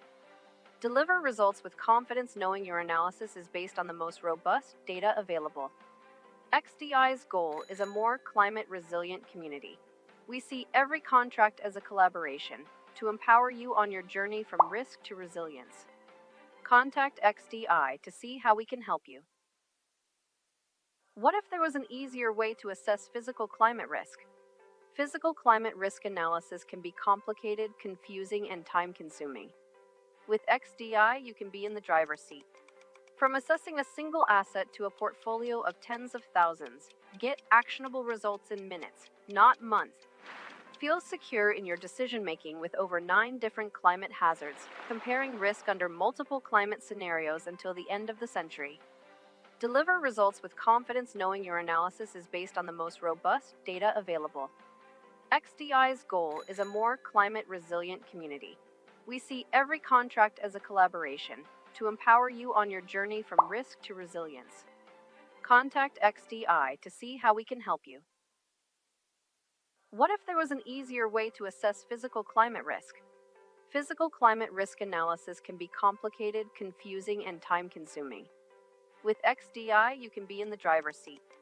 From assessing a single asset to a portfolio of tens of thousands, get actionable results in minutes, not months. Feel secure in your decision-making with over 9 different climate hazards, comparing risk under multiple climate scenarios until the end of the century. Deliver results with confidence knowing your analysis is based on the most robust data available. XDI's goal is a more climate-resilient community. We see every contract as a collaboration to empower you on your journey from risk to resilience. Contact XDI to see how we can help you. What if there was an easier way to assess physical climate risk? Physical climate risk analysis can be complicated, confusing, and time-consuming. With XDI, you can be in the driver's seat. From assessing a single asset to a portfolio of tens of thousands, get actionable results in minutes, not months. Feel secure in your decision-making with over 9 different climate hazards, comparing risk under multiple climate scenarios until the end of the century. Deliver results with confidence knowing your analysis is based on the most robust data available. XDI's goal is a more climate-resilient community. We see every contract as a collaboration to empower you on your journey from risk to resilience. Contact XDI to see how we can help you. What if there was an easier way to assess physical climate risk?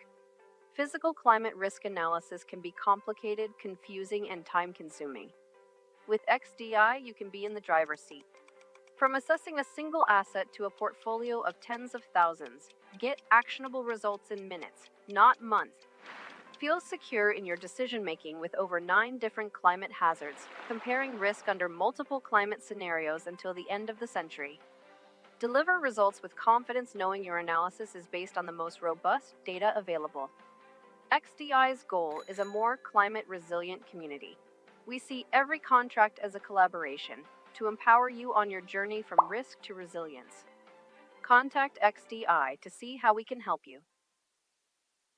What if there was an easier way to assess physical climate risk? Physical climate risk analysis can be complicated, confusing, and time-consuming. With XDI, you can be in the driver's seat. From assessing a single asset to a portfolio of tens of thousands, get actionable results in minutes, not months. Feel secure in your decision-making with over 9 different climate hazards, comparing risk under multiple climate scenarios until the end of the century. Deliver results with confidence knowing your analysis is based on the most robust data available. XDI's goal is a more climate-resilient community. We see every contract as a collaboration to empower you on your journey from risk to resilience. Contact XDI to see how we can help you. What if there was an easier way to assess physical climate risk? Physical climate risk analysis can be complicated, confusing, and time-consuming. With XDI, you can be in the driver's seat. From assessing a single asset to a portfolio of tens of thousands, get actionable results in minutes, not months. Feel secure in your decision-making with over 9 different climate hazards, comparing risk under multiple climate scenarios until the end of the century. Deliver results with confidence knowing your analysis is based on the most robust data available. XDI's goal is a more climate-resilient community. We see every contract as a collaboration to empower you on your journey from risk to resilience. Contact XDI to see how we can help you. What if there was an easier way to assess physical climate risk? Physical climate risk analysis can be complicated, confusing, and time-consuming. With XDI, you can be in the driver's seat. From assessing a single asset to a portfolio of tens of thousands, get actionable results in minutes, not months. Feel secure in your decision-making with over 9 different climate hazards, comparing risk under multiple climate scenarios until the end of the century. Deliver results with confidence knowing your analysis is based on the most robust data available. XDI's goal is a more climate-resilient community. We see every contract as a collaboration to empower you on your journey from risk to resilience. Contact XDI to see how we can help you. What if there was an easier way to assess physical climate risk? Physical climate risk analysis can be complicated, confusing, and time-consuming. With XDI, you can be in the driver's seat. From assessing a single asset to a portfolio of tens of thousands, get actionable results in minutes, not months. Feel secure in your decision-making with over 9 different climate hazards, comparing risk under multiple climate scenarios until the end of the century. Deliver results with confidence knowing your analysis is based on the most robust data available.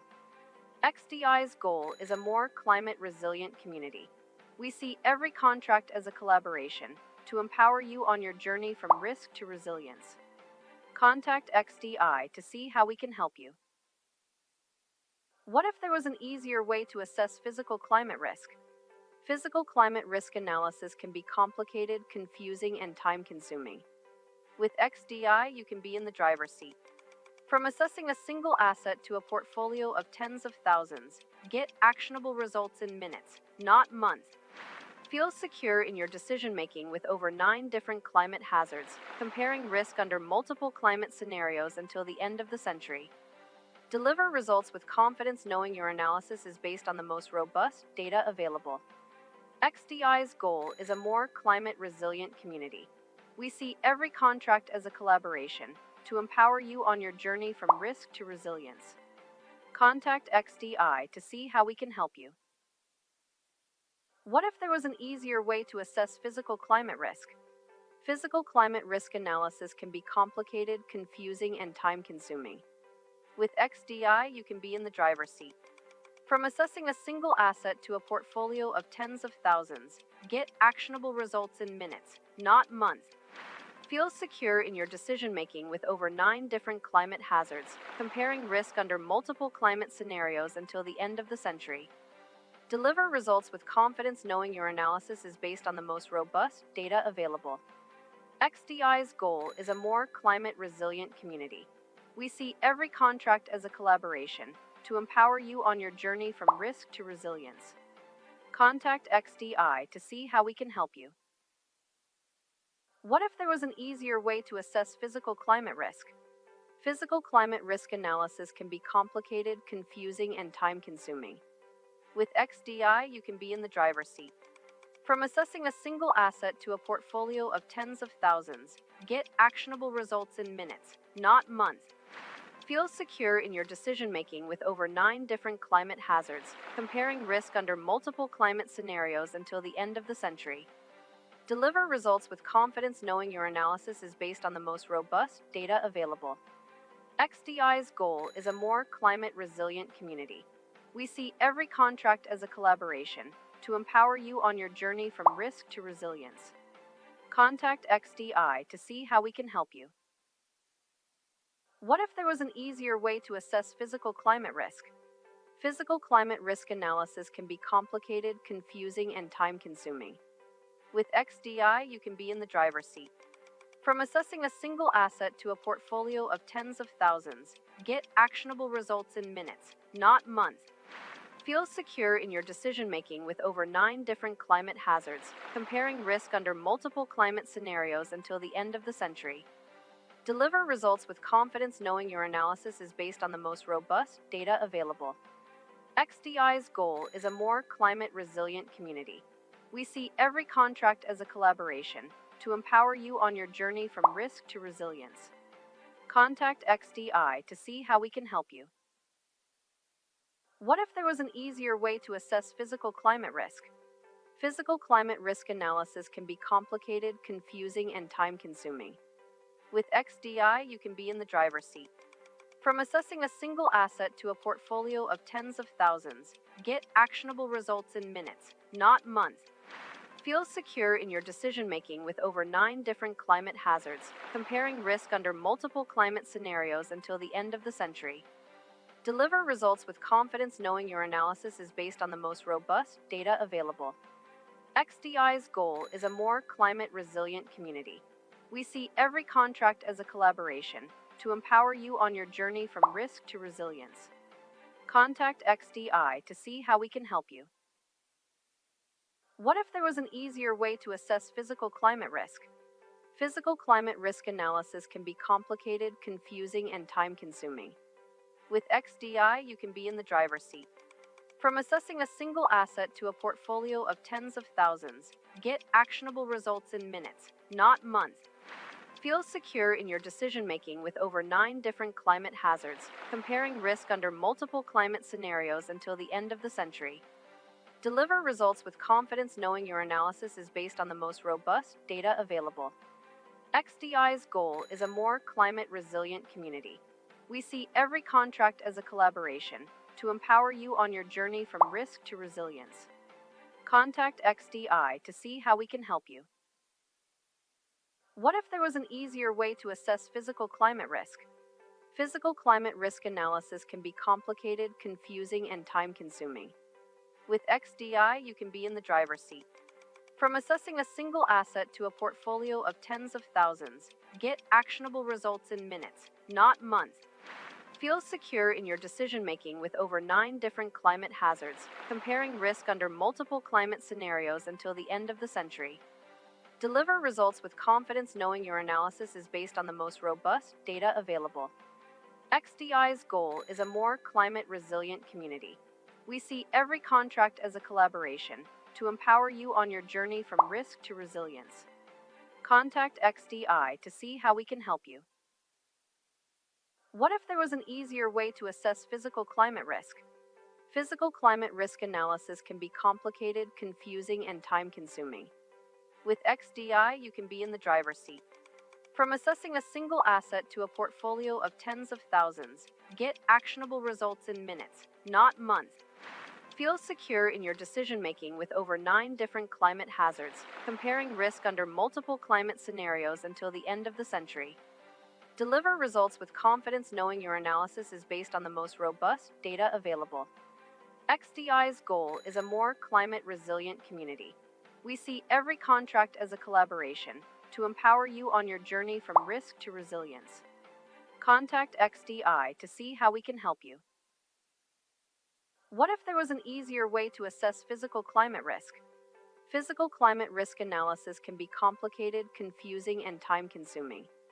With XDI, you can be in the driver's seat. From assessing a single asset to a portfolio of tens of thousands, get actionable results in minutes, not months. Feel secure in your decision-making with over 9 different climate hazards, comparing risk under multiple climate scenarios until the end of the century. Deliver results with confidence knowing your analysis is based on the most robust data available. XDI's goal is a more climate-resilient community. We see every contract as a collaboration to empower you on your journey from risk to resilience. Contact XDI to see how we can help you. What if there was an easier way to assess physical climate risk? Physical climate risk analysis can be complicated, confusing, and time-consuming. With XDI, you can be in the driver's seat. From assessing a single asset to a portfolio of tens of thousands, get actionable results in minutes, not months. Feel secure in your decision-making with over 9 different climate hazards, comparing risk under multiple climate scenarios until the end of the century. Deliver results with confidence knowing your analysis is based on the most robust data available. XDI's goal is a more climate-resilient community. We see every contract as a collaboration to empower you on your journey from risk to resilience. Contact XDI to see how we can help you. What if there was an easier way to assess physical climate risk? Physical climate risk analysis can be complicated, confusing, and time-consuming. With XDI, you can be in the driver's seat. From assessing a single asset to a portfolio of tens of thousands, get actionable results in minutes, not months. Feel secure in your decision-making with over 9 different climate hazards, comparing risk under multiple climate scenarios until the end of the century. Deliver results with confidence knowing your analysis is based on the most robust data available. XDI's goal is a more climate-resilient community. We see every contract as a collaboration to empower you on your journey from risk to resilience. Contact XDI to see how we can help you. What if there was an easier way to assess physical climate risk? Physical climate risk analysis can be complicated, confusing, and time-consuming. With XDI, you can be in the driver's seat. From assessing a single asset to a portfolio of tens of thousands, get actionable results in minutes, not months. Feel secure in your decision-making with over 9 different climate hazards, comparing risk under multiple climate scenarios until the end of the century. Deliver results with confidence knowing your analysis is based on the most robust data available. XDI's goal is a more climate-resilient community. We see every contract as a collaboration to empower you on your journey from risk to resilience. Contact XDI to see how we can help you. What if there was an easier way to assess physical climate risk? Physical climate risk analysis can be complicated, confusing, and time-consuming. With XDI, you can be in the driver's seat. From assessing a single asset to a portfolio of tens of thousands, get actionable results in minutes, not months. Feel secure in your decision-making with over 9 different climate hazards, comparing risk under multiple climate scenarios until the end of the century. Deliver results with confidence knowing your analysis is based on the most robust data available. XDI's goal is a more climate-resilient community. We see every contract as a collaboration to empower you on your journey from risk to resilience. Contact XDI to see how we can help you. What if there was an easier way to assess physical climate risk? Physical climate risk analysis can be complicated, confusing, and time-consuming. With XDI, you can be in the driver's seat. From assessing a single asset to a portfolio of tens of thousands, get actionable results in minutes, not months. Feel secure in your decision-making with over 9 different climate hazards, comparing risk under multiple climate scenarios until the end of the century. Deliver results with confidence knowing your analysis is based on the most robust data available. XDI's goal is a more climate-resilient community. We see every contract as a collaboration to empower you on your journey from risk to resilience. Contact XDI to see how we can help you. What if there was an easier way to assess physical climate risk? Physical climate risk analysis can be complicated, confusing, and time-consuming. With XDI, you can be in the driver's seat. From assessing a single asset to a portfolio of tens of thousands, get actionable results in minutes, not months. Feel secure in your decision-making with over 9 different climate hazards, comparing risk under multiple climate scenarios until the end of the century. Deliver results with confidence knowing your analysis is based on the most robust data available. XDI's goal is a more climate-resilient community. We see every contract as a collaboration to empower you on your journey from risk to resilience. Contact XDI to see how we can help you. What if there was an easier way to assess physical climate risk? Physical climate risk analysis can be complicated, confusing, and time-consuming. With XDI, you can be in the driver's seat. From assessing a single asset to a portfolio of tens of thousands, get actionable results in minutes, not months. Feel secure in your decision-making with over 9 different climate hazards, comparing risk under multiple climate scenarios until the end of the century. Deliver results with confidence knowing your analysis is based on the most robust data available. XDI's goal is a more climate-resilient community. We see every contract as a collaboration to empower you on your journey from risk to resilience. Contact XDI to see how we can help you. What if there was an easier way to assess physical climate risk? Physical climate risk analysis can be complicated, confusing, and time-consuming. With XDI, you can be in the driver's seat. From assessing a single asset to a portfolio of tens of thousands, get actionable results in minutes, not months. Feel secure in your decision-making with over 9 different climate hazards, comparing risk under multiple climate scenarios until the end of the century. Deliver results with confidence knowing your analysis is based on the most robust data available. XDI's goal is a more climate-resilient community. We see every contract as a collaboration to empower you on your journey from risk to resilience. Contact XDI to see how we can help you. What if there was an easier way to assess physical climate risk? Physical climate risk analysis can be complicated, confusing, and time-consuming. With XDI, you can be in the driver's seat. From assessing a single asset to a portfolio of tens of thousands, get actionable results in minutes, not months. Feel secure in your decision-making with over 9 different climate hazards, comparing risk under multiple climate scenarios until the end of the century. Deliver results with confidence knowing your analysis is based on the most robust data available. XDI's goal is a more climate-resilient community. We see every contract as a collaboration to empower you on your journey from risk to resilience. Contact XDI to see how we can help you. What if there was an easier way to assess physical climate risk? Physical climate risk analysis can be complicated, confusing, and time-consuming. With XDI, you can be in the driver's seat. From assessing a single asset to a portfolio of tens of thousands, get actionable results in minutes, not months. Feel secure in your decision-making with over 9 different climate hazards, comparing risk under multiple climate scenarios until the end of the century. Deliver results with confidence knowing your analysis is based on the most robust data available. XDI's goal is a more climate-resilient community.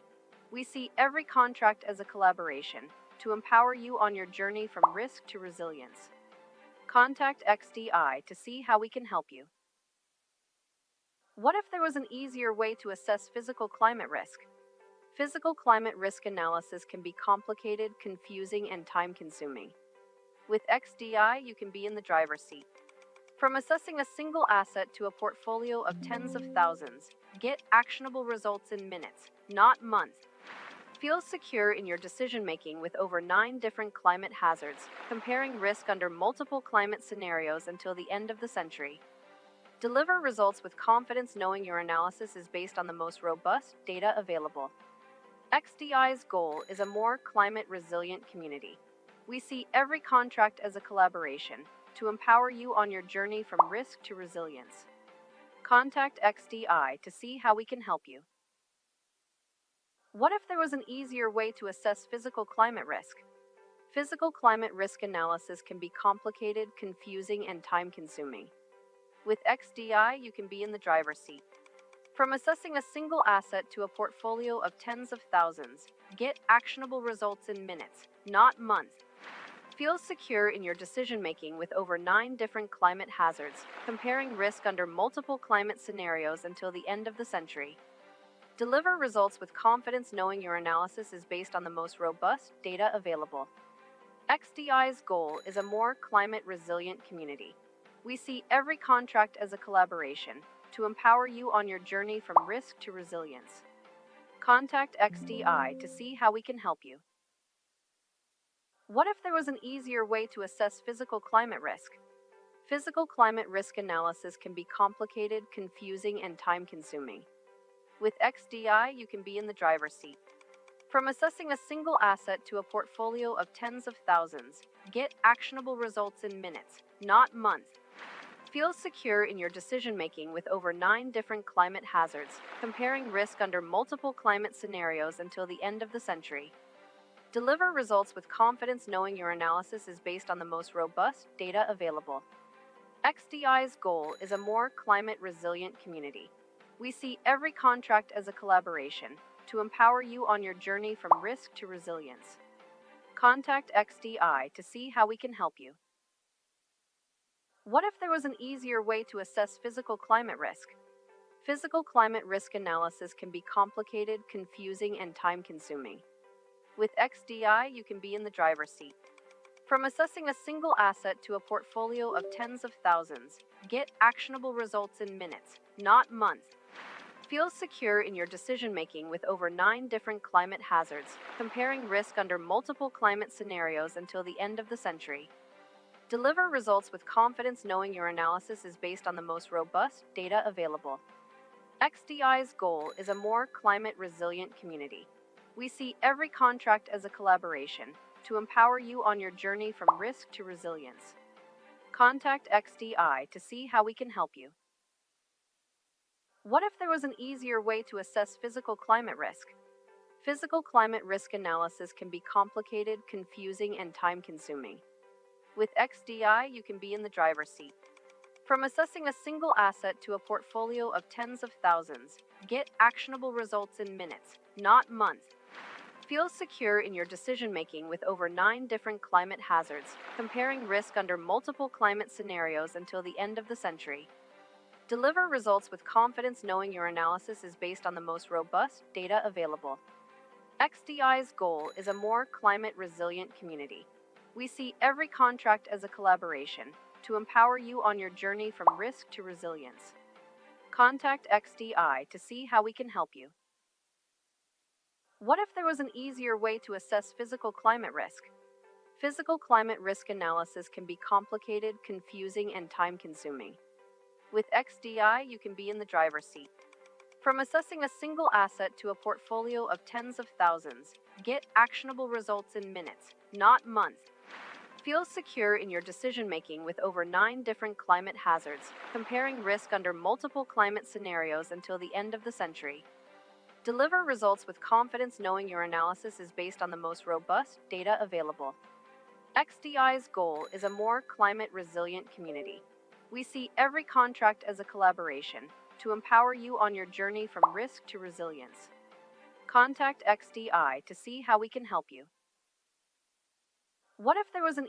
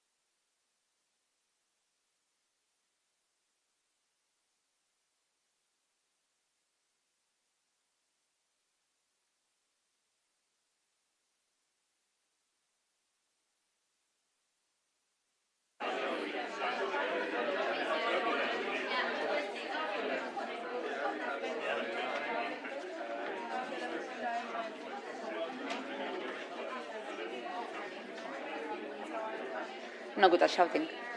Hi, everyone. Hello. Okay. Welcome back, everyone, from the lunch break. Hope you had a good lunch and you feel refreshed and ready for the afternoon. We had lots of interesting sessions this morning, so we covered lots of the topic already, from mainstreaming adaptation to science behind understanding physical models, the role of critical infrastructure, and where are we in preparing that for a future climate, and scenario planning. So I covered a lot, but we have more to cover this afternoon. We've touched on some of these topics that we're covering again this afternoon from a different angle, so have lots of interesting discussions to come from. But we'll get started with Nick Fall, who is the head of climate and sustainability risk at Marsh, where he helps develop global sustainability and climate services, including supporting climate clients on their journey in adaptation as well as net zero. And Nick will be talking to us about the role of insurance in preparing and adapting for future climate. So, without further ado, Nick, if you're ready, I'll floor to you.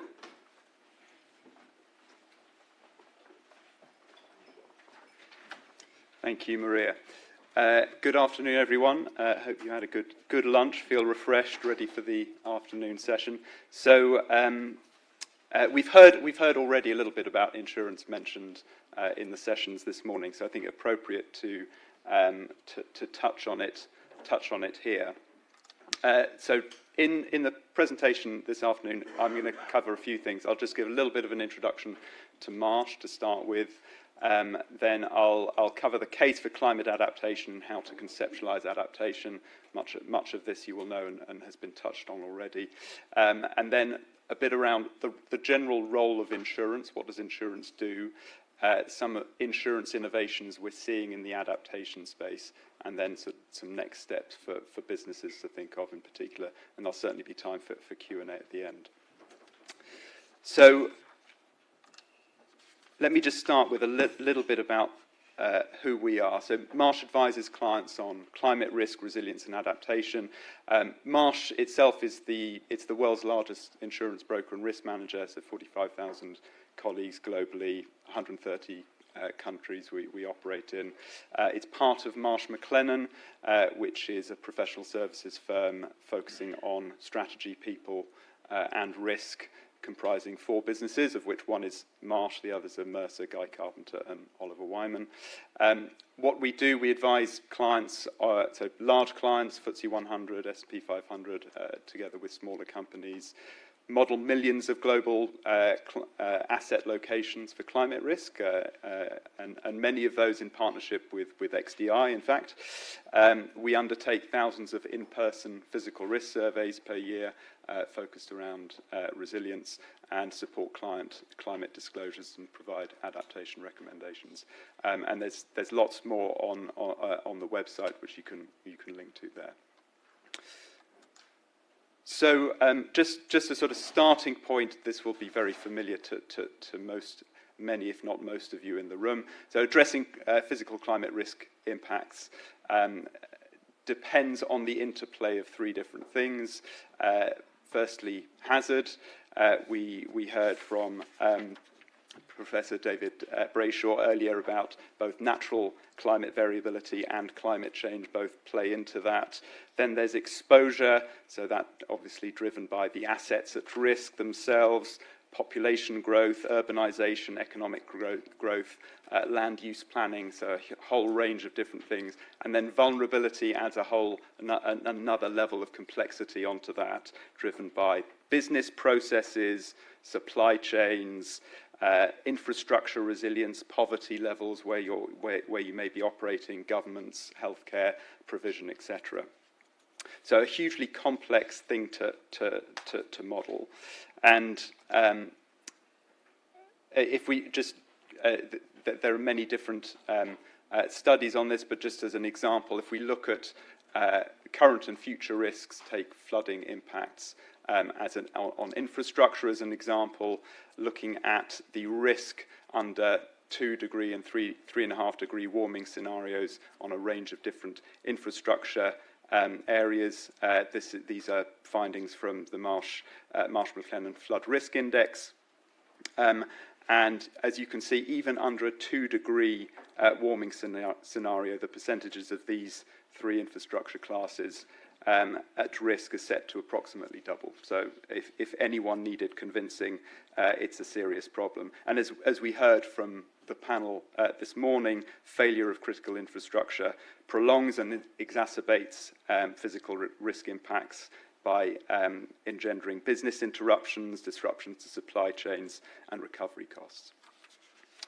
So if we, and then if we think sort of on a global level, then the impact on a geographical basis varies significantly. All regions are set to be impacted by climate change, but depending on where you are, you will be impacted very differently.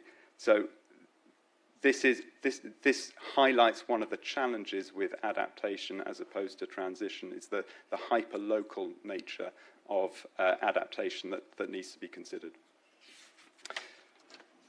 So because of this, climate change adaptation is becoming more and more critical, and not least for businesses. And there are different things that businesses need to think about, and we heard a version of this from Dr. Nicola Granger this morning. They need to think about their own risk management, so obviously minimising the disruption and impacts to their own business. But actually, adaptation encompasses enhanced opportunities, so there may be opportunities to pivot the business in a way that gives rise to enhanced growth and efficiency. And crucially, because of the fact that businesses don't operate in isolation, there is a need for that broader collaboration and participation amongst the communities and recognition of the ecosystems that they operate in. And at Marsh, we talk to our clients around thinking about adaptation at 2 levels, both at the asset level and the system level. So the asset level, as illustrated by that central circle on the right-hand side, encompasses the physical assets themselves, the operations and people within those assets, and the emergency response. But all of that happens within a broader system level framework. So the customers that you're serving, the critical infrastructure, as we've already touched on, that you depend on, the broader resources, ecosystem services, water, for example, raw materials, the governments and the regulations that constrain you or dictate how you operate, the broader communities that, say, your employees are part of, and then, of course, the capital providers. Again, we talked about the financial system in which we operate, both on the insurance and the broader banking sector, and your supply chain. All of these things are going to have knock-on impacts, and are often hidden from you at the sort of first investigation, as opposed to the asset level, which may be clearer. So let me pivot now to insurance. And insurance plays a number of different roles. Firstly, it acts as a business enabler, so it gives confidence where otherwise it may be lacking. And this particular feature of insurance is incidentally critical for the transition. So a big part of the transition debate at the moment is around how can insurance help to de-risk the transition by giving confidence around potentially new technologies that need to be implemented at scale, or indeed being able to help facilitate the deployment of finance for these things. Number 2, it drives the adoption of standards. So this may be indirect. This isn't necessarily a virtue of the insurance industry, but by requiring, if businesses require insurance to operate, then they can tie those insurances to particular standards or regulation in order to to force or encourage the adoption of standards. That clearly plays into the need for plays into resilience measures. But by far the most important one when we're talking about adaptation is, of course, it plays a role to help society, businesses recover from disasters through its risk transfer role. So it does this by spreading and smoothing risks, sort of gives faster and more efficient recovery, certainty about post-disaster support, etc. Really what insurance does is it just gives one time in order to be able to rebuild, reposition oneself to operate appropriately. It doesn't do any more than that. So that's and one shouldn't either underestimate or overestimate what insurance can do. Clearly, ensuring that insurance is in place and providing the ability for business and society to recover appropriately is a core part of the adaptation of the world at large. So, just a note here. Climate change is not a new topic for the insurance industry, and I just thought it was interesting. A colleague of mine had this paper from Swiss Re, one of the big insurers and reinsurers. And does anyone want to have a guess at the date of the publication? Go ahead, James. 87. So that is a very good guess. It's not quite that early, but it could have been. It's actually 96, this one. But what I particularly like is climatic change in the insurance industry still a critical issue in 96. I think you could have even gone back as far as the late 70s to find an example of sort of climate in insurance. But you can see this isn't a new thing for the insurance industry. Insurance has developed, or the insurance industry has started to develop innovations relevant to adaptation, and that are working in small pockets. And we heard we heard reference of them today as well. I think Ingrid mentioned a couple of illustrations. One in the UK and one that was actually Swiss Re backed around using coral reefs as factoring in the resilience benefit of coral reefs as a protection to hurricane damage. And so other sort of examples, just to give you a flavour, Flood Re, that many of you will know, operates in the UK, so a government-backed flood insurance for households that wouldn't otherwise be able to access insurance, has a Build Back Better scheme as part of it, so that when there is flood damage, you are incentivized to be able to help better protect yourself to risks in future, so clearly a positive adaptation measure. There are also other examples, so a couple here, community-based catastrophe insurance, where groups can pool together in order to recognise resilience benefits across a larger group, and it therefore makes the insurance premiums more attractive. This is often can be done at a municipal level. So New York has trialled this before, and there have been other developing economy examples as well. The climate insurance linked resilient infrastructure financing program. This one delivers longer term insurance cover, so 10 to 20 years with a fixed premium, so a known quantity, so removes that uncertainty about the cost of insurance. And then another example, micro insurance through the likes of Blue Marble, which provides often parametric insurance, in one case crop insurance to coffee farmers in Colombia. Another example is paying out to protect women workers in India against the impacts of extreme heat. And parametric insurance, just a note on that, is often a very useful mechanism because one, the speed of payouts is very high. One can they can be settled very, very quickly. They pay out on a trigger without the need for any loss adjustment. They're flexible. There are no restrictions on how the payout is used. Costs are often very low, the administrative costs associated. And complementarity really means they can also be used in conjunction with other insurance, more traditional insurance programs. So that's all very well, but the vision needs to be wider. So so here we have, so insurance should be redesigned and geared towards enhancing recoverability, response times, and resilient reinstatement. These are all great examples, but they are relatively small scale in nature, and not at the moment scalable. And I think that's what's missing.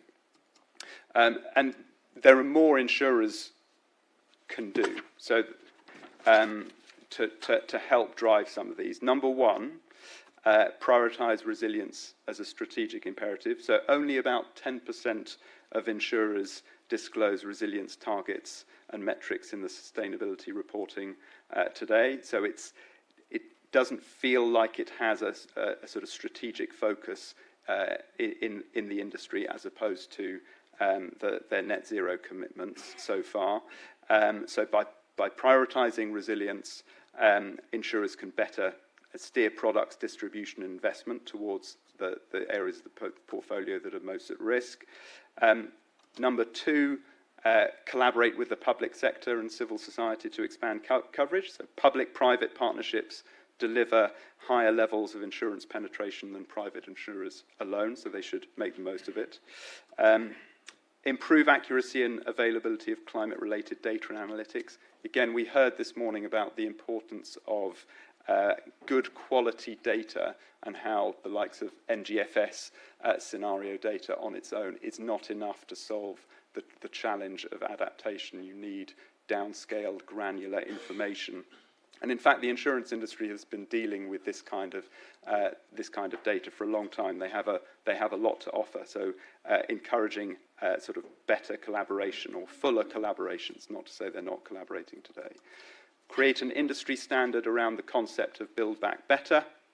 So that flood build back better example, doing that more systematically, and advocate for public policies and regulations that support resilience. So, and again, not that they're not doing this already, but really ramping up the engagement with public policy in order to ensure that those skills, capabilities, and interests are being taken into account. So, having said all that, insurance is only part of the answer and can only be part of the answer. As I mentioned at the start, insurance is no panacea. We need a holistic approach or toolbox of measures. So I've just talked about this one bit, risk transfer. There are all these other things which we've heard talk about already very eloquently today. Engineered and nature-based solutions on the right-hand side. On the left, policies and regulations, the behavioural challenges around adaptation, from everything from better communication to sort of understanding how supply chains need to change. And of course, on the bottom right, the sort of research and data required to really underpin all this. And we've found businesses require both a quantitative and qualitative risk approach to answer these questions, recognizing that some of this is some of these system-wide considerations are very hard to quantify. That shouldn't mean that we don't engage with them. But so things like economic cost of risk analyses, return on investment analyses for adaptation measures, visibility into deeper levels of supply chain, all of which has been touched on. And so just to leave you with a few practical things businesses can do. So what are the key questions? What are the risks today and into the future? What is driving resilience and where are the gaps? Do adaptation measures provide a return on investment? That quantitative element really makes it tangible for business. Are adaptation risk reduction options implemented? Who are the partners to engage with, recognizing this can't be done in isolation? Could insurance help? again, insurance, it can only be part of the solution. It's not a solution in itself. What other financial instruments to consider?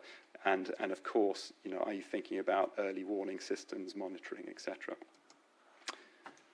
I'll pause there. Thank you very much.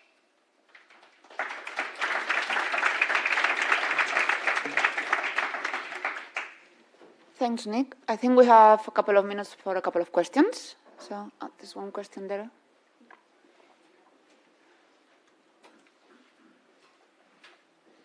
Thank you. Hi, my name is Anne Chatinier. So I used to work for Flood Re. Now I work at the Institutional Investors Group on climate change. Mahesh will speak about the physical climate risk assessment methodology that we've put in place following CCRI work. But I just wanted to ask you one more question. And I think we've talked about a scoring methodology for property flood resilience before. And what I'm missing from some of your questions is the role of incentives. Because there's a clear role for insurers post-event, but there's absolutely, at the moment, no real incentives for an action to be implemented before. And some of the pushback from insurers on that were, well, we don't have enough data on the efficacy of resilience measures, so there's some work that's being done, but you're still missing that reward mechanism so that it's translated into pricing. And that's something that methodologies like PQAM can do as well. But yeah, could you speak a little bit more on that and what you're doing in that area? Yes, I can. So firstly, I sympathise entirely with your position. In order to make change happen, you need the incentives in place. And at the moment, you're right. We're not seeing insurers reflect resilience measures into their pricing, which is ultimately what's going to drive change. I don't have a magic answer for you, unfortunately. We represent as Marsh the insurance buyer rather than the insurers, so we are lobbying hard and working with the insurers to try and build that in where it's possible. I think those I mentioned, the sort of return on investment style analyses. I think that, insurance apart, I think has to be the way forward, because even for businesses, it enables them to justify making an investment for something that may be necessary in the future as opposed to now. And I think by quantifying it, that also provides the quantitative information that insurers need to be able to price risk better. So I think that's where we are pushing harder. I think the resilience, the sort of resilience index that you talk about is a tool that helps us along that journey as well. Maybe just time for one quick question, because running quick behind, so I think someone was there. We'll have a break after the next panel session, so more time for discussion then. But yeah, thank you. Ben Morse from the University of Edinburgh.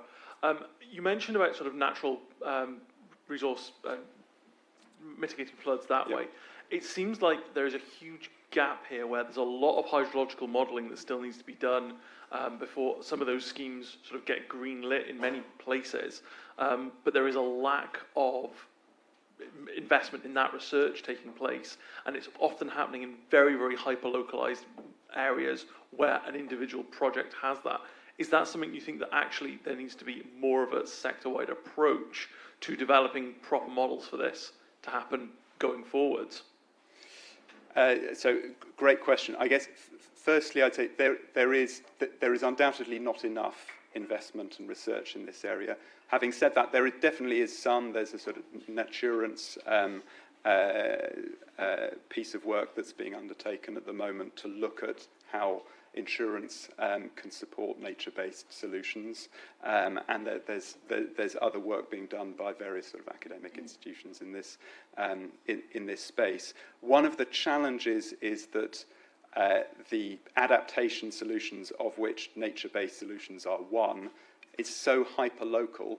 It's hard to do this at a sort of general scale, as opposed to doing sort of making isolated, independent investigations. But I'm sure more could be done. Your point is well made. Great. I'm afraid we need to move to the next session, but great to see all the questions. Thank you. Thank you, Maria. Thank you.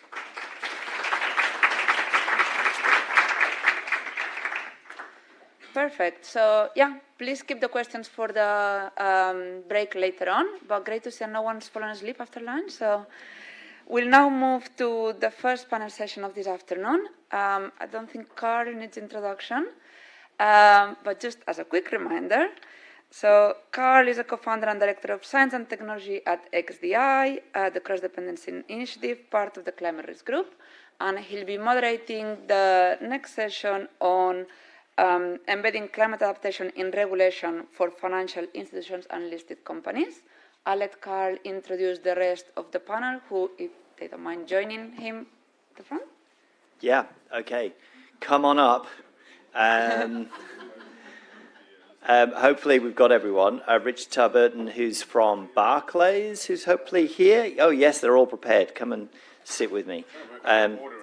Yes, okay, Richard, you come here, then Mahesh, then Kit, and then Maddie. So Mahesh from IGCC, and Kit, I think a lot of people know from Paul Watkis Associates, but obviously done a lot of work on policy in various institutions, and Madeline from Mott MacDonald, all here. Great. So we had a little bit of a convene last week about how we wanted to run the session. And so what we decided to do was essentially work through from Richard in a way who, representing a bank, is saying, all right, well, I've got to do this stuff. What are some of the questions I'm asking from an institutional level about what I want to do and what I need to know in order to undertake risk analysis and adaptation? Mahesh, IGCC's been, we'll talk about some of the areas that they've been looking at in terms of how to provide guidance on that. And then Kit picks that up again to turn that into something more pragmatic. And then essentially Maddie is really at the coal face, excuse the pun. What we're going to have now? The wind face? I don't know. You know, at the wind face of turning that into something that is actually means something on the ground. So on that basis, I'm going to throw that open, Richard, to kick us off. Good, thanks very much. Good to be here, and I think it's a room full of experts on adaptation that I'm sitting in front of. So I'm very much in learning mode, and I'll be learning from the rest of the panel here today too about how to address this area of adaptation and resilience. So let me start by just giving a bit of context for what my role is at Barclays and what Barclays is doing overall on climate. So I head up our strategy and policy team for group sustainability. It covers looking at our climate, at how we are going to address the reduction of emissions that we need to achieve on climate, but also looking at the just transition and how we can achieve that transition in a way which brings people with us. It also looks at nature and the impacts of biodiversity and human rights and how that interacts with a number of our activities across the bank. So that's the context into which we are now seeing a need to bring in adaptation as a key aspect. We've got three goals: achieving net zero in operations, reducing our finance emissions, and financing the transition. Now, on the first two, we're making good progress. We've achieved a 44% reduction on our absolute emissions from our energy sector. So that's the emissions of all our clients in the energy sector have now reduced by 44% in upstream energy since 2020. And that's ahead of our 2030 goal, which was a 40% reduction aligned to the 1.5 degree pathway. So good progress on that. Similarly with operations, good progress in moving to renewable energy, creating lots of mitigation actions. On sustainable finance, we've set out a $1 trillion target between now and 2030 to finance sustainable financing activities and transition financing activities. And to enable us to categorize what qualifies as sustainable finance, we've got a sustainable finance framework. And that has within it some aspects of adaptation that can qualify towards sustainable finance. And that's where this really comes in as an important part for us as a bank. Yes, we undertake a range of stress tests and resilience tests to ensure that our clients are fit for addressing these potential risks coming on the track against various scenarios.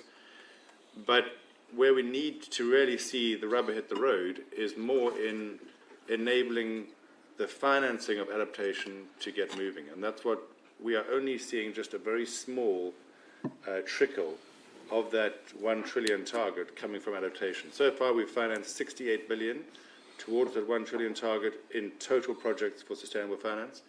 And of that, there are some projects which have included in them, in the bond framework. So, for example, for Germany last year, we financed 2 bonds. Both were very large billion-dollar bonds, or billion-euro bonds, 5.25 billion in a 10-year green bond. We financed in April 2023, and then in June 2023, we financed a 4.5 billion green bond. And included in that bond is a number of required purposes of those funds to be used for mitigation, but some of them are being used for a wide range of coastal defence and flood protection measures. So that's the good side. The problem we face is that, firstly, the business case doesn't seem to be as clear as it needs to be for adaptation, as we have with climate and cost of carbon and other aspects that can be built into it. The cost of adaptation, I might be corrected by the panel, but we don't think it's as clear as it needs to be. And I think one of the reasons for that is there's uncertainty on the scope and definition of what falls into adaptation, what are the risks we're covering, are those standard, is there a standard international process whereby those risks get properly quantified, and can those therefore be built into a business case to enable us to unlock financing towards it? So that's a big concern for us. And then on top of that is, once you've got those things established, we're not seeing the data. So there's a big data gap in understanding what our clients that we're looking to finance, or projects or activities, what their disclosures are on adaptation. We're currently assessing all our clients on their disclosures for climate mitigation. We've got a number of variables that we assess on how well they're doing on reducing their carbon emissions, but we don't yet have data, adequate data on their adaptation. So hopefully that lays out some of the challenges which I'm eager to learn about. Excellent. So I think that was great. That was exactly what we needed, Richard, which is throwing that out. So Mahesh, you're representing an enormous amount of money that's in a similar situation, looking for somewhere to be placed. How have you been helping bridge that gap? Thanks, Carl. I'll just clarify, it's not my money. I do not have it. Oh, what are you doing on this panel then? I thought you were... Yeah, I'm from IOGCC, which is the Institutional Investors Group on Climate Change. So we have over 420 members who manage over 50 trillion US dollars in assets. So that is quite a big That is money. a big number. And so, that ranges from sort of local pension schemes all the way up to the world's biggest asset managers as well. So obviously there is the opportunity side to adaptation and resilience, which is a little bit not as clear as Richard has said when looking at mitigation, but there's obviously the risk element to that as well. This money, the beneficiaries of much of that money, people whose policies for life insurance and or are saving for their retirements, the youngest of those policyholders and beneficiaries will be alive, at the end of the century. So this is obviously an area of concern. And I think, we've heard a lot about data and metrics today, and I think it's clear that we're in a different world than mitigation, where there is sort of one metric that does a lot of the work. But I think we can also learn from the net zero journey that many financial institutions have been on, have really come up the curve from almost nowhere, at the start of the decade, to having, net zero commitments, targets, quite sophisticated teams of modelers, people that engage stewardship experts, climate scientists, etc. We can learn a few things from that, is that you don't have to start with everything being perfect. And I think engagement being a key area of interest as well. So knowing what we didn't know at IAGCC, we figured that we'd know what we do know is that we started in 15, I think, with Climate Action 100 Plus, where now I think over 600 investors engage with the largest, the most impactful companies on climate, listed companies on climate in the world. We have Nature Action 100 Plus now doing a similar thing on nature impact. And that's where a lot of the climate journey and the net zero journey started for investors. It's actually just engaging with the companies that they invest in and understanding what they were doing about transition risk. And I think there's no reason, even though there isn't perfect scenarios, perfect data and metrics, that we can't start there. So we decided to focus on the assessment of physical climate risk. The TCFD calls for obviously looking at transition and physical climate risk, looking at mitigation and then adaptation resilience. So what we realised very quickly is that the assessment of physical climate risk within financial portfolios was not done in a consistent way whatsoever, and that often, between asset allocators, asset managers, and different constituents within the value chain, financial value chain that is, and then engaging with the assets themselves, the companies, the infrastructure managers, etc. Everyone was talking about things in a different way. So we started following the work of the Coalition on Climate Resilient, the Coalition for Climate Resilient Investment, CCRI, who are developing the framework PCRAM, so the physical climate risk assessment methodology that my colleague Anne pointed out before. This was really their work, and they did it in conjunction with a number of real economy actors, significantly, Mont MacDonald, who can talk about their work more.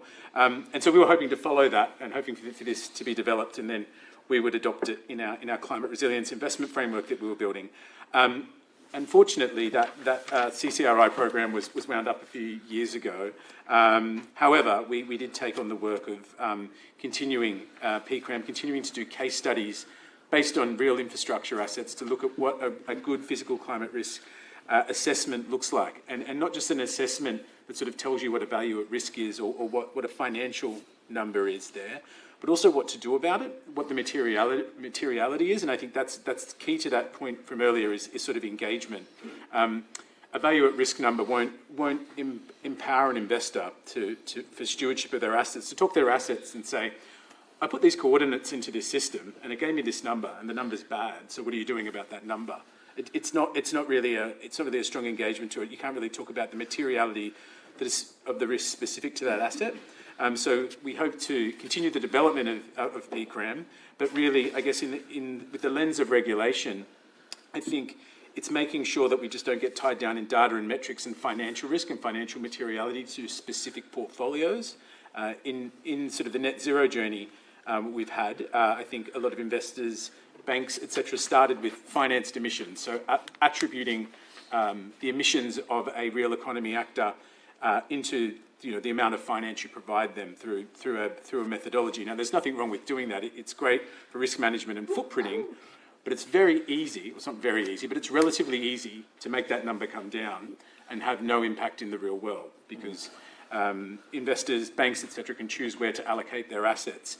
So it might be that regulators choose to focus on the materiality to financial portfolios alone, to protect those that have holdings in those portfolios. But the reality is that you could end up in a world where the financial portfolios are resilient, but there's no resilience being built in the real world. And they're overweight assets that could easily be resilient in locations that could easily be resilient, but that doesn't solve the global problem. So I think we can learn from net zero and really look at these types of assessments and the types of engagements between the investor, the lender, etc., and the actual asset itself to start engaging on what needs to be done. And then hopefully that type of positive engagement, means that the data and the information can really start to flow, which is what we'd need to do more granular assessments of risk. I'll leave it there. Thank you.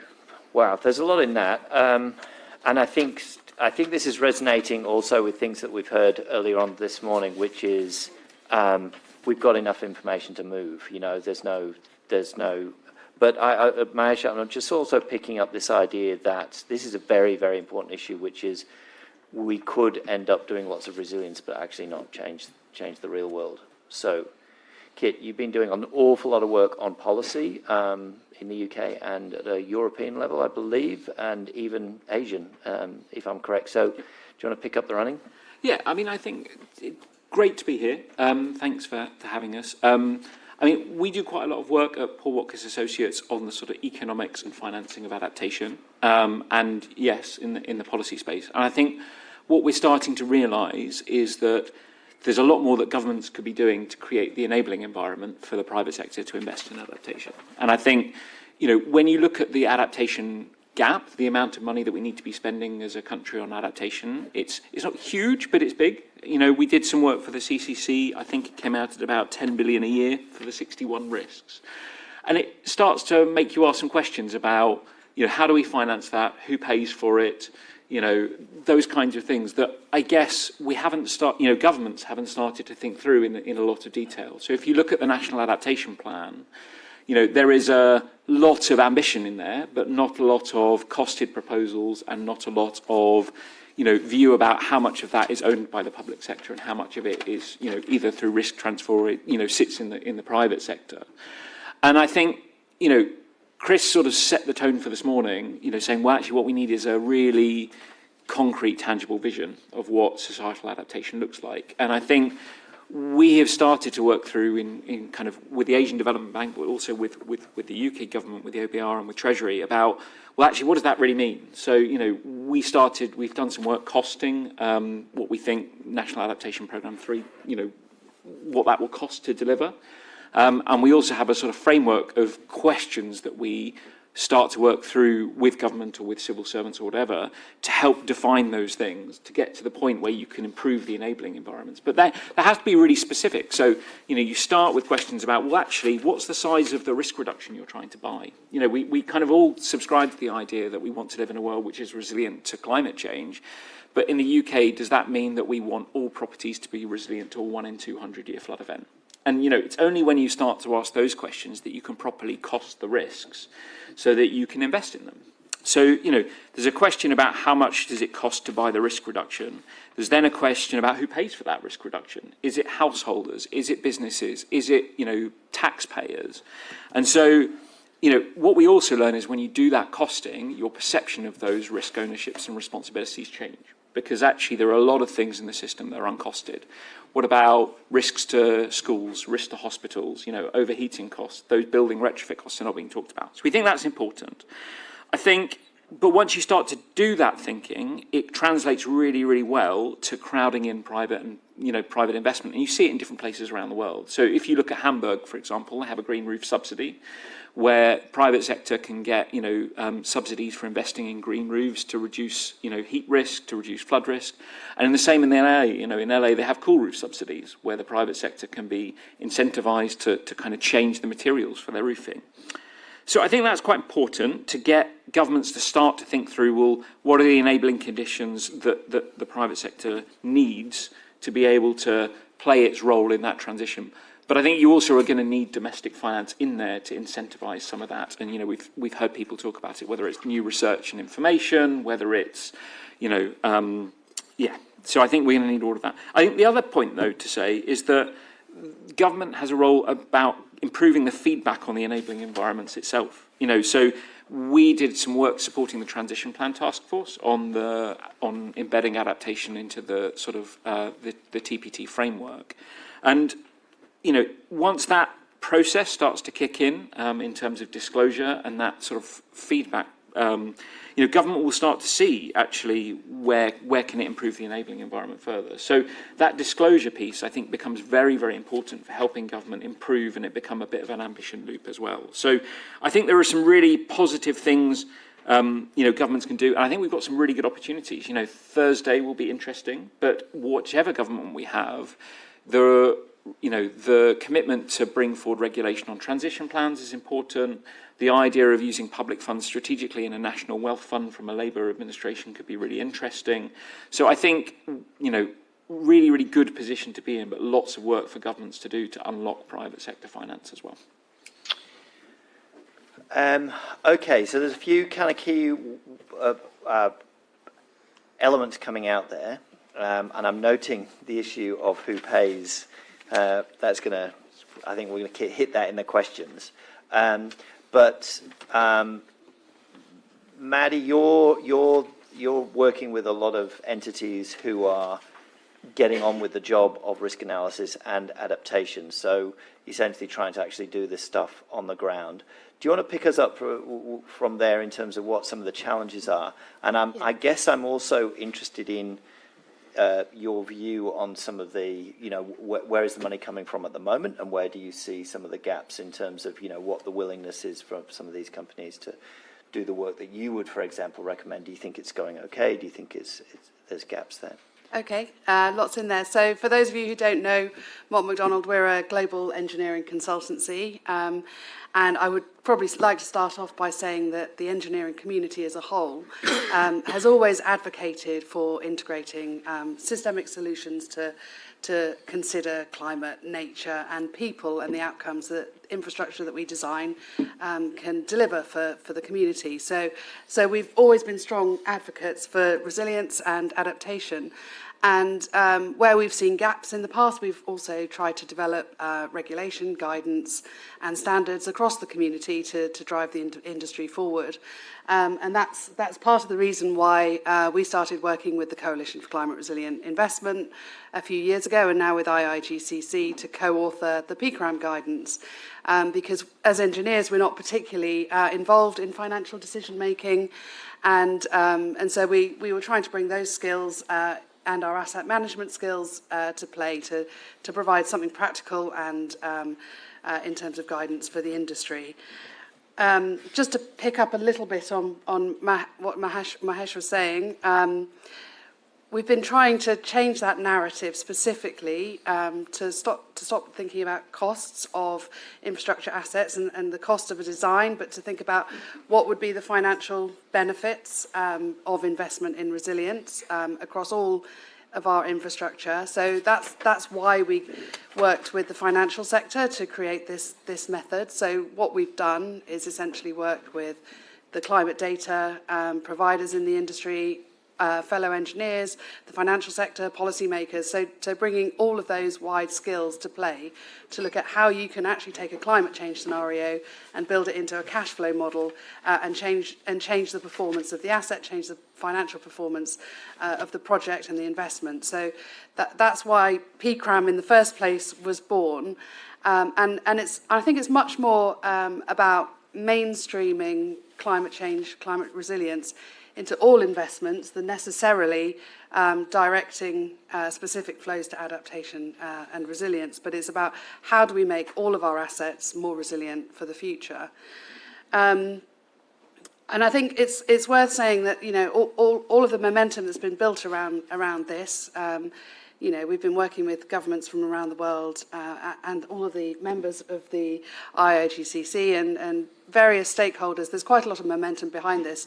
And I think we've reached a point where we're working on case studies. It's definitely good practice. But coming back to the regulation point, we want to see that being translated much more into policy, regulation and standards so that we can start to see these types of approaches being commonly applied across the industry, so that we start to use this in all of our financial decision making and investment planning. And I would say also that I've been really happy today to hear the general comments around needing to move from risk management in terms of identifying risks, reporting on those, to the adaptation planning, and that's where the engineers can really come to play. So then in terms of what our clients are thinking about, there's definitely been our clients are definitely getting more sophisticated. We're definitely seeing clients wanting to quantify their physical risks and wanting to quantify resilience into business cases, not just because it's a good thing to do, but it helps them to attract investment. We're also seeing clients wanting to look at those interdependency risks as well that have been talked about a lot this morning. And then also the scenario planning that Nicola was also talking about. So there's definitely a degree of sophistication that's coming through from our clients. In terms of challenges, I've got a few, and it's probably going to open up a bit of discussion across the panel. But skills is definitely a big challenge. But I think we need to think about this not just in terms of climate resilience, climate professionals in the industry. It's more about how do we upskill our sector. And so at Mott MacDonald, we're building a climate change academy to upskill ultimately everyone across the business and also our clients, so that we can each embed resilience into the work we do. There's also a challenge around collaboration. So as engineers, as I say, we're not necessarily part of that upfront discussion and around investments. So the collaboration between the science and engineering and the financial sector, I think, is really important and something that we need to build on. Data, I mean, there's so much we can say on data, but obviously, translating climate data to be more usable is a really good thing to do. But there's also a lack of data on physical assets, and then a lack of data on other assets that you might be dependent on. So there's just, there's a lot of issues there around data. And then coming back to the policy point, there's clearly a lack of policy regulation and standards, and we would like to see much more emphasis on embedding resilience across regulations and across policy. Okay, some cool stuff in there. Thank you. I'm not going to ask questions. I'm going to throw it straight out to the floor because I'm sick of my own voice, so I'm sure you are too. So, no, really, I think we want to hear from the floor. So start getting your questions ready. Just pop your hands up. Just while you're preparing your questions, I did want to make an observation. By the way, I'll take opinion as well. There's a lot of very expert people in the audience, so if you do want to comment around some of those issues, please do. I think the one thing there I think is quite interesting that you picked up, Maddie, is the difference between where we have data which is at some point, Mahesh pointed out, is good enough. We can move, and I think 3 speakers have said exactly the same thing: is let's not go for just indefinite precision. We can move. And then what you've said, which is we've got gaps, especially on this interdependency, which is where is the substation? Yeah. Where is the telecommunications tower? That kind of thing, which is an absolute gap. Yeah, it's not a precision issue. We just have no idea. So that's I think that's a very significant point. Very well made. Okay, let's go to questions. If we've got the roving mic. Paul? Yeah, Paul Watkins. I mean, so initially I want to sort of raise the panel as well, but also just to put a few facts out there. We have to be careful. Adaptation isn't one thing. It's lots of different things, and particularly in terms of lots of the investment flows we're looking at the moment, there's 2 different types of adaptation. So one is we're building infrastructure and we're trying to make that resilient, but also we're, on the flip side, going to have to invest a lot more in adaptation infrastructure itself. And they're very different, because on the first one, you're building a road, your objective is to build the road and then you try and make it resilient. The second, we might be investing in coastal flood protection, and the actual objective is driven by the adaptation objective itself. Now, we've got some numbers. We do the adaptation gap report every year, and we think, even for the developing world, we probably need $200 to $400 billion a year in adaptation investment, but only 25% of that is in climate proofing. 75% of it is in pure adaptation investment. And a lot of that, one of the problems we have is a lot of that isn't necessarily in the same things that you see in the mitigation space. So mitigation is relatively easy in that you have technical options where you come in with a sort of technology substitution in an existing market. And so you have very clear revenue streams. And there's a lot of opportunity there for the private sector. When we come to the adaptation side, the elephant in the room is adaptation doesn't really generate the same sorts of revenue potential. It's quite often, particularly for pure adaptation investment, it's an avoided loss. I often describe it as spending money to keep things the same. That's kind of not an attractive sell. So you have to work really hard to get your revenues. And I guess the question for the panel is the difference between those 2 types of adaptation. And to put it very much in Richard's context, it's perhaps relatively easy if you've got some infrastructure investments to kind of get that little top up and make it resilient. But if you've got your German bond example, for example, the question is, where does the revenue come back to pay that? Does it come from taxation? Does it come from consumers? And these numbers, there's 25% rules about the same for the UK, we think. But the question is going to be, how do we actually generate the revenues from adaptation? Sometimes you're in a wonderful world, you have some opportunities, but most of the time you don't get a double dividend. It's much more difficult to do this. And in some ways, we almost have to wait for people to catch up and be willing to pay. So I'm sure societies will want to pay for adaptation, but I'm not convinced yet that we're in a position, particularly in the sort of fiscal environment we're going to go to on Friday, that we're really going to have that willingness. And absolutely agree with everything Kit says, of course. But one of the things that we have to be aware of is that we're asking a lot from the public service sector. We're asking them to fund direct adaptation, and we're asking them to help de-risk the private sector. And ultimately, the question is going to be, where is that all going to come from? But yeah. All right, let's pick that up. Seppi, I'm going to come to you in a moment.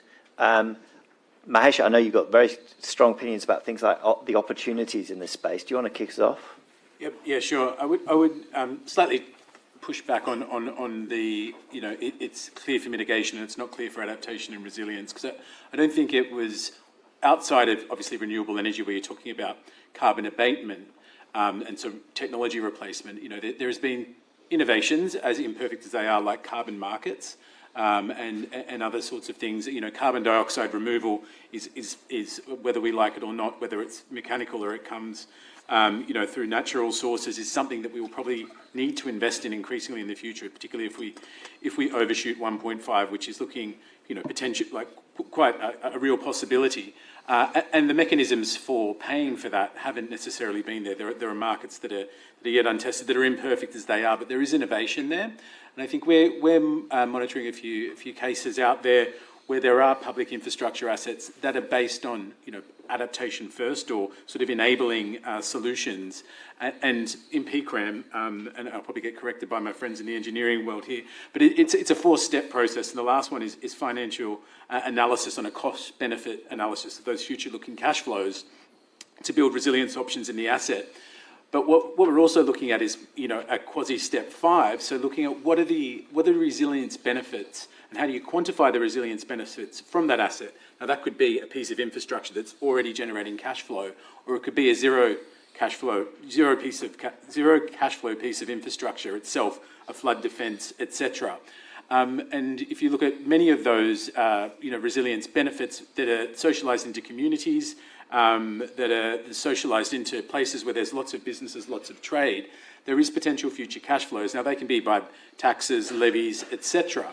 But I think going back to Richard's initial point, the not quite sure of what the actual cause for action is. I don't know if it was Standard Chartered Bank or UNIP-FI or within the principles of responsible banking, but I think they're zoning in on, I think it's between $1 spent today say somewhere between $7 and $15, so split the difference and call it $10 or $11 of future costs for adaptation and resilience. So if you can dig a bit deeper, then I think you have the architecture of the UN and almost every country on earth signing on to the Paris Agreement. You have things like carbon markets models where you can innovate to sort of bring those cash flows in. So whilst it's not necessarily going to be easy, and while selling taxes or levies isn't necessarily popular politics, I think there is mechanisms that we can learn to make these types of adaptation first pieces of investment more attractive. And I think as time goes on, as Paul mentioned, that they will become more attractive because people will understand, people will be spending that $11 instead of the $1 and wishing they had spent it early. So I think, I think it's a matter of assessment. You probably need government to come in and start to quantify what those social and broader economic aspects are, and probably be a bit brave and not be scared to think about new ways or new mechanisms, taxes, levies, or some sort of market mechanism to help provide cash flows to make these assets more investable. Can I push a little bit further? I was going to say, in some ways, this feels like, preventative healthcare. You spend it up front, but at the end, there's a net benefit to the society. But one of the challenges we have is connecting the beneficiaries to the people who are spending the cash. From a policy point of view, Kit, do you want to tell us some of the thinking that is out there? Yeah, so I think that's absolutely right. I mean, just to clarify, I think a lot of the statistics that get bandied around about the returns on investment kind of mix up the economic and the financial returns. So the 1 to 10 number that goes around from the Global Commission on Adaptation, that's economic benefits. So that's benefits to society. It's not the internal rate of return and the net present value of individual projects. And I think, that's where those numbers are a lot lower, and that's why it's really hard. So we worked with a real estate, an asset manager, a real estate company to look at the case for investing in nature-based solutions in Scotland, in Edinburgh, and the only way we could make it work was with a blended finance subsidy. And that was what we did is we went through all the different beneficiaries, and we looked at all the different benefits, and then we quantified those in financial terms and mapped them into the cash flow, and we still couldn't make it work without public subsidy. So I think there is a point about there is definitely a role for government there. I think the other point is about risk ownership. And as the UK's got 61 different risks, and quite a lot of them are public goods in nature. If you look at flooding in the UK, most people are absolutely staggered when they get flooded out and they realise that somebody in a local council or the government will turn around and say, well, you're responsible for paying for the damage to your property. They don't know that.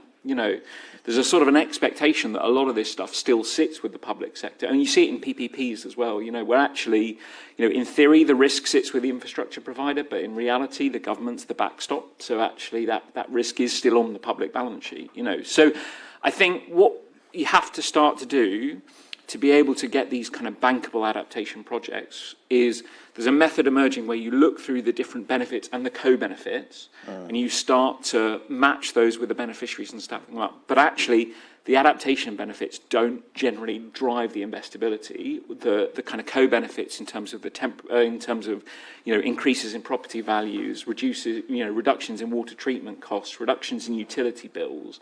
Those kind of co-benefits are the things that tend to make the bankable projects. And I think if you want to start, building on Paul's point about the difference between mainstreaming and, pure adaptation, if you want to start driving pure adaptation, you're going to have to need quite a lot of subsidy to get the rates of return up to the point where people will want to invest in them, I would say.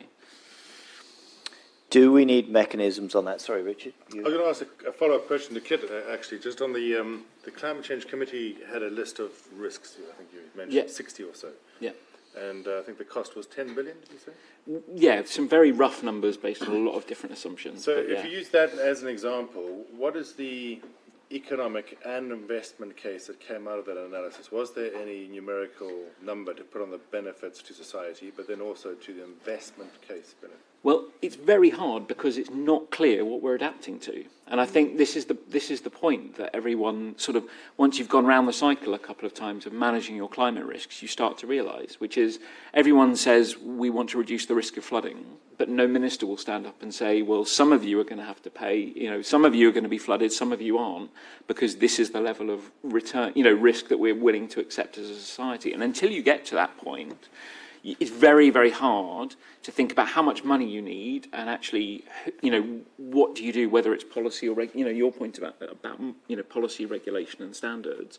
Until you can actually, know what you're trying to adapt to, then it's very hard to work through that process and then kind of get to that point, I think. So we have some very high level numbers, but until some more thinking's done about what we're prepared to accept and what we're prepared to adapt for, I think it becomes very hard. Maddie, just before we move on to another question, when you've looked, I guess you do a lot of, hard engineering, and if you like. I noticed there was someone from Surrey Council here today, and councils don't have a lot of money, but they have a lot of, planning power. But they're potentially some of the entities who are being asked to do stuff, but they're not the beneficiaries necessarily, the homeowners, the infrastructure, all of these beneficiaries. Has that come up? Are you seeing any mechanisms councils are applying successfully to try and raise money from the beneficiaries? Yeah, this does come up all the time, whether it's, with councils, the Environment Agency, GLA, or, it's an issue. How do you attract money for those projects? And it's still an issue as well for some of the targets as well associated with the the net zero targets as well that some of the cities have taken on. I'm not sure we necessarily have the answers to all of those, but in each case we are, needing to bring private sector, community groups, everyone together to address those issues. I don't think there's a one size fits all in terms of the model that would be applied. So you are sitting in on those conversations? Yeah. Great. Well, at least they're happening. Okay. Good. Seppi, and then we've got 10 minutes, so we've got time for a few questions, and then the question at the front. Okay. We can't hear you. Just go up a little bit. That's okay. Okay, so Seppi from Carbon Track. I mean, you've touched on some of the questions that I wanted to ask, but I'm going to bring in some economics. So moral hazard. I mean, we look at disclosures in financial statements to support investors with their allocation of funds towards companies who are transitioning and investors wanting to make sure that they're helping with the climate action. But, I mean, at what point, if there's no financial return for these companies to invest in these projects, I mean, how much should the government be underwriting some of these, non-activities? We heard from the insurance industry, they're having trouble pricing this risk. We heard earlier that some insurers have stopped insuring particular sectors or, geographical areas. I mean, what should we be telling governments and policymakers, even possibly standard setters, about what they should be requiring companies to actually disclose in order to avoid some of this moral hazard, so that they just pass on 100% of this risk to everybody, or they continue business as usual? I think that's a rallying cry. It sounds like a perfect for this week. Let's grab a couple more questions from the floor before one at the front, I think.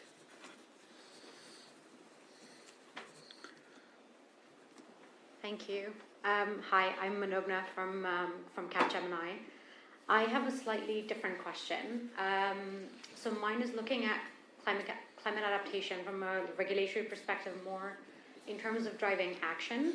So looking at the past panels, especially from the perspective of looking at climate scenario analysis, role of insurance, etc., and also thinking about it from the perspective of climate change having these multi-order effects and cross-sector effects, and also what the conversation we've just had around what can be a bankable adaptation project and how exactly an impact, something like a trigger event like heat stress, can cause impacts on agricultural sectors all the way down to impacts on life sciences and energy and suddenly disrupting institutional services, etc. And thinking about it from the role of financial services, how exactly can we use all of these different types of regulations to better develop those financial products and services to then make sure that certain what are now considered not very well bankable projects across different sectors are able to be bankable going forward, so that we're simultaneously financing the transition but also making the business case for adaptation and making it easier cross-sector to see those multi-order effects, but also adapt to those multi-order effects. Cool. All right. Well, okay, let's go back to the panel. We've got about 5 minutes, so you've got some to put that together. But in fact, these two questions are very, very related, because I think what we're hearing is a question from Capgemini about the bankability, and on the other point, Seppi's point about what's the role of government. And what you guys in some ways have been saying is to say it's very hard to do this without a regulatory environment that does it. And you guys are kind of bootstrapping the regulation at the moment in a vacuum. So can we pick up those themes? Because in a way, it feels like all roads are leading to this crossroads, and the fact that we need it now, and we're possibly in a point where there is coherence across society and private sector and so on, that we're ready for it. So what are your asks? We'll write them up at the end of this, and we'll hand them to... I mean, that's a tough question, both tough questions. I mean, we've heard a lot today that we need a better vision for what a well-adapted UK looks like. So from the very top down, what are we aiming for? How does that need to be delegated down through our system and our sectors? And what are the requirements for business? We just don't have that. So I think it's really difficult. So yes, it feels like we are trying from the bottom up to compensate for that by developing approaches and ways of working where we can protect the projects that we're working on, but we really do need that top-down system level approach. I mean, it's kind of interesting. Completely different topic area, but I draw quite a lot of parallels with where we started with on mitigation and where we are now. So on mitigation, there was lots of, in the start, there was lots of arguing about the evidence, about the types of technologies, about the types of solutions, and sort of no one between the public and the private sector really wanting to, they were all kind of like facing off and nervously kind of walking up to the challenge of, oh my God, how are we going to get this working? And actually where they are now is this really positive ambition loop, where we've seen the kind of the investment in R&D in technological solutions, which means that the costs come down, governments lead it, private sector picks it up, society kind of pushes everybody further, and we're sort of seeing the ratchet effect of the Paris Agreement working. And I kind of think that, we're not there yet on adaptation, but I think there's a really big opportunity over the next 2 or 3 years to build on things like the ISSB standards and the TPT. Because I'm thinking back to when we did CCRA3, and when we were writing the business chapter for CCRA3 about how is everybody doing on adaptation, we did it, LSE did a brilliant survey of what's going on in the private sector, but the reality was we had no bloody idea. Sorry, pardon my French. We had no idea of what's going on because there was no disclosure. So, government's trying to do this with one hand behind its back because it doesn't know what the state of play is. And I think there's a really big opportunity, for the FCA to pick up these regulations and embed them in. Because one of the things that people skip over, everyone thinks the TPT is about disclosure. And actually, the most important bit is that, I can't remember, I think it's step 2, but it's the roadmap of actions. So it's not just what's your objective, it's about how is your business, actually profitable in a world that's, warming. And what are you going to do to make sure that it remains that way? And when you start to think about what does that mean, that's really, really powerful. And it gives government the view of, is this good enough or is this not good enough? And therefore, what do we need to do? And I think that's where I think there might be, and I oscillate between being really optimistic and really negative on this point, but I think there could be a bit of an inflection point and a really good opportunity, because if you get that feedback loop right and government starts to listen to what business is saying and business starts to say what you're doing is not good enough, then, or could be improved by doing X, Y, and Z, I think that could be very, very powerful and drive the sort of, acceleration in the speed and the scale and of the process that we need. I like the inflection point. I hope that's where we are. Mahesh? I would probably just highlight, addressing both questions, I guess, an initiative we were part of last year that continues this year.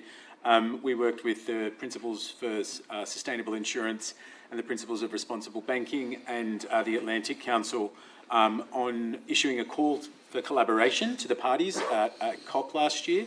So, and in leading up to COP in all of the pre-COP discussions, we met with countries, with the parties, and it was basically an offer from the private finance sector to start collaborating on this now.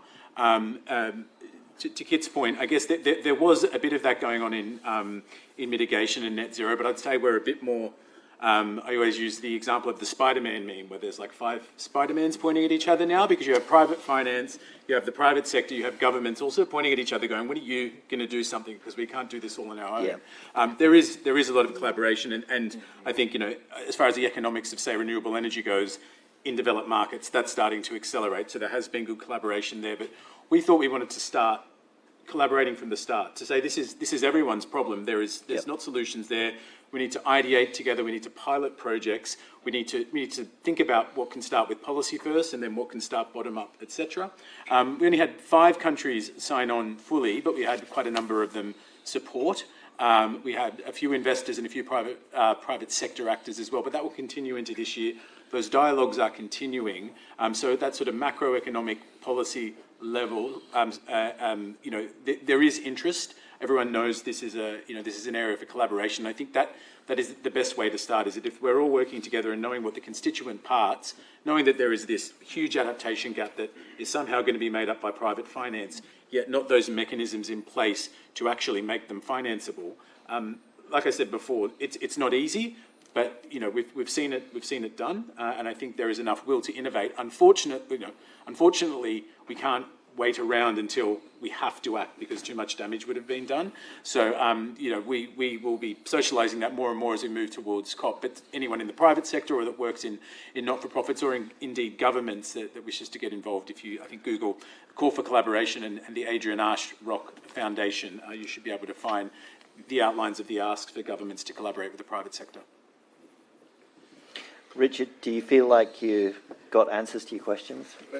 I've certainly learned a lot about how governments and the private sector need to come together to resolve this. I would caution against looking too much at the transition finance as a success story that needs to be replicated.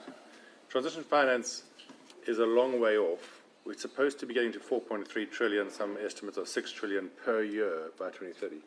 We've got to 2 trillion so far. It's double what's going into fossil fuels, so that's some success.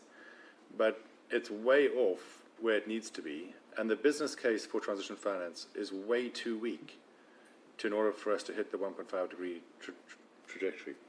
So things like the EU ETS, the Inflation Reduction Act, Contracts for Difference are helping as mechanisms to drive that business case. It's not being driven in some voluntary way.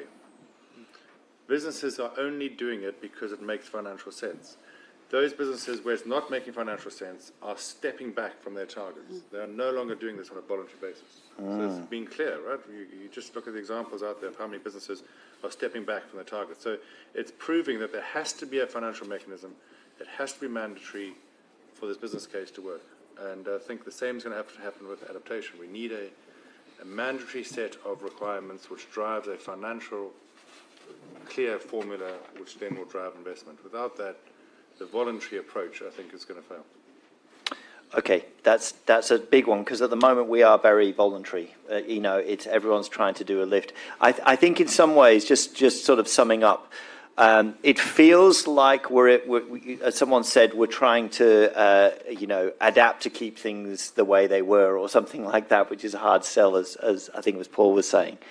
But in a way, I think we can see the abyss of the downward spiral. We can see homes which won't get insured and businesses. We can see them then missing out on a mortgage. We can see banks, investors not having anything to invest in, losing this bankability, as people said, and then governments either picking up the pieces or starting on a lower rates, lower taxable income as we see a decline. So it does feel like not only is that possible, but we're seeing it. We're seeing the beginnings of it in certain pockets. On the other hand, I think what you've seen here laid out is a sort of virtuous spiral upwards, where we can see that through collaboration, everyone is a beneficiary, whether it's the individual with a safe home, whether it's the investor with something to invest in, and where it's governments who are not picking up the tab of repeated extreme events. So it does feel like, I think, Kit, you said inflection point. Hopefully we're at that point. It does feel like you guys know what we need to do. At least we know what it is now. And in some ways that makes it essentially a much easier sell, because I could see this particular panel wandering into Downing Street at some stage to make the case. All right, so thanks very much for our panelists. And if you could give me a round of support.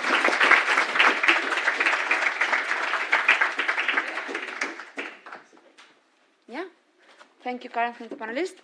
We now have time for a break to kind of refill on coffee or tea.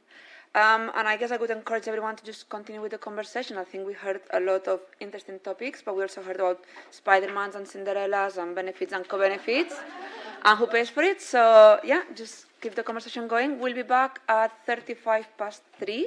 And I guess we'll start gathering everyone back 5 minutes before. But, yeah, thank you, everyone, and see you in a bit.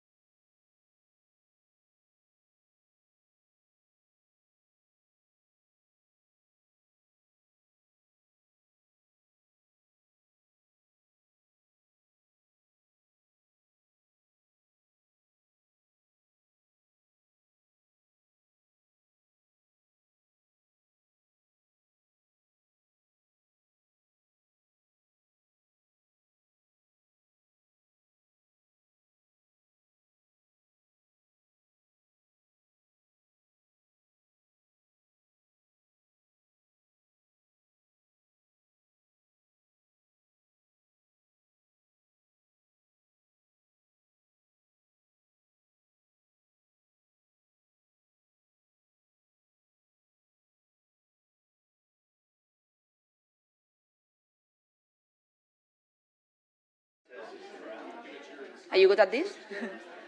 Hi, everyone. If we could come back to the room. Hello?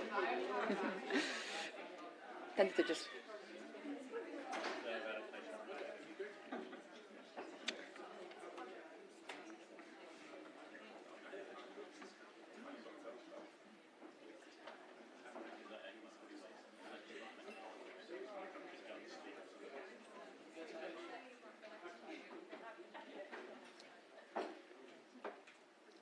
Okay.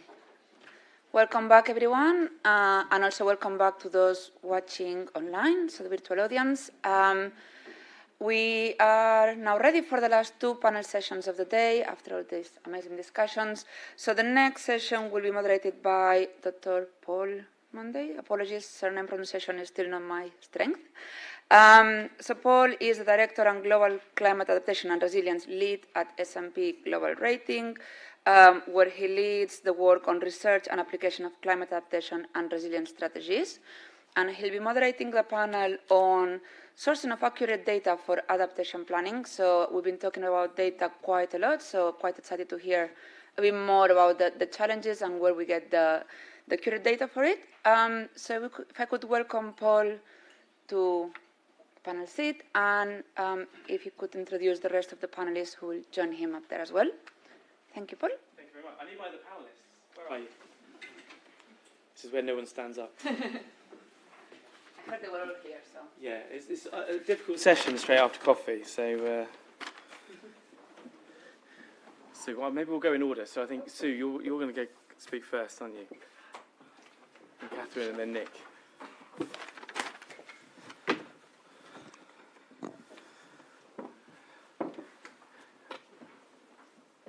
Right, thanks everyone, and thanks for still sticking around. So we've kind of talked a broad range of topics today so far, and I'm just going to kind of recap briefly. So we've talked about kind of some of the impacts from climate and weather in the UK.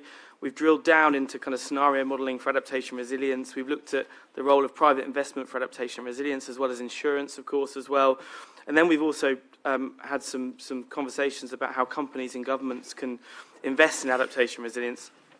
And now that kind of brings us to what adaptation is kind of taking place at the moment, and indeed the kind of data that can be used and can be useful for that process. So I'm joined for this session with Sue to my right from the CDP. So Sue is the Director of Thought Leadership at the CDP, and they, of course, are the global non-profit running the world's environmental disclosure system for companies, cities, states, and regions. And she's got some new data to talk to us about today.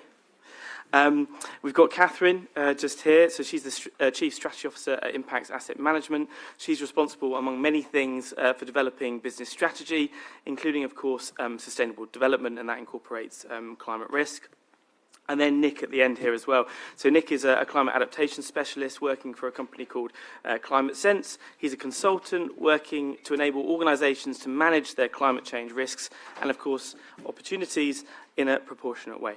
So we got talking late last week about kind of what we wanted to focus on in this panel, and knowing what was kind of coming before us. So we kind of settled on a few things, and hopefully we'll tip these off as we go. So this discussion is going to talk about some of the trends and some of the progress that we're seeing in adaptation planning, some of the data challenges that exist, and we've talked about some of those in previous sessions already, and also some of the possible solutions, and then also a bit towards how better data can help drive investments in adaptation and resilience as well.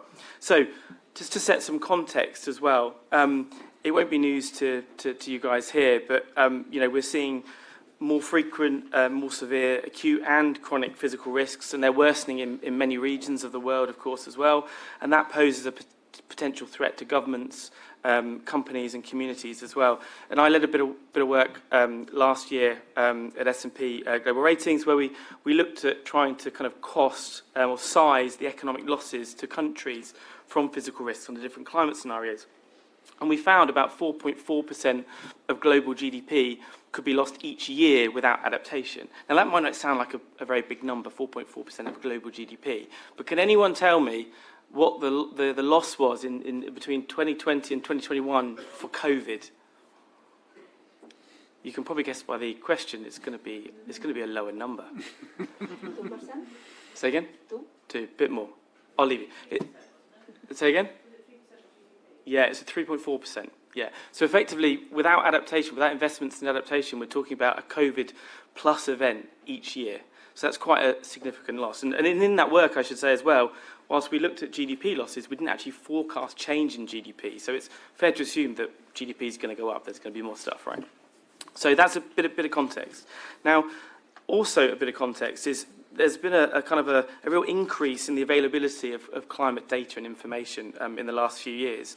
At the last study I saw in 2021, there's 370 or so climate data companies just in Europe alone, so the availability of data is increasing. However, when I did a bit of work recently, when we looked at the progress of companies on adaptation, looking at about 6,800, call it 7,000 companies, only about a fifth had an adaptation plan, and less than half of those were planning to implement an adaptation plan within a decade. So to look at it the other way, more than half were either planning to do nothing on adaptation, they didn't have a plan, or it's going to take them longer than 10 years to address any problems. So that's a problem, and that implies, the implication therefore, is that progress on adaptation is not keeping pace with worsening climate hazards. So a nice, joyful start. So what I'm going to do now, I'm going to turn to my first panellist, Sue from the CDP. So you collect lots of data, lots of information, and you're going to tell us, hopefully, about some of the trends that you're seeing in the data, in the context of the kind of both the breadth and the depth of adaptation plans. So over to you. Thanks very much, Paul, and hello everybody. Thank you so much for inviting me. It's a really good opportunity for us because it's probably fair to say that adaptation and resilience has not been the dominant area that CDP has been collecting information on. So this has been a great opportunity for us to start looking at what we've got under the bonnet. And as Paul mentioned, we do have some shiny new stats which we pulled out especially for this discussion and hope to build on. So I'm excited about that. But just briefly, so what CDP does is we take environmental disclosure from companies at the request of usually financial institutions or purchasers, and we collect that data and put it into the world's largest corporate data set on environmental disclosure, and then we supply that data back to the companies themselves, the investors and purchasers, and anyone else who wants to use it. And many of those data houses that you referred to will be using CDP data as part of their products. Environmental disclosure has obviously been supporting companies in building resilience to climate change. They do assess their climate-related risks and their plans to address them, and that's the information that we've been capturing and will inform the building of their resilience. In 2023, over 23,000 companies, which represents 2/3 of global market capitalisation, disclosed their environmental data to CDP. So when I say we're working at scale, that's the scale. And it's growing. The appetite for disclosure data is absolutely accelerating. Last year alone, we saw a 24% growth from the previous year in disclosure numbers. That means 8,000 companies started their disclosure journey last year, disclosing for the first time, and we're expecting to see a similar leap again this year. Most of the data I'm going to share with you is either drawn from the single snapshot last year, or the trend data will not be drawn from those first disclosures. It will be drawn from companies who've been disclosing to us for a period of years so that we can pull out a trend, so that there's a slight difference in where the data comes from. And it's probably just worth touching on the scale of requirement for this data as well. We take disclosure from companies at the request of investors, usually. And the investors last year actually, who are requesting companies to disclose to us, there's 700 financial institutions requesting disclosure to CDP, and together they control a quarter of all global financial investment assets, which is something like almost $150 trillion worth. So that's the appetite out there for the data. Thinking now about risk identification and what the data can show us. We know that a thorough assessment of risks and vulnerabilities is a crucial first step in identifying and planning for effective adaptation responses. And over half of the companies disclosing last year on climate reported identifying exposure to climate-related risks that potentially pose substantive financial or strategic impact on their businesses. That's over half of them disclosed that. When we look at trends, and this is the new data, so drum roll, we see a positive trend in the recognition and reporting of climate-related physical risks. So we ask for 8 different risk categories, including 2 that are physical risks, which underpin the idea of resilience and adaptation, so acute and chronic physical risks. There's been a consistent increase over the last 5 years in the companies identifying exposure to climate-related risks. That's gone up from 66% in 2019 to 80% in 2023, which is the most recent complete sample that we've got. When you zoom in, so that's all climate-related risks. When you zoom into the ones reporting the physical risks, which are probably the key ones in adaptation planning, and we see a more fluctuating picture, but it's over half of them are identifying climate-related physical risks. So that's a really substantial number of companies telling us there's a significant real risk that they can identify now that's got an adaptation solution. When we think about the financial impact of those physical risks, we see an increasing trend, lower numbers disclosing. So we see about a third, 31% in 2019, 5 years ago, reaching 40%, so almost half last year.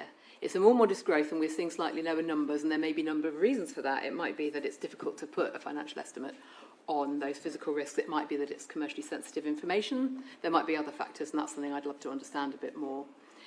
But when we take it all together and look at the cost of risks and the response to risks, we see, and I think there's been some discussion earlier today about this, we see that the cost of risks is about 4 times greater than the cost of responding to the risks. So when we talk about the physical risks that companies have identified to us, they're telling us that the estimated cost of those physical risks is about $1 trillion, and the cost of responding to them is about $249 billion. So that really is a very strong case to start planning for and investing in solutions to these physical climate risks that underpin the concept of resilience. This is the last little chunk of the new data, but when we look across the picture, the companies with the sectors with the highest numbers of companies disclosing physical risks are power generation, financial services and infrastructure. They tend to be the ones that are more likely to tell us there's a substantial physical risk. The regions you probably would expect are Africa, Oceania and Asia. They're the places where companies are more likely to be identifying a significant physical risk, climate-related physical risk. So that's new stuff. That's lots of interesting information that we're going to delve into a bit more, having had this prompt.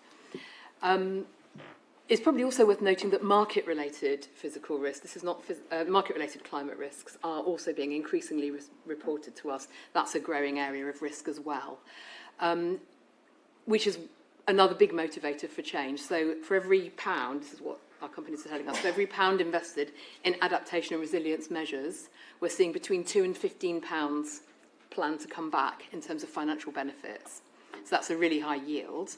And there's some particular sectors that we can pull out of our data that show us where you might get some strong responses there in terms of adaptation and resilience actions providing significant financial value. It tends to be cost savings and avoided losses. That tends to be the source.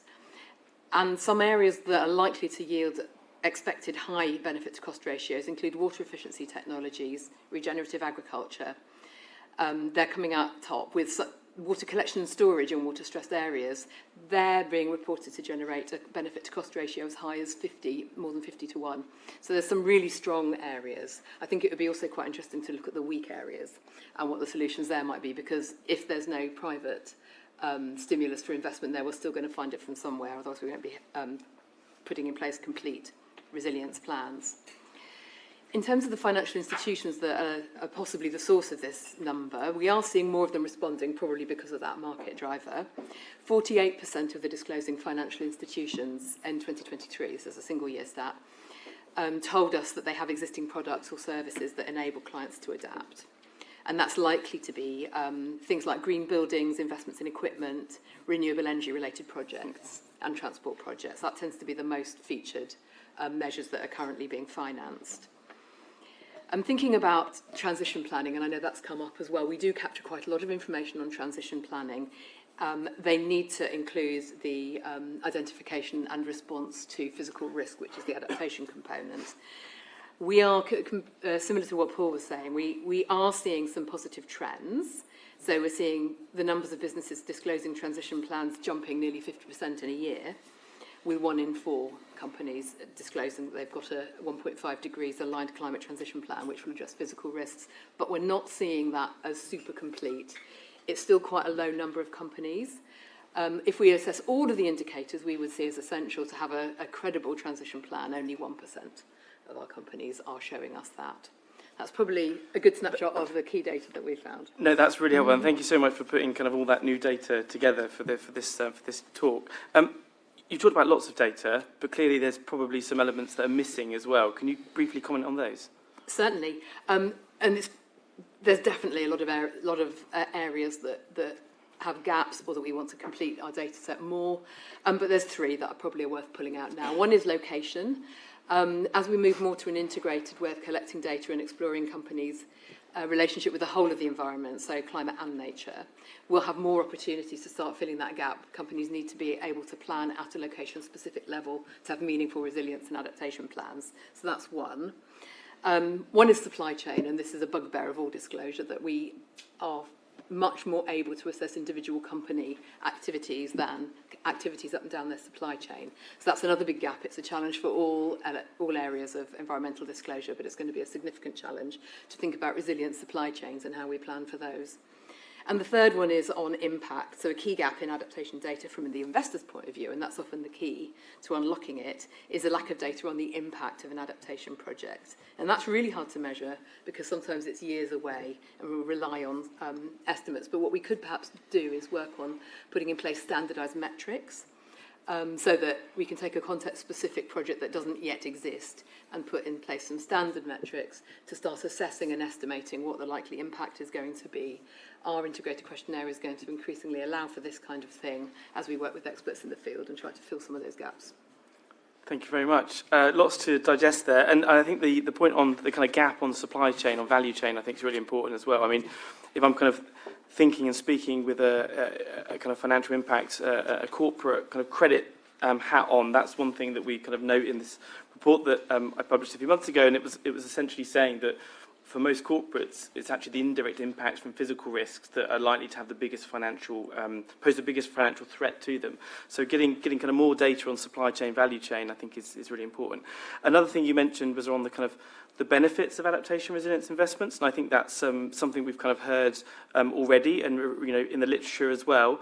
I wanted to then turn that to Catherine, who sits as an asset manager, and to get your perspective, and maybe you can tell us also if those benefits are playing out in the conversations you're having. So I'll start off and ask you, do you think that better data is improving risk management? And maybe linked to that, what data do you see as being needed by investors to kind of better assess those risks, to try and encourage more investments in adaptation resilience? Yeah, look, thank you very much, and I'm delighted to be here this afternoon. So I'm kind of representing a couple of hats, an impacts asset management hat, but also recently I've been co-chairing the Adaptation Working Group on behalf of the Climate Finance Risk Forum with the FCA and Bank of England. And our report due to PERDA to the government election this Thursday isn't being released and will be in September. So I won't be able to talk about it in a lot of detail, but I can give you some of the inputs, if you like, that the finance sector have been working on over the past 6 to 9 months. So just on the first point, I think better data is really key in this space. And I was very cognizant of what you just said. Adaptation and resilience happens at a specific location. And as an asset manager, Impacts in our climate strategy for quite a few years now has had an adaptation taxonomy because we see it as an investment opportunity. And I can't reveal the data, but it's performed quite well, actually, compared to the mitigation. So often in adaptation, we talk about this myth of it all costing. But I think it's interesting, your stat, over 40% of people in your survey are now having adaptation as an investment opportunity or products and services. And like when we did mitigation, I see people in the audience I've been working with for 25 years, we now know what we need to do in mitigation in terms of, in the energy sector, it's about decarbonisation, energy, renewables. We know what we need to do in transport, it's about electric vehicles. If I was to turn around to you and say, okay, what are the top 5 measures in each sector to improve the resilience or adaptation, would you be able to tell me? And I'm not sure we could. And yet it is starting to be known. Mott MacDonald with their clients has this amazing database, for example. So I think there is some work to do in terms of data about what are the investment opportunities. But then the second thing from Impact's standpoint, so through the Adaptation Working Group, we actually worked closely with Nicola Ranger at Oxford University and Jason Lowe in the Met Office to ask kind of a basic question. Well, what scenarios should the finance sector be prepared for in terms of adaptation? Because the NGF scenarios are very top-down and macro, they're not bottom-up. And so in this report, we'll be talking about a framework for scenarios to prepare and disclose. And the biggest barrier that we see as an asset manager is when we invest in a stock or we invest at a company level, and yet where the resilience is needed is generally at a location. So a good example is, Siemens might have over 240 sites globally. Do they disclose to us where their hotspots? Are they prepared for adaptation across the globe? And we're starting to ask those questions in engagement. But what would be really helpful for us and through CDP and others is to say, well, where are you exposed to different hazards? And so part of the work that we've done in this Adaptation Working Group, and you'll see, is a release of a hazard database to say where's good quality hazard data, but also where is there asset level data available, because it's not consistent, and then what taxonomies there are. So this is the definitional point about where are the investment opportunities. Thanks, Catherine. And I think there was a point made earlier by Ingrid from the GRI when she was talking about kind of there's lots of data and it can be very useful, but there's also needs to be kind of help in trying to understand what's most useful and dissecting it in that way. And I kind of that kind of resonated with me, and I wondered kind of in that context how you've worked to kind of overcome some of those kind of barriers with working with data, doing kind of scenario analysis and also with kind of disclosures as well. Yeah, I mean, there's three things I would point to. I mean, the first thing, it sounds obvious, but transition plans now need to be adaptation inclusive transition plans, because we're at, unfortunately, 1.25 degrees above pre-industrial levels. So the net zero path, which we all think is essential to meet, and we have to halve emissions in the next decade, is also now an adaptive path.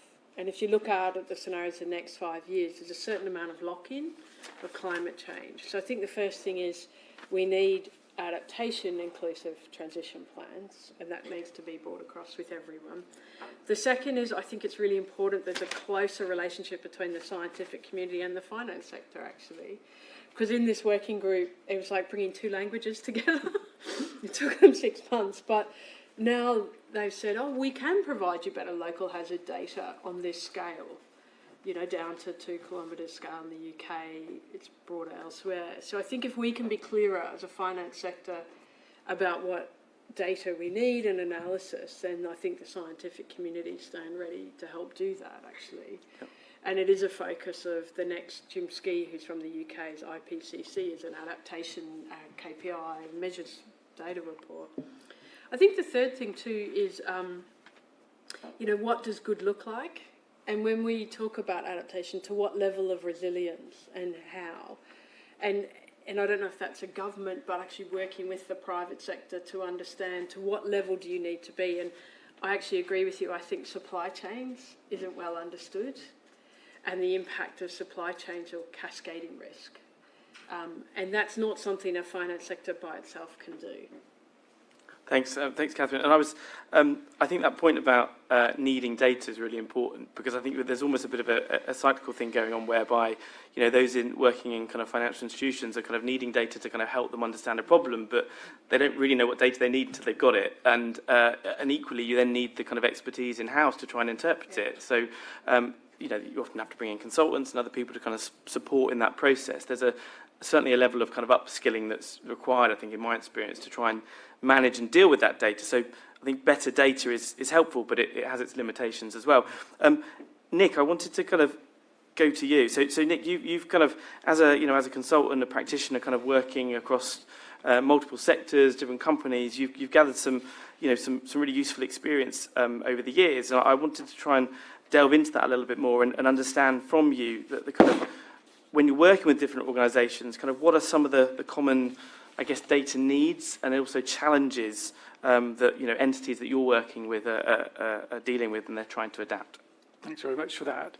So just to frame the way our experience is when we look at our exam questions, sourcing accurate data for climate adaptation planning. Let's just reflect on some definitions of what the components of climate risk are. And the physical risk is the potential risk. The actual risk is the effectiveness of managing that risk. And so, bearing those things in mind, a very common experience for us is that we may engage with some techies, right? And you provide the climate risk analysis. And to begin with, they wonder who these crazy green loonies are who are going to talk about this alleged thing called climate change. And then you take them through a series of scenarios, a rapid adaptation pathways planning sort of exercise, and they get it. They start relating their experience to it. And yeah, these things, it is different. We are experiencing things we haven't experienced before. We do get the logic of this, right? They have to work out that whilst yet they're ready to take the idea that climate change is increased extremes and more frequent extremes, but the data we get is about the level of the extreme, but not the duration of the extreme. So they would like some more data about that. Is it, a peak temperature? Is it for a second, a minute, an hour, a day, a week? What is it? Because that makes a lot of difference about thresholds and what have you. But they're ready to hold a level of uncertainty and conceptuality and take their technical experience, and they start to realize that, yep, this all makes sense. Doing this exercise really makes sense. It's good practice. It feels we're being professional. We're exercising our professional expertise, and we can see how this works, see why it's valuable. We want this way of thinking in our business. And so emotionally, they go like that. And then they come down very quickly the other side. So they've seen the value of the physical risk. They understand the nature of the physical risk sufficiently, lots of uncertainty, but sufficiently to be credible. They then look back into the organisation and see that the organisation is completely unequipped to put any value on that analysis. And so in terms of data, the accuracy is about hitting a target, isn't it? So, but is the target in the right place? So what we start to see is that the data shows us that the more mature an organisation becomes, that's about the target, the nature of the target changing, so they are able to make more value of that physical risk analysis. So those are some of the things that we're starting to see, but also in one bit of an organisation will get it, but it's the C-suite that doesn't. All right? And the number of people who we've seen burn out or just even give up even before they've tried when they say, we've got to get the finance department to change the way it does its investment case scenario to have any chance. That's no point. So in that case, then, what are some of the strategies that you're seeing that kind of entities are employing to try and manage those risks and uncertainties? So what we're finding is that if we can generate data for the champions within an organisation, on the physical risk, but also generating data on how well equipped the current decision making is in the organisation, some benchmarkable data, how well it is equipped to managing that risk. That's powerful resource for the champions to present to the leadership team to say, look, this is the bit of the way we make decisions that is holding us back. We know this stuff, we're not able to act on it because of these reasons. And if you compare it to other people, we're either the same, but everyone's inadequate, or we're lagging, or actually we're ahead of the game, whatever it is. So that sort of data is powerful in shifting conceptions, because one of the things for leadership teams is they don't want to look stupid. If you're early on, one of the reasons you don't act is you don't want to look stupid in front of your mates. But if you can show that your mates are doing a bit better, then they're up for it. Absolutely, no, it's a really joking aside. It's a really good point. I also wanted just to quickly, because I want to leave a bit of time for questions as well. In your work, have you got any examples of where kind of better data has kind of led to an improvement in the resilience of kind of assets themselves as well? So let me give you an example of the British rail sector. Right? They are increasingly getting on top of their detailed physical risk analysis of individual sites, stretches of track. But they then come together and realised that as a sector, no individual part of the sector is able to make a decision which enables the whole sector to be resilient. Right? So they came together and they started describing their situation, their experience of being in the different part of the sector, who affected the options that they had. And so we had everyone from DEFRA, Department of Transport, through to supply chain, both in rail services and infrastructure. And we started to have a conversation at that level. And so 2 examples of things that happened.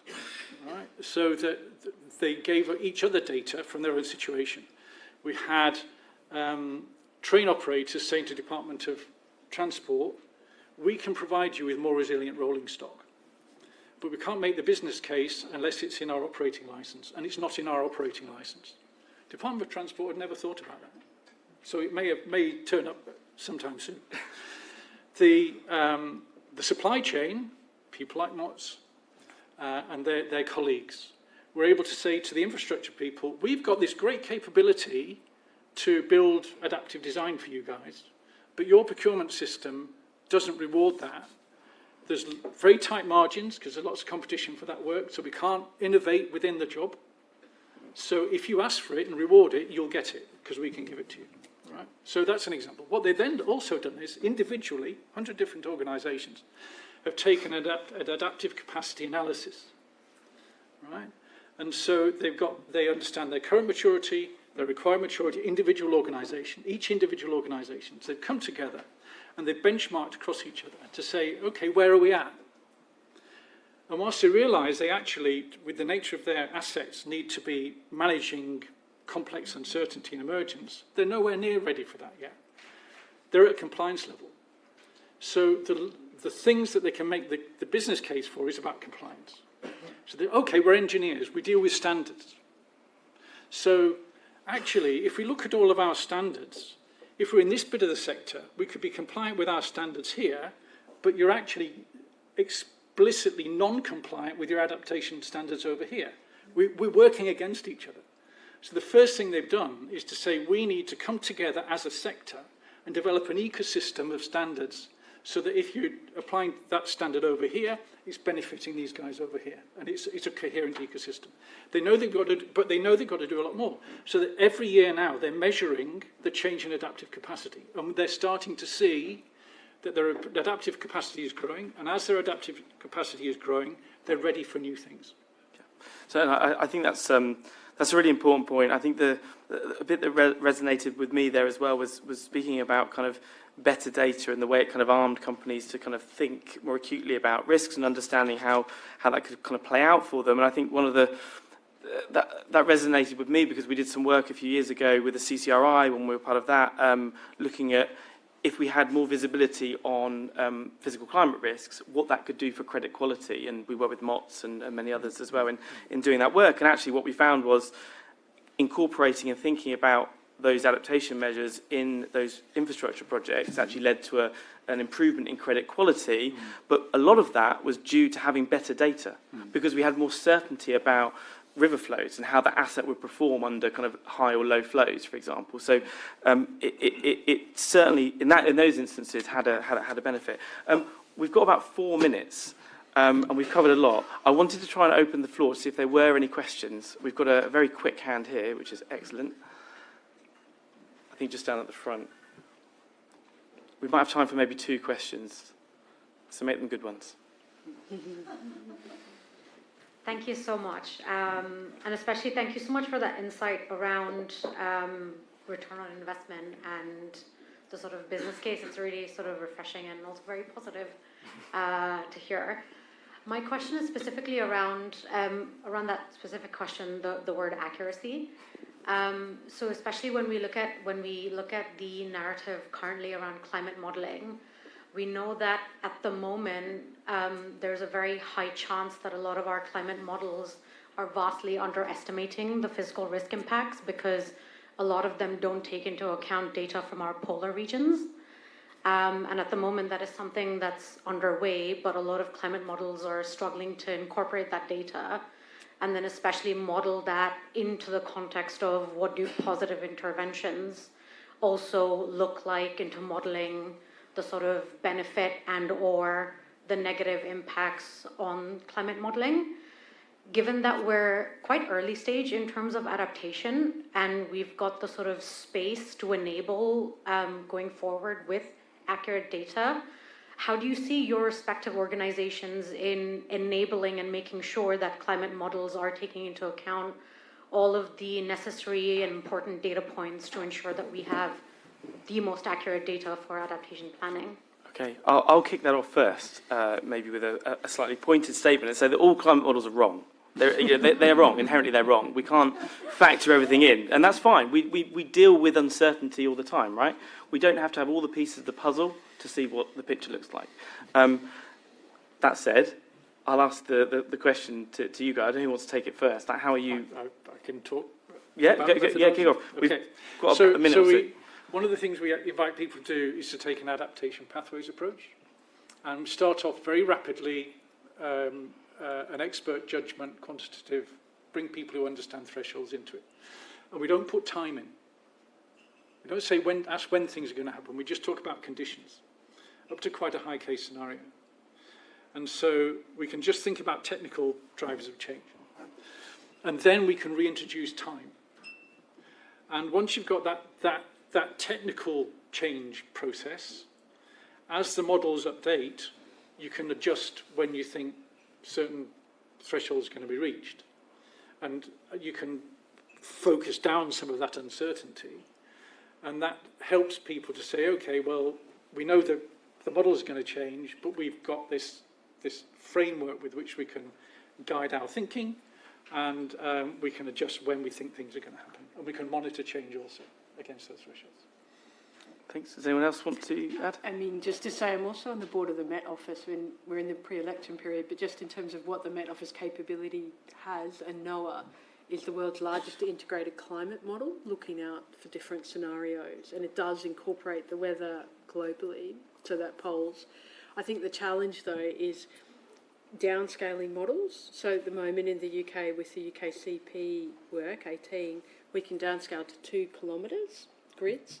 But if you look globally, it's 5 or 10 kilometres, which in some places is too coarse. So there is a question, I think, about how do you get Met offices globally to collaborate to do more in this space. The only other thing too is a lot of that data is freely available, and with ECMWF and Copernicus, but people like service providers out there take that and put it into black boxes, which then the finance sector use, and they give us risk scores.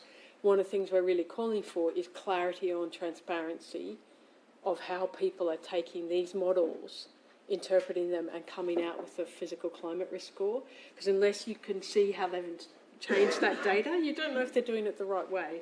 That's a fair point. And I mean, I can't comment on the development of the scientific models, although obviously it's crucial, but the one comment I do have is the acute physical risks that we're talking about are only 2 of the 8 risks that companies are responding to when they're thinking about it. The others are regulation, current and emerging, legal, the market conditions changing, their reputational risks, and technology. So even if we aren't able to enumerate very accurately what the real and growing physical risks are in terms of underpinning resilience planning, companies are also responding to 6 other kinds of risk.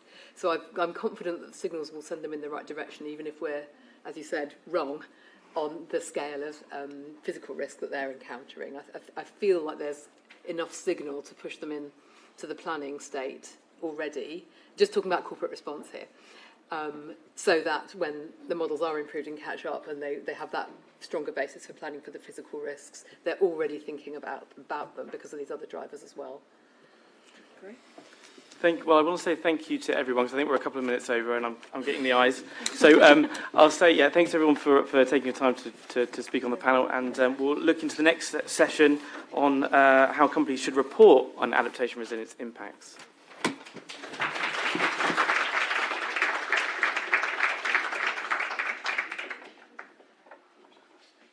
Great. So I hope everyone still has a bit of energy for the last panel of the day. Last one on the list. So let me introduce Faith Ward. She's the chair of the Institutional Investor Group on Climate Change, IIGCC. I don't know how many C's I should include there.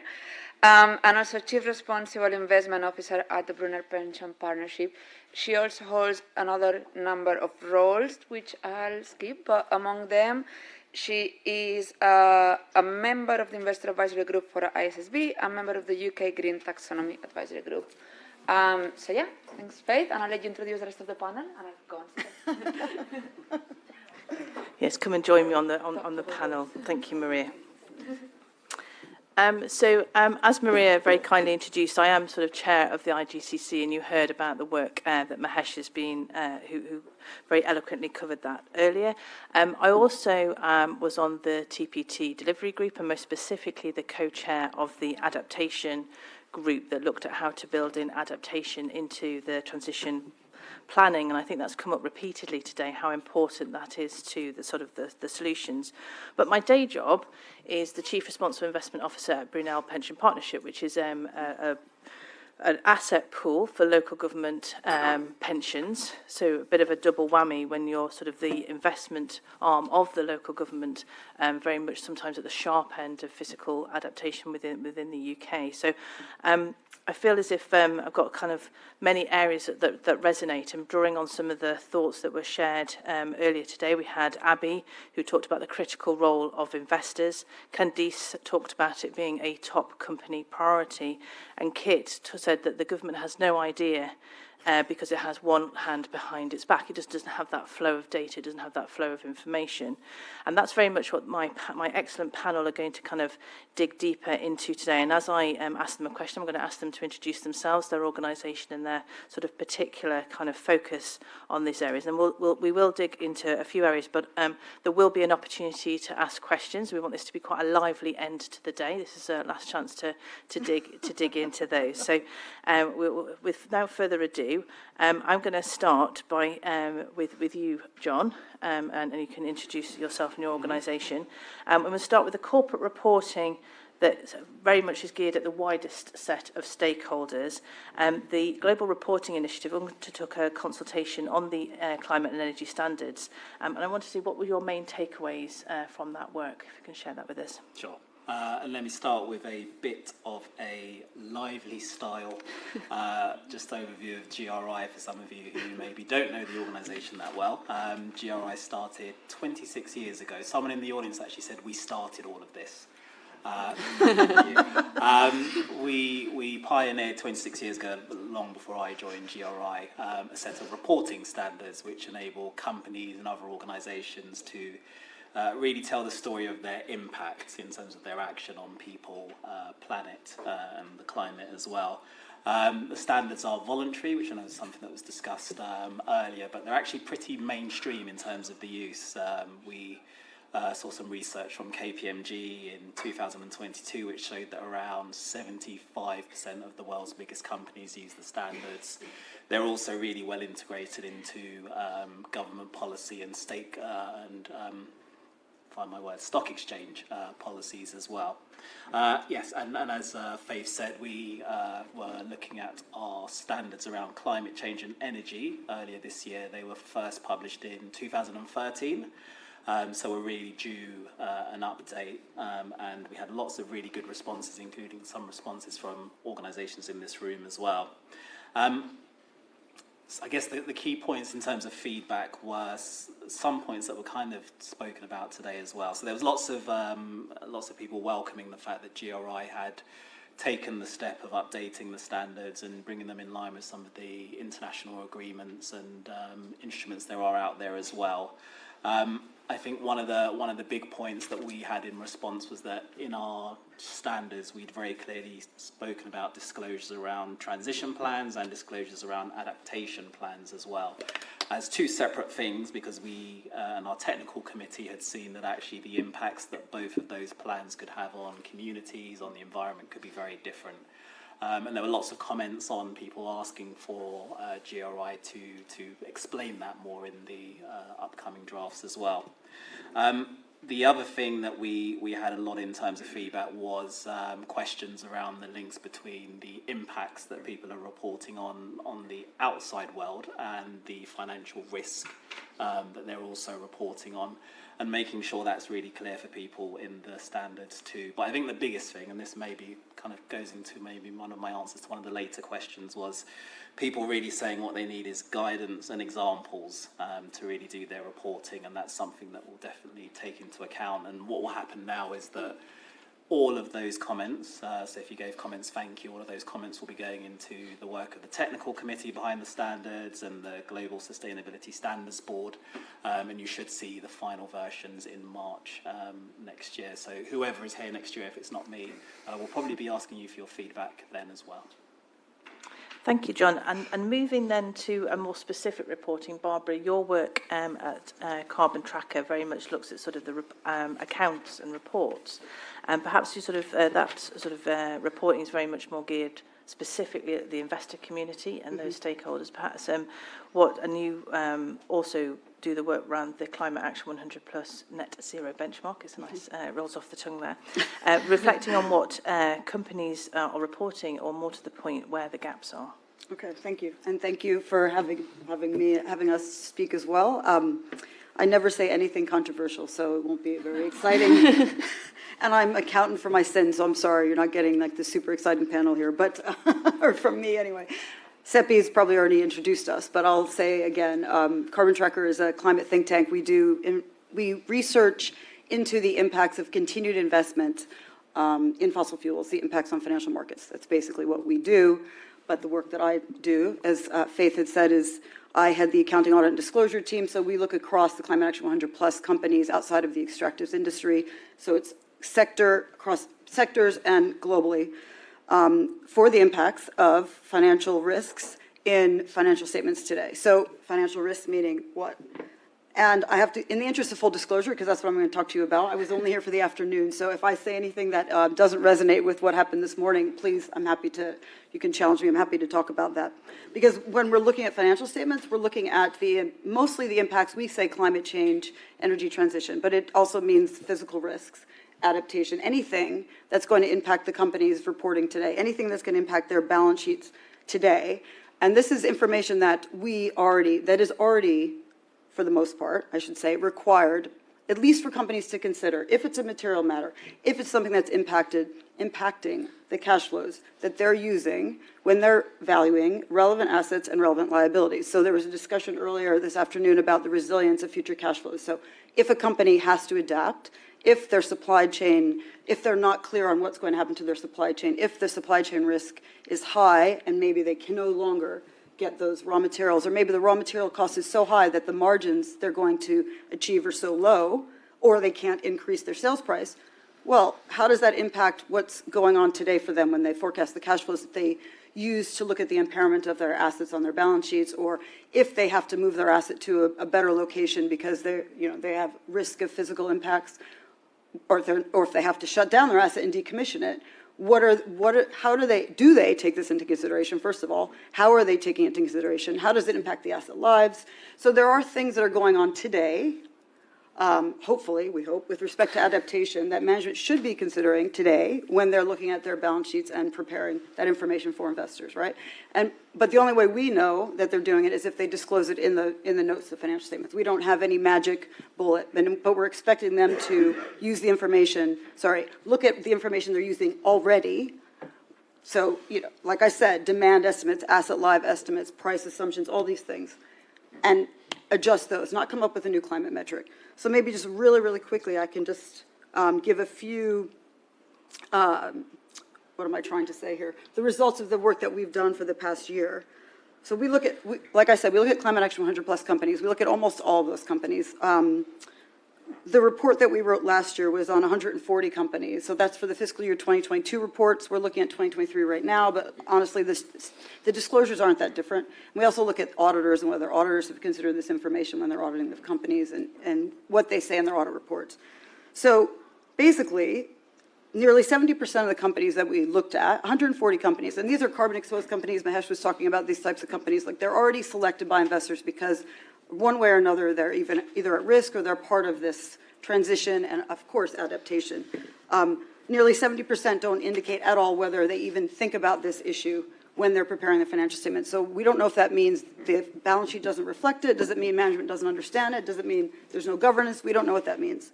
81% provide no information about the assumptions they're using to prepare their financials, which they need to provide, because investors have no idea what's going on in there. Otherwise, there's no way to adjust the models. You don't know what companies have assumed. So, I mean, out of 140 companies, no company provided a consistent climate narrative, which means when they start talking about whatever is going on outside the financials, so for GRI, you're going to have, right, all that other kind of holistic reporting, or the ISSB, or the TCFD, or the TNFD, all that stuff that's really important, or your adaptation plan. No one provided consistent narrative saying, okay, we've got an asset that's, you know, we need to adapt our strategy, or we need to adapt our assets, or we have these targets, but you can't tell that the assets they're using are going to be wound down, or they're going to stop using those, or their costs are going to change, or they're including this in anything they're using to prepare financials. Auditors, only 20% of the auditors said anything about considering this. And 94% gave no information about potential impacts of alignment with net zero. That's not required today, but investors are looking for it, and a lot of companies are trying to, you know, move in that direction. We're talking about 1.5 degrees. So, okay, that's just an overview of the work I do. A short answer. It was a very comprehensive answer. Thank you. And just I'm to, done, actually. I'm done. And just to resonate, that we use, as an investor, we use the Climate Action 100 Plus Net Zero benchmark extensively. We use the indicators even more broadly. And we do use that to kind of equate companies, and probably our analysis of the companies that we invest in very much mirrors that analysis that you've provided, which is one of the weakest indicators is that integration into corporate accounts. And we've actually elevated our own stewardship policy to really elevate this in terms of that we'll start voting against relevant directors for the lack of this disclosure, because we do think it is absolutely fundamental to those. So, and obviously the purpose of that stewardship, the purpose of kind of really putting that is to try to motivate, I suppose, companies, or reward companies for taking that more positive action. And we do want them to improve. And so that very much leads me to you, Maria, because, I mean, very much your role and that of EcoAct is to actually work with the companies and actually help them to navigate this challenge and respond to both the challenges set out by Barbara or by myself as an investor, and also deal with the bigger picture of those stakeholders as set out by John. So how on earth do you manage all of that with the companies you support? Yeah, well, lots of challenges, and as Barbara said, not there yet. So I guess the work we do at EcoAct is work with companies across sectors and geographies, trying to help them navigate the work around climate change and how climate change might impact them. So that covers helping with understanding emissions, decarbonization pathways, and thinking as well also about kind of net zero journeys, adaptations, and so on, and trying to integrate that in a holistic way, because we've heard this morning we cannot think just about adaptation separate from how we're going to reach net zero. So trying to kind of bring all that thinking together. But I guess in terms of summarizing like the state of play at the moment, in terms of adaptation, I think companies are just not there yet. We see very few companies that have a full understanding of their physical risks, that have gone through a quantification, the financial impacts, and reflecting that in their financial statements, as Barbara was saying. So just the thinking about adaptation is not there, maybe because mitigation has taken a priority, as we also heard this morning. And companies are not ready, maybe because it's a complex issue. There is lots of data taken into account, lots of decisions. Dealing with uncertainty is something that makes everyone uncomfortable, but it's needed. So yeah, it's kind of starting to have these conversations, integrating it with the journey in terms of net zero. It's kind of integrating with the transition plans, which hopefully will give a push to adaptation, but there's lots to do. So kind of like lots more work to be done, and hopefully more push from more carrot and stick, as I think I was saying earlier, in terms of like investors requesting data, a request for disclosures to improve, and so on. So I think beginning the journey, some positive movements, but still not there. No, super, and I think we're going to explore kind of perhaps some of the steps forward we can do with that. And one of the things we've heard quite a bit about is data. That seems to come at any conversation in any conference I have on any topic, more or less. But also, we've also touched on some of the tools. So it does feel as if the toolkit we have is starting to evolve in a very beneficial way, and we're starting to see a lot more coming out there. So maybe Barbara, go to you first, and then Maria, to identify kind of what are some of the tools kits that you're seeing out there and the data gaps, and just generally just digging a bit more into the weeds. So if I go to you first, Barbara. Yeah, so I'm not probably going to answer the question that you're asking me, so no.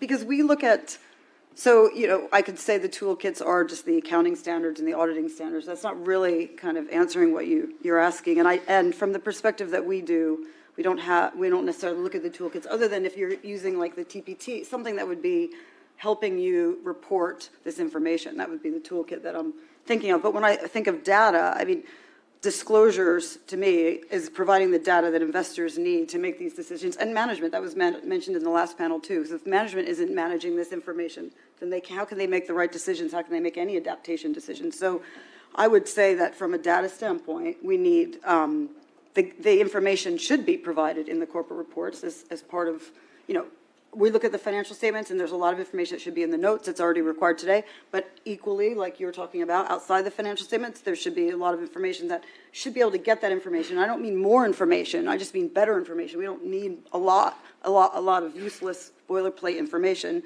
and also information being quantitative, right?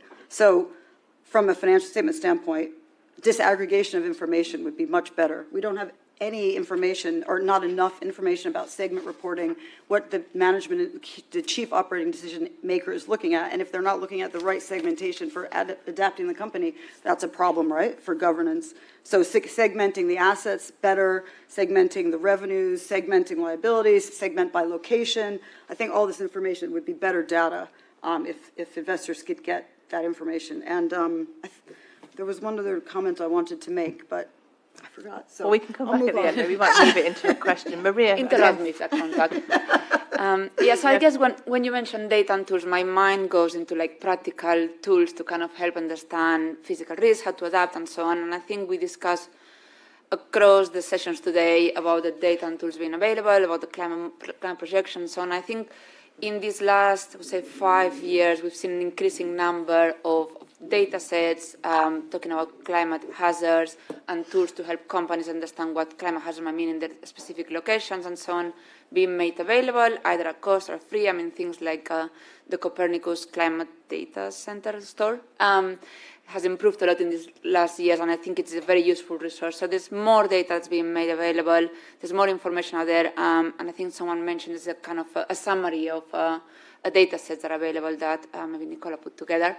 So I think there is an increasing number of data and tools, but what I guess there's still a challenge is for companies to understand what should they be using, try to understand what the information provided exactly means, kind of like stepping out of that black box number results, but kind of what am I looking at, what does this mean, and what is it not showing me? And I think a lot of the data and tools that we have now still show information only on the hazard and exposure. So where are we? How are we exposed to flooding, overheating, and the other physical risk? But I guess the information that's lacking, or the tools and data we're missing, is that granular information on how are my assets prepared, where are the vulnerabilities, what is it that I need to understand about my company, about my assets, that's not making me prepare for the future climate. And I think that's data that companies need to work to kind of really understand within the organization. It's not something that external tool can provide, but they need that guidance on what should I be looking for, what are the characteristics of vulnerability and adaptive capacity. So I say that's still a gap there. And the other gap that I mentioned, just because I really like uncertainty, is really kind of embracing uncertainty and just accepting that there won't be one number when we talk about future climate risk. There'll be a range, and we need to accept that, and we need to work with that and change the shift from I want to make a decision on a number to I'm able to make a decision on a range. And I think was earlier I mentioned like adaptation pathways and kind of like that storytelling and just looking for different ways, I guess, to work with this data. And certainly it's one of the things that you just feel like there's just a mass of information. Yeah. And I'm very much hopeful, a bit more optimistic note, as we turn to you, John. Say, is there a role for technology to help us manage this whole mass of data and information?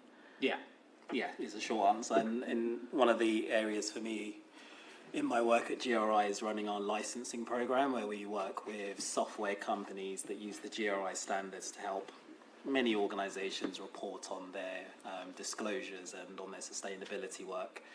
I guess what we've seen is a big growth over the last 3 years. The programme has doubled in size, also huge leaps in sophistication of the tools that are available as well.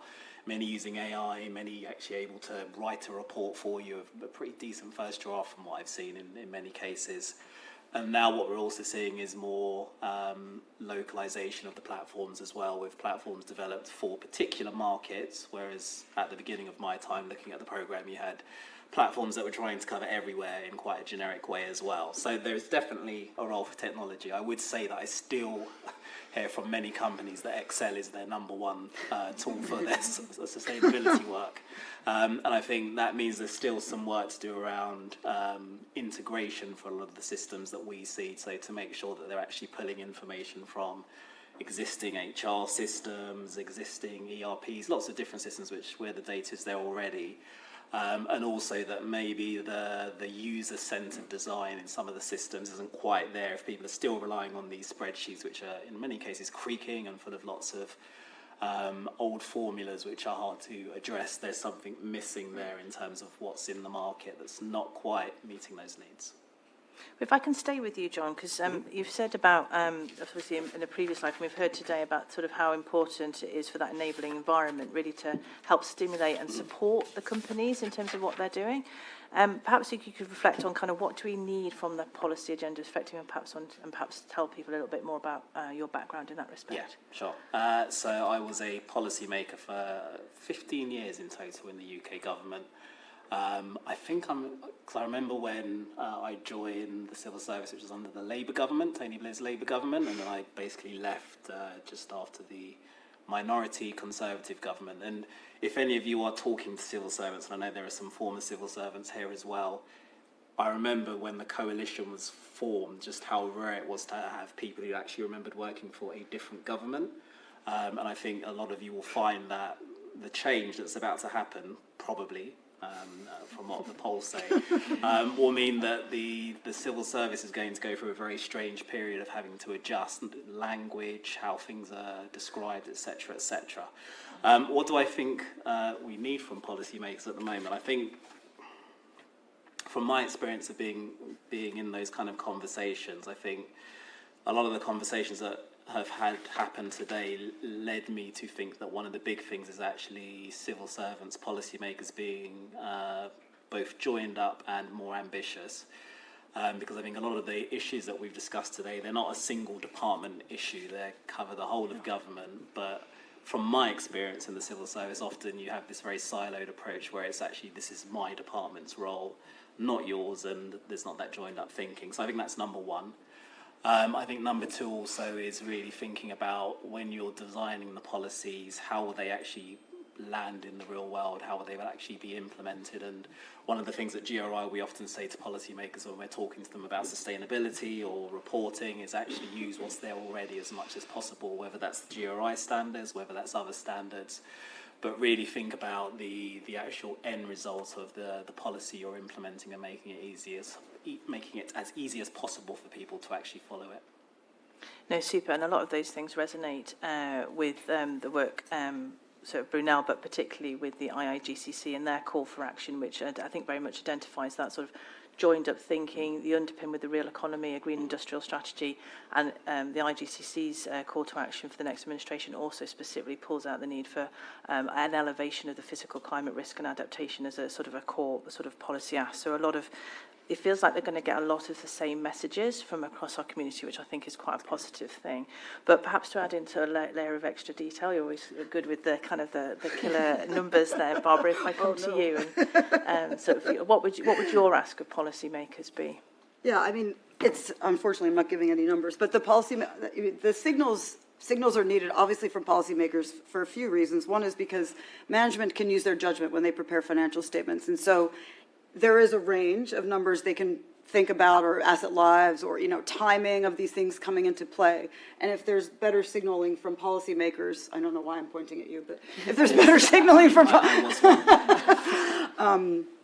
then management has less movement there. They have to build this into their financials. The auditors have to really challenge them and enforce this, and it'll be better, at least I think, financial information that will show more about what's going to happen with the transition, adaptation, et cetera. So better signaling, whatever that means, but we need to know, there needs to be more thought in what's coming. And the other piece of that is so that investors can shift and put more pressures on companies. Because when we talk to investors, I don't know how you feel about this, but there are a lot of investors saying, well, we don't see anything happening out there with the policies, so we're not going to shift our money, and we have a fiduciary duty as well, if they're managing a pension, and so it's like they're caught up in this weird cycle. Definitely trying to build capacity across every aspect, I think, in particular companies. Is there something that companies are particularly looking for from the next administration? Yeah, I mean, I'd say like any signal using work as bara of leadership and ambition that comes from out there, from the company that supports them in kind of making the case for adaptation. I think what we find within companies that you have the sustainability or climate team or their TCFD working group or whatever governance structure they have around climate risks that really wants to make an impact, that lead to a change, but they find barriers inside the company. Maybe like adaptation is not discussed at the C-suite level or board. And I think if there is these signals from what's coming external and kind of the pressure there from investors, from policymakers, that kind of helps make the case and builds momentum and kind of helps companies understand that it needs to be done, whether they want it or not, and that's important to do. I'm going to stay with you, Maria, and turn the tables a little bit on myself and go, like, as an investor, as the investor community, what in 1 to 2 sentences do you want us to be doing in that, if I'm representative of that? So I'm actually going to steal some words from John from a second ago, because he said guidance and examples. And I had that summarized in a couple of sentences, but I think this is the 2 words that companies are looking for when preparing their disclosure and we're building their adaptation plans within transition plans.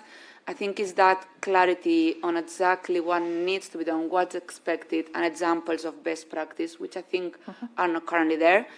And I would add to that, if I can, is also maybe clarity on the terminology. I think within the climate practitioner or climate world, we use a lot of acronyms, we use a lot of difficult terms. Acronyms are everywhere.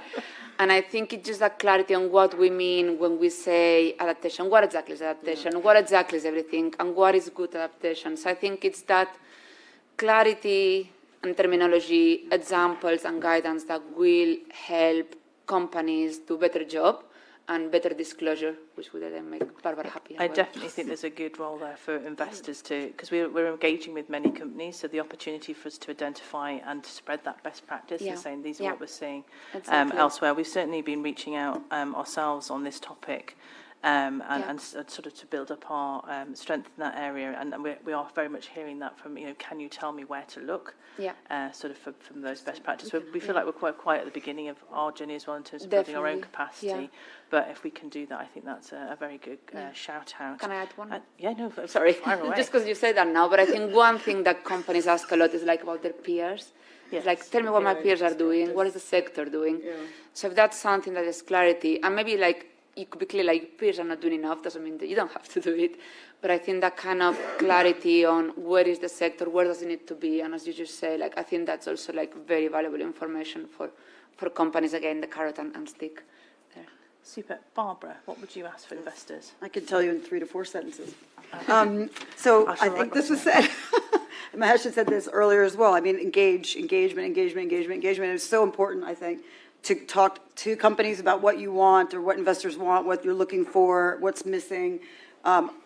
When we talk to companies, which is not that often, sometimes they don't even know, I don't know how this happens, but they don't even know what they need to be providing to investors, and that's what they're that's why they're providing, in my view anyway, maybe not yours, corporate reporting.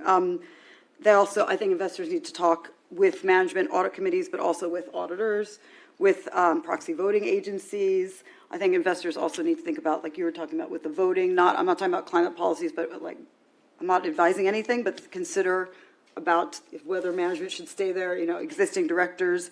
Also, actually, dialogues with regulators, policymakers, auditors. I know it's not great, standard setters, but because that's also what we hear when we talk to these other bodies. Well, we didn't know investors want this. We didn't know investors are missing this. And, I mean, I'm sorry, that's not an excuse from their point, but investors shouldn't always have to instigate this, but unfortunately it sounds like investors need to be maybe responding to consultations or something, or just voicing more what they're missing, what the gaps are that they need. I'm leaving with a very long to-do list, which is marvellous. Right. And John, I mean, obviously we've talked about sort of the accounts and perhaps the perhaps more traditional way in which an investor looks, but my beneficiaries like to see the bigger picture, if I'm honest, in terms of that real impact. So maybe from a GRI perspective, what would you have the investor community do?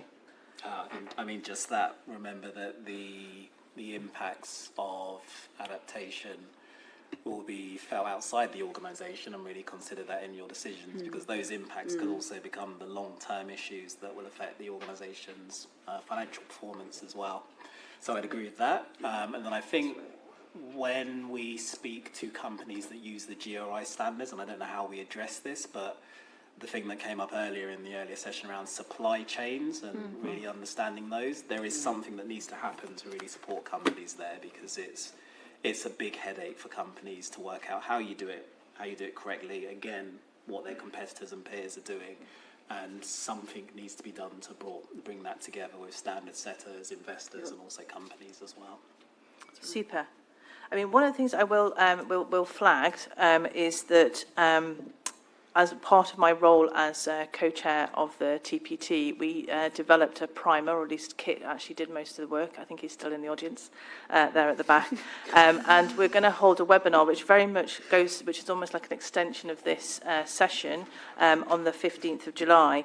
And that's going to look at kind of corporate reporting and how to support preparers, how to support the companies in what they need, and you'll get sort of input from myself as an investor, also from Katie Spooner from the Environment Agency, and Nicola Ranger, who you've heard from today. So very much that multi-stakeholder approach. I think that's one of the things I take away from today, that if we're going to take action on this, it's very much going to be a team effort. So do join us, and if you want, we'll send out details. City and Financial very kindly will forward some details of that, so you can dig deeper into this particular issue at that occasion. But before we wind up today, I would like to open to the floor and invite you to ask questions of anybody here on the panel. So fire away. So I'll take your. So can I be a bit provocative? I'm going to be a bit provocative. So I think we're being too hard on companies who are not reporting their financial risks from their disclosures.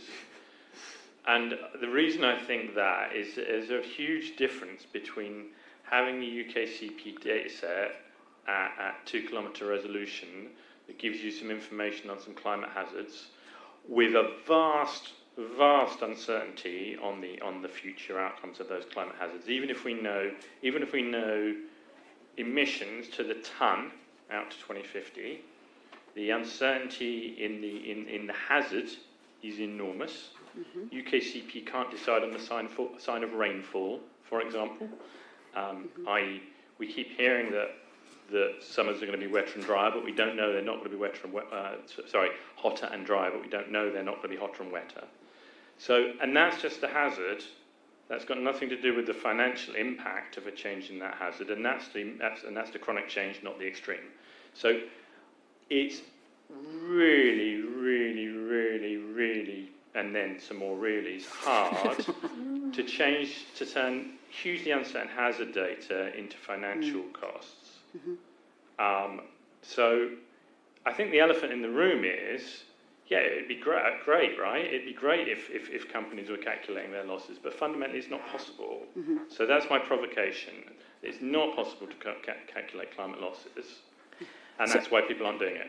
Yeah, so I'll start, and then I'll obviously bring in Barbara on the details there. So I would say that what we're looking for is companies to be reporting at all on the climate. So there's a whole other vast array of other stuff that they're also not reporting, for which I think there's a lot more clarity around their forward-looking CapEx plans, for example, on decarbonisation. I think for me, where I'm looking for the physical risk is probably just an acknowledgement in the notes. Just tell me that this is a hell of a lot of uncertainty, and these are the spaces or where I see vulnerabilities, uncertainty. That would be a step forward, because at least then we would know that they even recognise the issue, and that might have an impact on this number. This is the number I've got today, but I know it's uncertain. At the moment, we don't even have that. So just slightly to jump in there, but just from somebody that's sort of also been kind of advocating for more precision within our, because the accounts is where it hits the road really, and from an investment perspective that's where we've got to start. If we're actually going to get my community to pay attention to it, we've got to embed it there. But Barbara, I mean, that's a great answer. Oh, sorry. Thank you. I mean, look, we're like Faye said, we look at not just adaptation. So there are other risks that will impact the information they're using today. Okay. But if you're just talking about this the adaptation that they haven't yet incurred because it's uncertain, it's out there, nothing that they've already had to move equipment or planning to do something. Okay, yes, they can disclose a discussion about this. We have this risk that's sitting there. Or, I'm sorry, but management knows how to deal with uncertainty in accounts. I mean, we've got these 15-page pension plan notes that the actuaries are doing some kind of, God knows what they're doing. So there is uncertainty in accounts today. They could do a range. I mean, obviously there are parameters and rules around that, and the information has to be reasonable and calculable. And so I would challenge that they should first at least give it a try. And if it's not possible, yes, tell the investors that. but I think what we're seeing is that we need to sort of, I suppose, be supportive. I think we're trying to create a very supportive environment. I think what I'm also heard is I wouldn't want it to be a disincentive for being the first mover in terms of disclosure. So how do we create a safe space? And that's when we have to interact, I think, with our regulators as to how do we make sure that they value those disclosures and actually sort of, if you like, maybe even create safe harbour in terms of that technicalities around, produce that stuff out there, but you won't be held to it in order to actually sort of break that deadlock in terms of some of these disclosures. But I think it is an important area and a fair challenge in terms of it is really hard to sort of crack that in terms of the detail. So any of my other panellists, anything to add on that one? If not, I shall take another question from the floor. I mean, GRI looks at the impact side of this. One of the things that's, if you look at the GRI standards that we do for this, because we have the same question but on other disclosures and other sets of information, is that we advise companies to be very clear on what they're emitting and why they're emitting, and really describing that to the reader of their reports and other stakeholders so that it's transparent. And that seems to work well for a lot of companies because then they can find the gaps and then start adjusting and improving things in the future as well. Can I make a comment about the gaps? I think the gap comment was already made earlier, but just to follow up on that, if there is information that needs, if there are better disclosure examples that companies need to understand how to provide, and investors want companies engagement with maybe that needs to be come up with the standard setters on the accounting side. I think there is a lot of information out there that's already required that isn't being reported, so they can already address that. But maybe that needs to be another thing that needs to be done, on the side, is start talking to the standard setters. We need better examples, illustrative examples about adaptation. How do we get this into the financial reporting? Super. Always slightly scary to ask a member of your team to ask a question. Go on, Vaishnavi. Not a hard one. We've already touched upon the importance of peer comparisons. I was wondering if Barbara could share some good practice examples from companies or sectors that are quantifying and reflecting physical climate risk in financial statements today. No. To be honest, the examples that we find that are so good practice are probably going to be more around, I think we would probably classify them as transition risk, I think, if we're defining adaptation physical risk. So I would say the good examples, just to kind of ignore the adaptation piece, and give you a good example would be around where companies are disclosing how they've considered impacts of the energy transition or demand decline, demand destruction on forecast assumptions they're using or forecast cash flows. But from a physical impacts, I don't think I've seen anything. Seppi, have you seen anything? No, I mean, you'd expect to see that kind of information in the impairment note to sort of... sorry, thank you very much. Specific names? So, yes, so we do see some disclosures outside of the financial statements about how these risks might impact a company, and you might find a plethora of disclosure about how we've considered this, and yes, our plant and equipment can be washed away by floods or whatever it might be. But what happens is that doesn't translate in any discussion in the notes of impairment, because what you would expect is if that is that would be an indicator of impairment. If such a thing might happen, then actually we would have to start assessing and we would expect a company to discuss how they have brought that into their valuation of plant, property and equipment, and unfortunately we're not seeing that, and that's part of the challenge, and that's what we're trying to highlight and engage with investors and regulators and standard setters to try and get that message through, and auditors as well to challenge that. I can give a couple. I was going to ask for names. Given the fact that we're going, this is a very positive thing. It's identifying best practice. I don't think that we should be too shy about perhaps calling out some names that people can go and read reports of. Yeah, I mean, remember, this is disclosures. This doesn't mean they have a good transition plan. But oil and gas companies like BP and Shell have provided a lot of information about consideration of climate risk, the energy transition in their financial statements. They've talked about different types of sensitivities of especially upstream and exploration assets to achieving sometimes 1.5 degree net zero. Glencore also provided some interesting sensitivities of if they had assumed alignment, like we're on the pathway to 1.5 degrees today, net zero by 2050. I think all their coal assets will be written off today, and that was, I think, billions of dollars. I can't remember how much. But those are good examples of providing information at least investors can work with and then move forward with that. And there are probably 3 companies that have been at a pretty sharp end of engagement for quite some time. So it just goes to show that we do need to perhaps to have that communication, that dialogue, in order to get to that place of disclosure. And I'll direct you to the ESMA publication. They put out a publication last year in October about good practice disclosure. So that might be helpful for people. We publish Flying Blind. We've got like all this information on our website. It's Flying Blind series. Yeah, we input into that as well. So just a bit of a plug. But if you do want examples, that is. You gotta promote our stuff, Seppi. Well, our stuff as well, but we input into that. But if you just want to see good practice, a list of good practice, then that's also another source beyond Flying Blind that you could go to. So don't just take our word for it. How's that?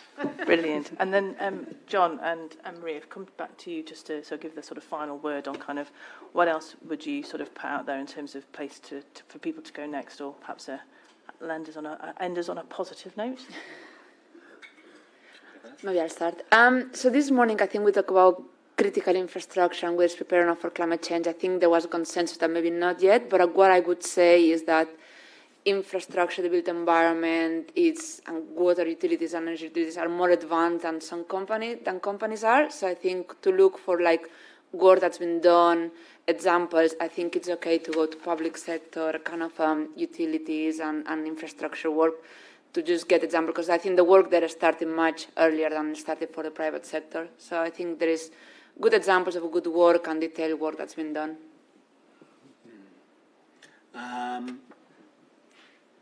I don't live in the UK anymore, despite my accent. I've lived in Amsterdam for the past 4 years, and I'm acutely aware that this is a very UK-focused event. My note of positivity, and I think the note of kind of connections to be made, is that outside of the UK, people very much still look at the UK as a leader in this area, which I think is a positive. But also that there are connections to be made with companies across the world in many different areas who are thinking about exactly the same things. And I think there is an opportunity to build a community around a lot of what we've been talking about today, which could actually be very powerful. And finding ways to do that and spaces to do that, I think, is going to be very important. And I leave today having learned a lot, but also positive that I can probably make some connections with people I've met here today, with people in many different countries as well. No, that's an excellent note to finish on. And Maria, I'm going to invite you to do our sort of closing remarks and probably focus on that sort of city and financial global, and that sort of global component of your name sort of sums it up. But whilst you sort of prepare this, but if I could thank the rest of my panel for this one, and to you, Maria.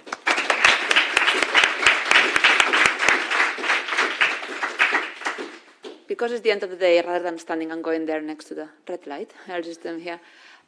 So just looking at everyone, we can see everyone is ready for closeout. Quite a tired faces, but I just wanted to thank everyone that's been participating from the audience and presentations and the panel today. I think we had lots of discussions, covered lots of topics on adaptation. So yeah, thanks everyone who's joined today and for making it to the end. So it's just kind of thank everyone. And then just kind of a few remarks that I take from the conversations. I haven't had much time to prepare them, so I just put, that's what I think with we cover kind of interesting topics. So we talk about enabling conditions, the role of kind of government can have to create and enabling these conditions to progress on adaptation, the role of public-private partnership. We kind of put the question out there on who pays for resilience and who benefits from it. Not sure we answer it, but it's out there, and I think it's an interesting one to keep going around. We talk about what we can learn from mitigations. I think we can all say that mitigation has been much more discussed than adaptation. What can we learn from the work there? Where is it now in terms of like net zero and decarbonization? And so I think it's interesting to just keep looking at the other side of the coin and see what lessons learned can be taken. Another kind of point that I take with me is what good looks like, which we also talk now, like best practice, examples, and guidance. So just keep kind of having this in mind, like what good looks like in terms of adaptation is not as easy to define as maybe for mitigation. So that's one problem that needs to keep thinking about. We talked a lot about data, and thanks everyone for this contribution, especially I guess on CDP and the new trends and new data. To me, was like surprising that only 1% of companies have been found to have a reliable transition plan. I think I noted that down. So I imagine the adaptation component within those transition plans is even smaller. So that just shows the scale of the work that needs to be done to get kind of companies up there in terms of adaptation and the limited time that we have, because we know we committed to quite a bit of climate change already. So yeah, but just to finalize, not to take too much time, I think just the word kind of collaboration. I think actually Carl mentioned it at the beginning. I think we mentioned it through the panels, and I think it's something that I take with me. I think adaptation is not something that can be solved in silos. It's something that it's collaboration across many different parties. So good encourage, as Carl has done, to kind of keep that collaboration, keep that talking. How can we support each other? Because it's something we need to do. We're going to need to get our heads together into how we kind of adapt and prepare. So yeah, just keep the collaboration going, I guess. And thanks everyone for making it through the day.